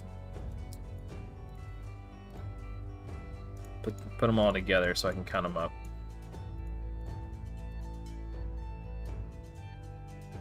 Alright. So I got these cooking. So the first 20... So 1, 2, 3, 4, 5, 6, 7, 8, 9, 10, 11, 12, 13, 14, 15, 16, 17, 18, 19, 20. So these ones are all going towards making 5 stars out of those ones. And then I have 1, 2, 3, 4, 5. So these ones will replace those ones after I make 5-star chickens out of them.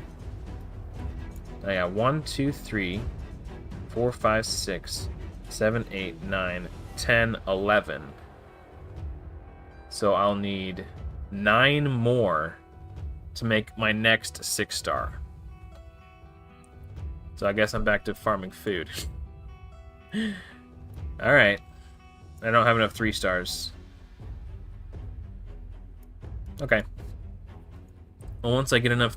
I think I'm going to make food for those guys. And when I'm done making food, I'll just farm spider until my next batch. 1, 2, 3, 4. No, I don't have enough. I need to make... Okay, let's just do these ones to 20. And then I'll reevaluate. I'm going to need to open some mystery shards. Hey, thanks for hanging out, Primecraft. Or Premier Craft, sorry. I have dyslexia.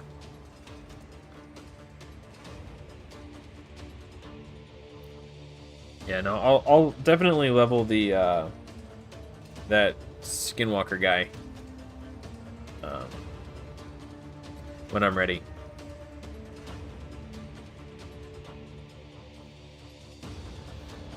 Like, once, okay, so this is going to be my order of operations. Spider on farm. Oh, sorry. Spider and dragon kind of go hand in hand because I'm going to need to farm both for clan boss. And then once I get Fire Knight team down, maybe an Ice Golem team down. Ice Golem's going to be hard because I don't have AoE decrease attack. That can all, like, getting decreased attack on the Ice Golem is so important. But anyway, so that's going to be tough. I don't know. It might take me longer to get Ice Golem done than any other dungeon because of that factor. So I definitely want to get Dragon, Spider, and Fire Knight down. Once I've done that, then I will start working on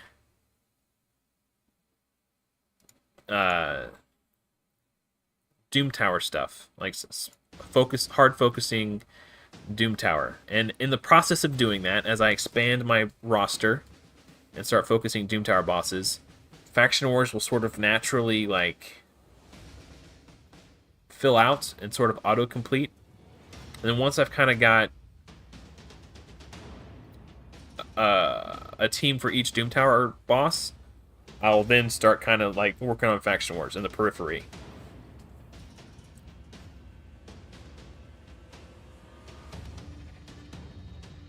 Will I 6-star Apothecary if I get him? Not immediately, but I could see myself building him for Faction Wars, and I could see myself building him for Doom Tower Secret Rooms. Because I can't bring my High Katoon into the rares only Doom Tower Secret Rooms. I think... Yeah, so I'll build him eventually, but he's not going to be a high priority. I think High Katoon is a much better speed champion. Apothecary offers additional utility with his heal. It's a nice spot heal, but I've already got Reliquary Tender as like a main healer. So I'm not, and as a healer, I think I like Reliquary Tender better. Apothecary is a nice hybrid champion. He's a healer and a speed champion.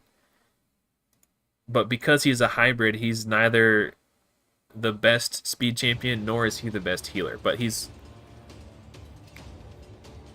I don't know. He's good. And if I find myself in a position where, like, I find myself saying, man, I really wish I had a really big spot heal for this one specific place, and if that one specific place is an area where I feel like I need to farm a lot, I could see myself building him if I felt like I needed him. As it stands currently, if I pulled him today, I wouldn't build him today. He does do the nice 3-hitter and Fire Knight, but so does Aethel and so does Coffin Smasher. And I'm going to build Coffin Smasher for Clan Boss soon anyway. So between Aethel and Coffin Smasher, that's already 6 hits.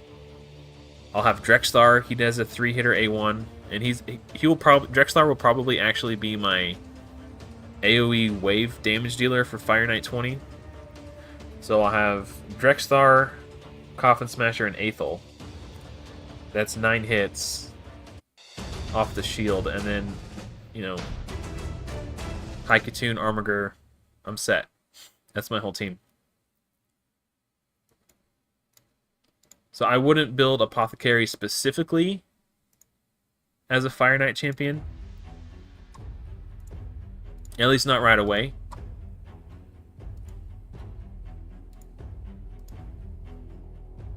I actually want to wait to... because if I get the clan quest... man, I really don't want to do this clan quest again. I've done it 2 weeks in a row, which is why I have so much food right now. The clan quest that says upgrade 100 on double roll on speed. This can be decent. Let me look at my speed gloves. Hold on. Before I do that, I get sidetracked so easily. This quest, I've done this 2 weeks in a row. Upgrade 100 uncommon champions to rank 3.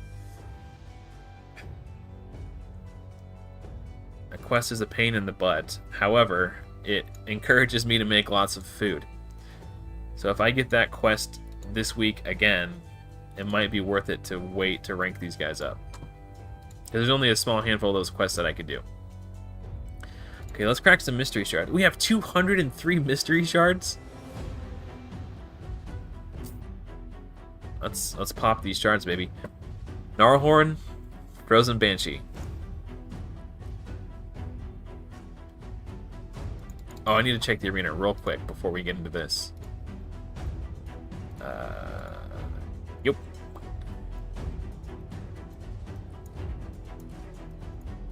Okay, no, there's nothing I can do there. Okay.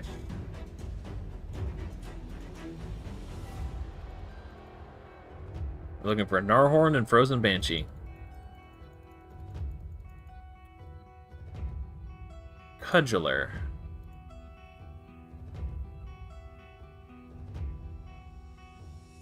Okay.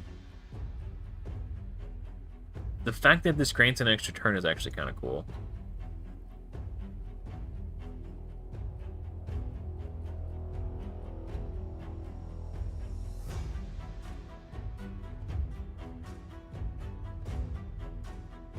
Huh. Has a 20%, okay, 20, 30, 40, 50% chance of placing decreased defense for 2 turns when attacking targets with higher defense than him.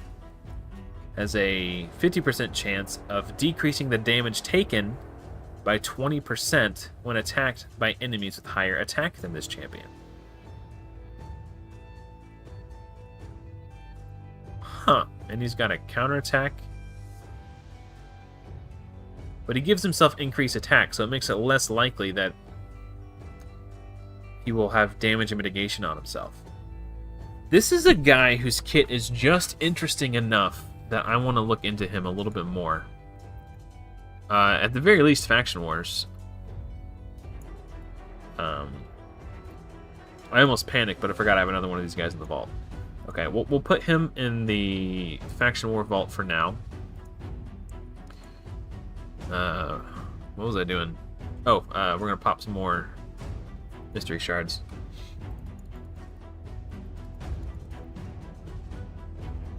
Oh, this guy hits hard.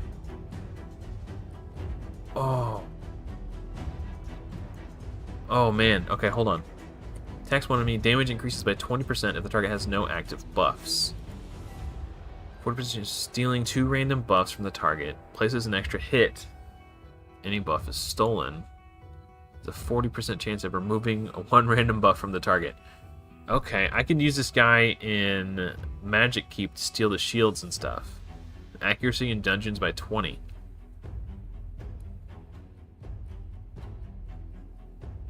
Okay, he's a keeper, actually. He's one of the hardest hitting single target champions, I think. Definitely hardest hitting single target rare. Okay, in the vault for now.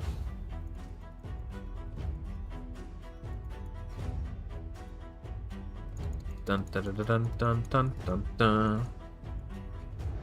Okay, I think I'm gonna put some 1-stars in here. How close are we to this? We gotta be getting close, right? 1650.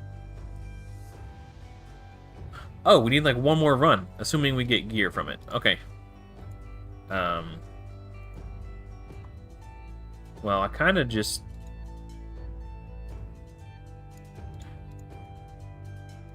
don't want to put a batch of food in there if I'm only going to do 1 run. Alright, whatever. These nerds can go in.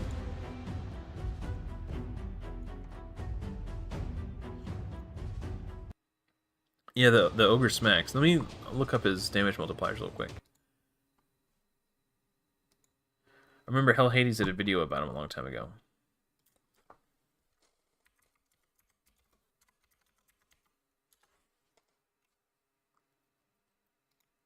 Alright. So we are on hellhades.com.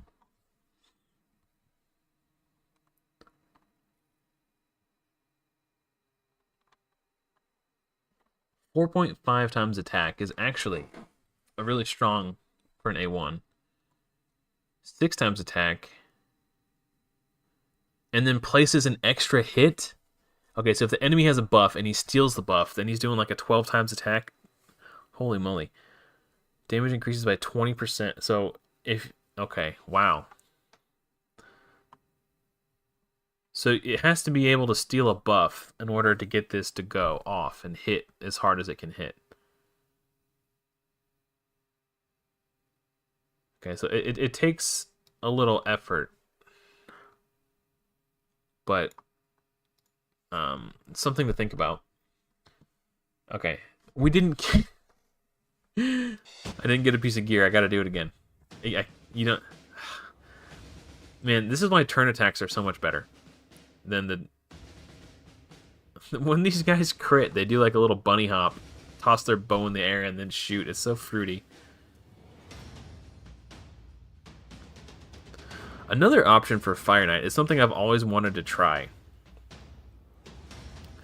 But I'm kind of scared to try it. But if it works, then I'm a genius.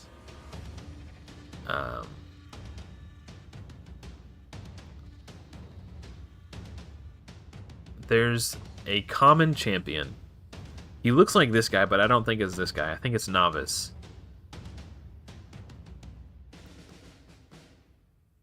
Yeah. The problem is, like, you can't always control how many... Like, in Clan Boss versus Affinity, he gives himself the increased attack buff. So you can make it work in Clan Boss. Against the Magic Keep boss, she's constantly putting shields and buffs on herself. Force Keep boss buffs himself with increased defense and increased speed, I think. Like, there's a few areas where it works. It doesn't work in Minotaur because his self buff is protected. But yeah, it's something to consider. Speed crit rate, yeah, I'll keep that. Even though it's only 4 stars, those are decent stats. Could be a good faction war piece. Okay, I think we're done with Ice Golem. Oh, my cat's meowing to come inside. Hold on 1 second, guys.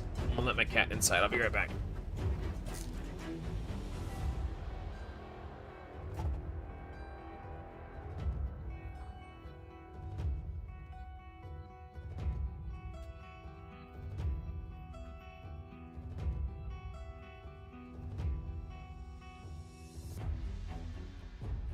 Yeah, the problem is, like, you know, I don't know. Like the dragon boss doesn't have any buffs to steal.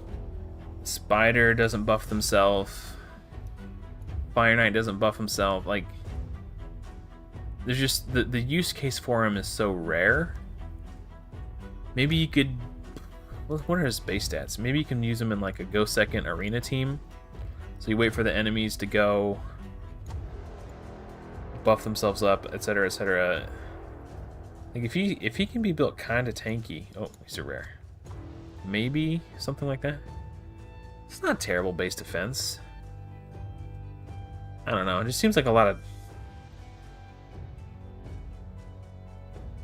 Maybe, well, okay, in Dragon you have the Apothecary to do the increased speed buff. I don't know.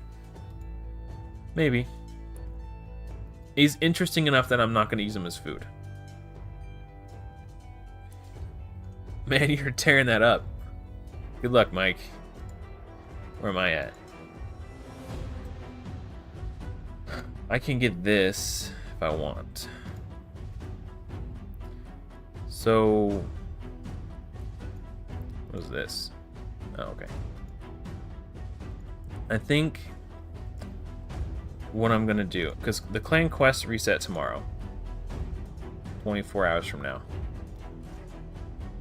If I'm in a position where one of the only quests that I can complete is this one, I'll pick it up, but I want to have myself positioned where I don't have to constantly buy all the 2 stars from the market, because it gets expensive. Oh yeah, I was gonna look at my, okay, like my speed gloves. Forgot about that. See if those are as good or better than my best ones. 7 speed. So if I get a double roll on those, they're technically better. Alright, let's buy those. Alright, let's get that double speed roll.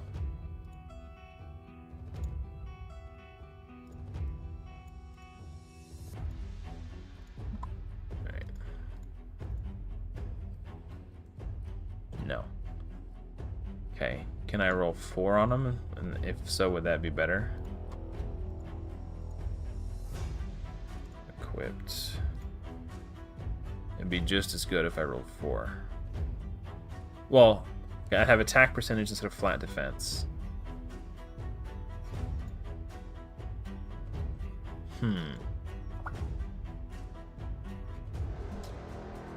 Put these on somebody. I just kind of want to see how they do. I'm curious now. Okay, well, now I have options for the next speed champion I build. Well, what am I gonna do with the 60? See, this is what I never know what to do with energy when I finish an event and I still have some left over. I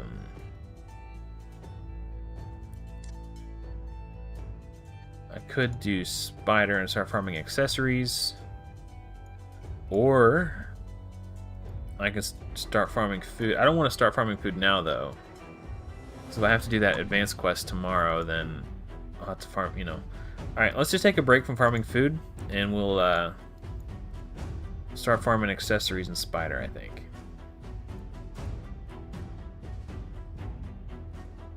Stage 10 is where we want to farm. Alright. I should have checked arena. I need to do that real quick.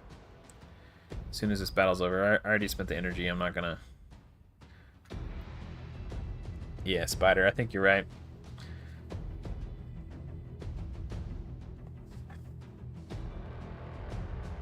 So, with the food that I have cooking in my sparring pit, I think I'm going to use those 5-star chickens to 6-star my Haikatoon. It seems to make the most sense. She'll have more stats, she'll have a little bit more survivability. And maybe then I'll be able to farm Minotaur.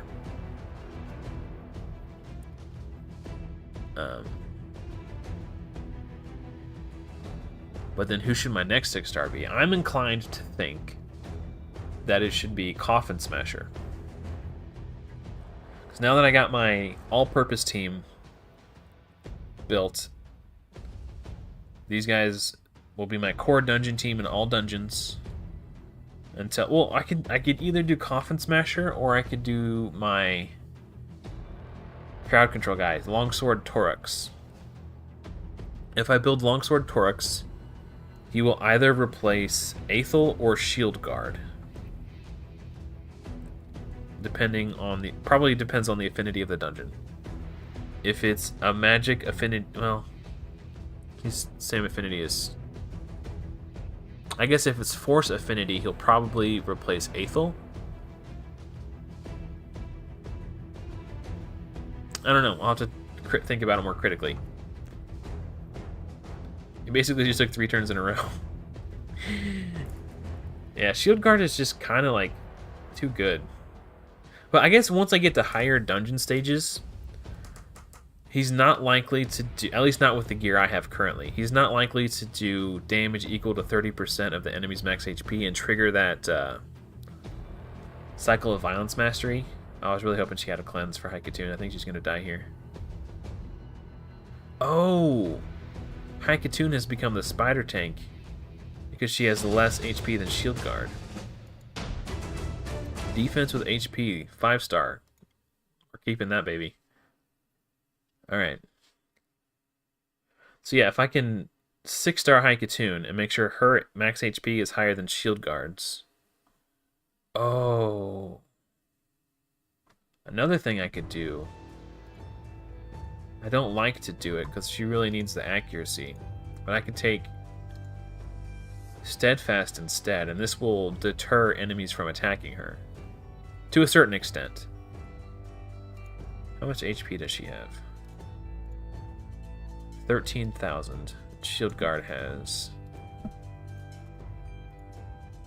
24,000. Okay, so it's not going to do anything yet. I'll have to 6-star her before it'll have any real effect. Alright. Oops, wrong one.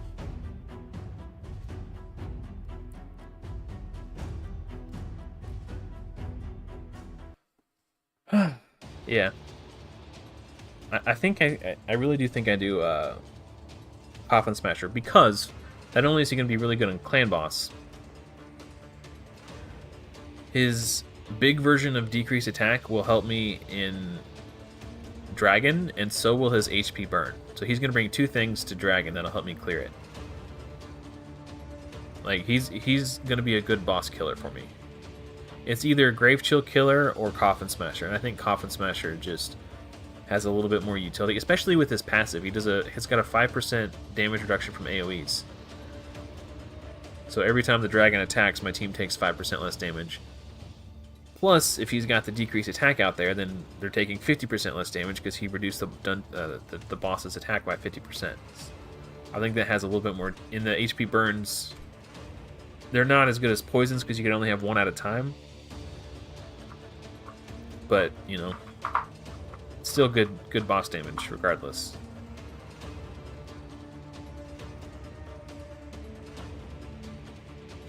Yeah. Oh, I did forget to check Arena, damn it. Thank you. Thank you. Yeah, you can see I'm a little scatterbrained. Alright, I will check Arena after this. Thank you, Dan. I appreciate it.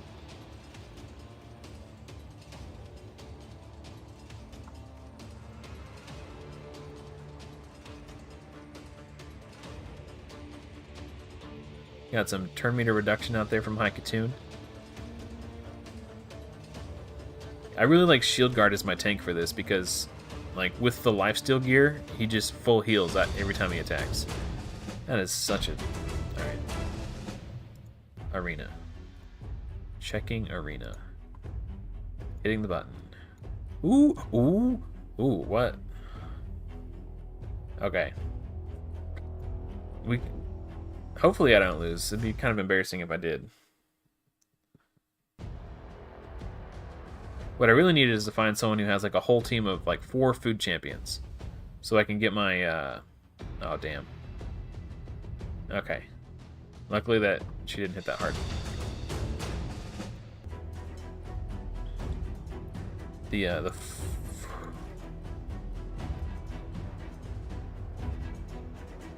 do I try this? 100? That's a lot of power for a single champion. It's a lot of stats. That's a spicy meatball. Yeah, I don't think I... We still need to kill 10 more champions in the arena. So if everybody did this, I'd have that done. I need desperately to do that Forge Pass so I can get the accessories.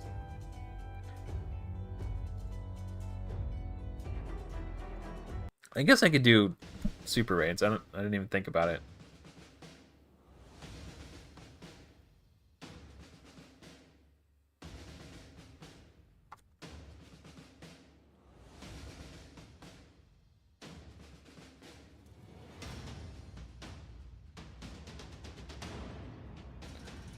I am 31 days in. I would describe myself as early game still. Like, Haikatoon will be my 5th 6-star as soon as my food is done cooking in the sparring pit.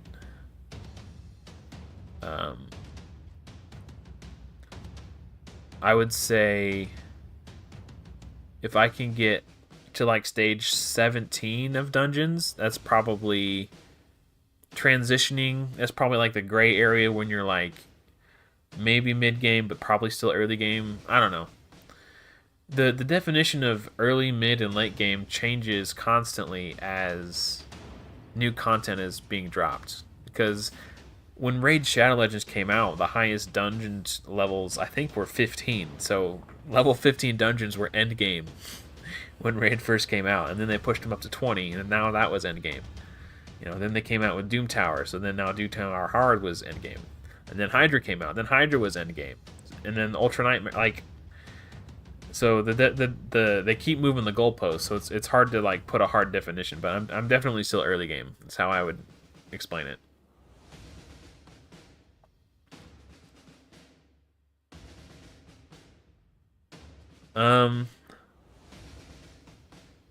I would say if you can get to a point where you're like a 4 key on Nightmare Clan Boss, it's probably fair to it. It would probably be a fair assessment to say you're mid game.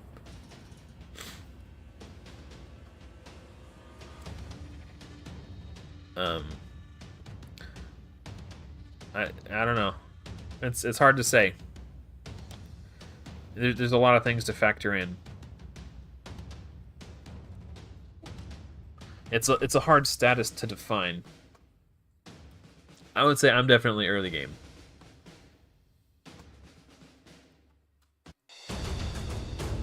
Twice in a row.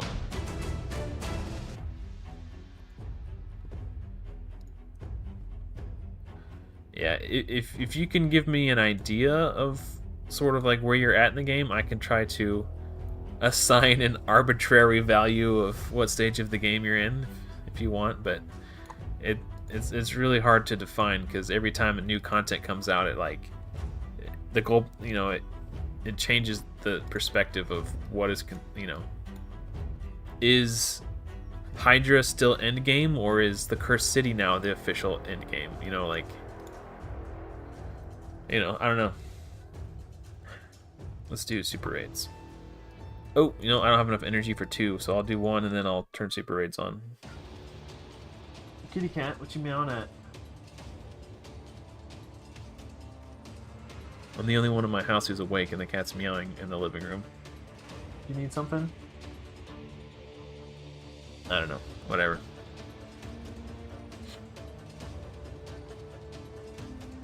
She's gonna wake up my daughter. This is really annoying. My daughter's sick too. I'm sick as well, but I'm not as sick as my daughter was. Level 20 on Legacy Dungeons. Easy mode Doom Tower clear. Oh, okay.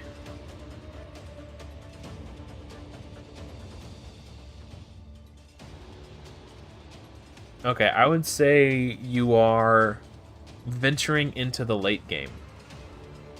If you can 2 to 3 key Ultra Nightmare, and you've already got Arbiter, yeah, somewhere between mid game and late game. More probably on the side of late game. I think I would say you're officially, like, once you can farm all 3 rotations of Doom Tower hard, I think it would be a fair assessment to say you're an end game player, or at the very least transitioning from late game into end game.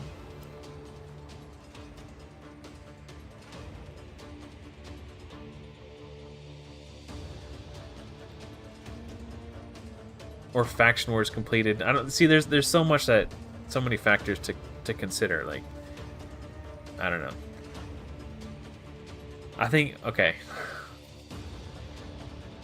Yeah, and then where are you at in Hydra? Like, it's hard. It's really hard to put an official assessment. But yeah, I'd definitely say it sounds like you are at the very least transitioning out of mid game and into late game, somewhere in that tail end of mid game, early stages of late game, and then end game is like even further.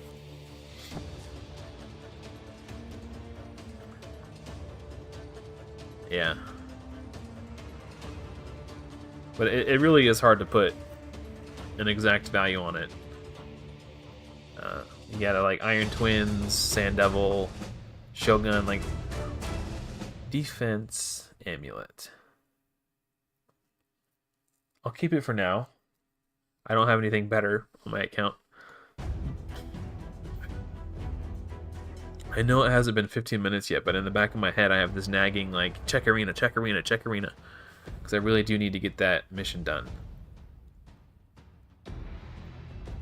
I miss out on 3 epic 5-star accessories if I don't get that mission done.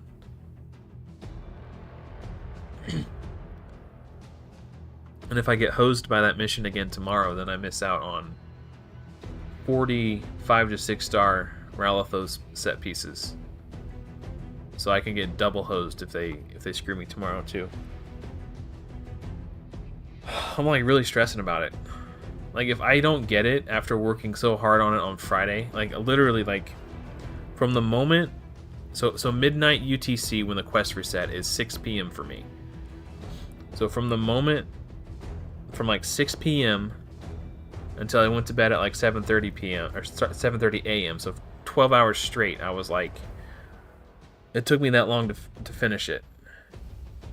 And I'm not gonna have that much time to finish it tomorrow. Like, I'll have 8 hours if I get it, if they hose me with that same mission tomorrow. So I could work my ass off trying to complete it today. And like, if I get it again tomorrow, I'm hosed anyway. So it's almost like, what's the point? But to get 3 epic 6-star accessories would be massive for my account. So it's like, I have to try. And just pray that I don't get hosed tomorrow. It's a really crappy position to find yourself in.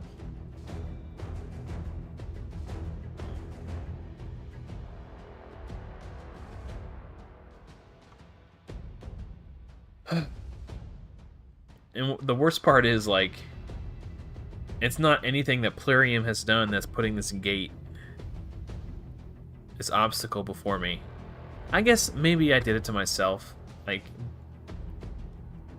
by only taking fights that I know I could win, I have ranked up very high in the arena, and now I'm with people whose accounts are far more developed than mine. So maybe I shot myself in the foot in that regard. But,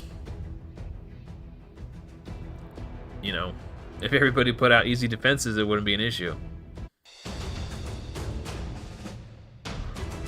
Crit damage, 5-star.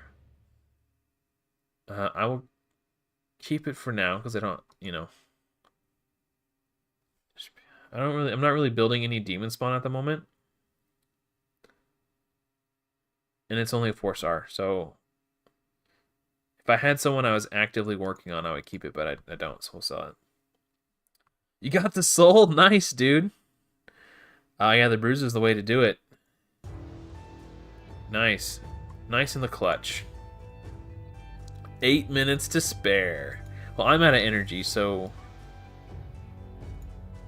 I could take this, but I think I'm just going to let these tokens disappear and then have them convert into silver.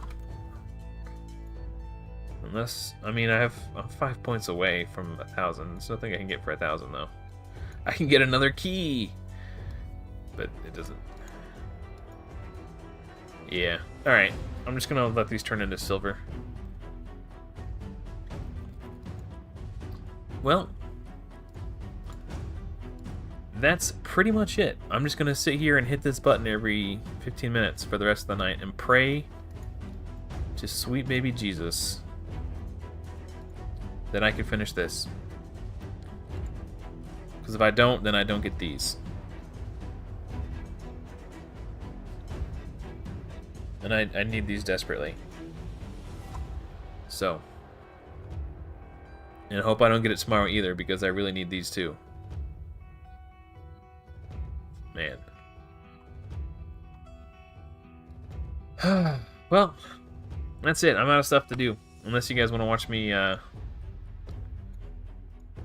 do stage 1 of Undead Horde Faction Wars over and over. So I think I'll spare you the pain. Thank you for tuning in, everybody. Thank you for watching. If you're new to the channel, hit the subscribe button. I do weekly updates for this free-to-play Rares Only Plus series every Monday, and I do a live stream every Saturday. So if you enjoy the content, subscribe. It's the best way to find me again in the future. Yep, thanks for hanging out, guys. I appreciate it. So, thank you for watching, everyone. I forgot what my sign-off was. Doom Tower. I've already done Doom Tower today. Yeah.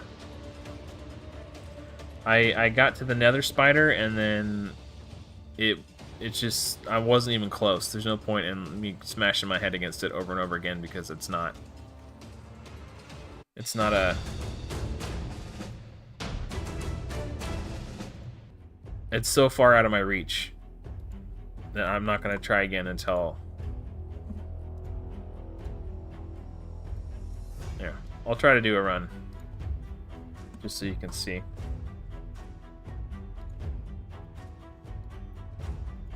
I'm so far off. I remember my sign off. I was stalling until I remembered it. Yeah, even if I manualed it, it wouldn't make a difference. That's how soul-crushingly far away from getting it I am. I did make some good progress. Haikatoon was massive. I was stuck on floor 16 before I got her, and now I'm on floor 30. Oh.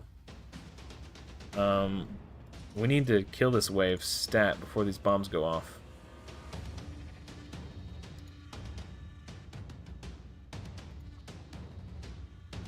Yikes, please kill him. Oh, mama, that was close.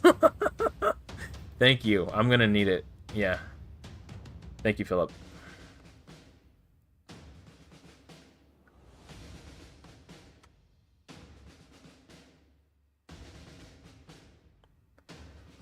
I'd said it jokingly when I pulled Reliquary Tender. I said, well, now I'm just gonna need 3 more Reliquary Tenders to beat Nether Spider.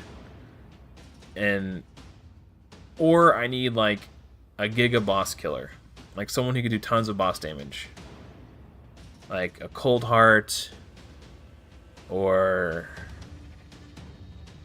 someone who could do like HP burns with. But there's only like I'll get Drexlar eventually, and that will help a ton with boss damage, because whenever these little spiderlings attack, they're gonna get burns from Drexlar.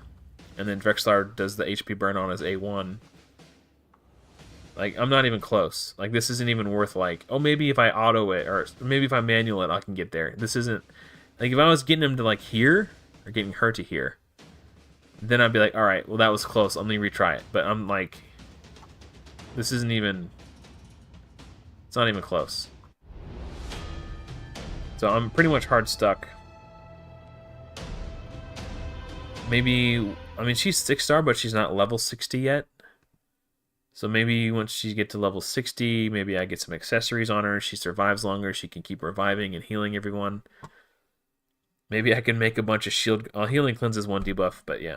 Anyway, that's going to be all for this one. Thank you for watching, guys. Hopefully, I'll see you in another video soon.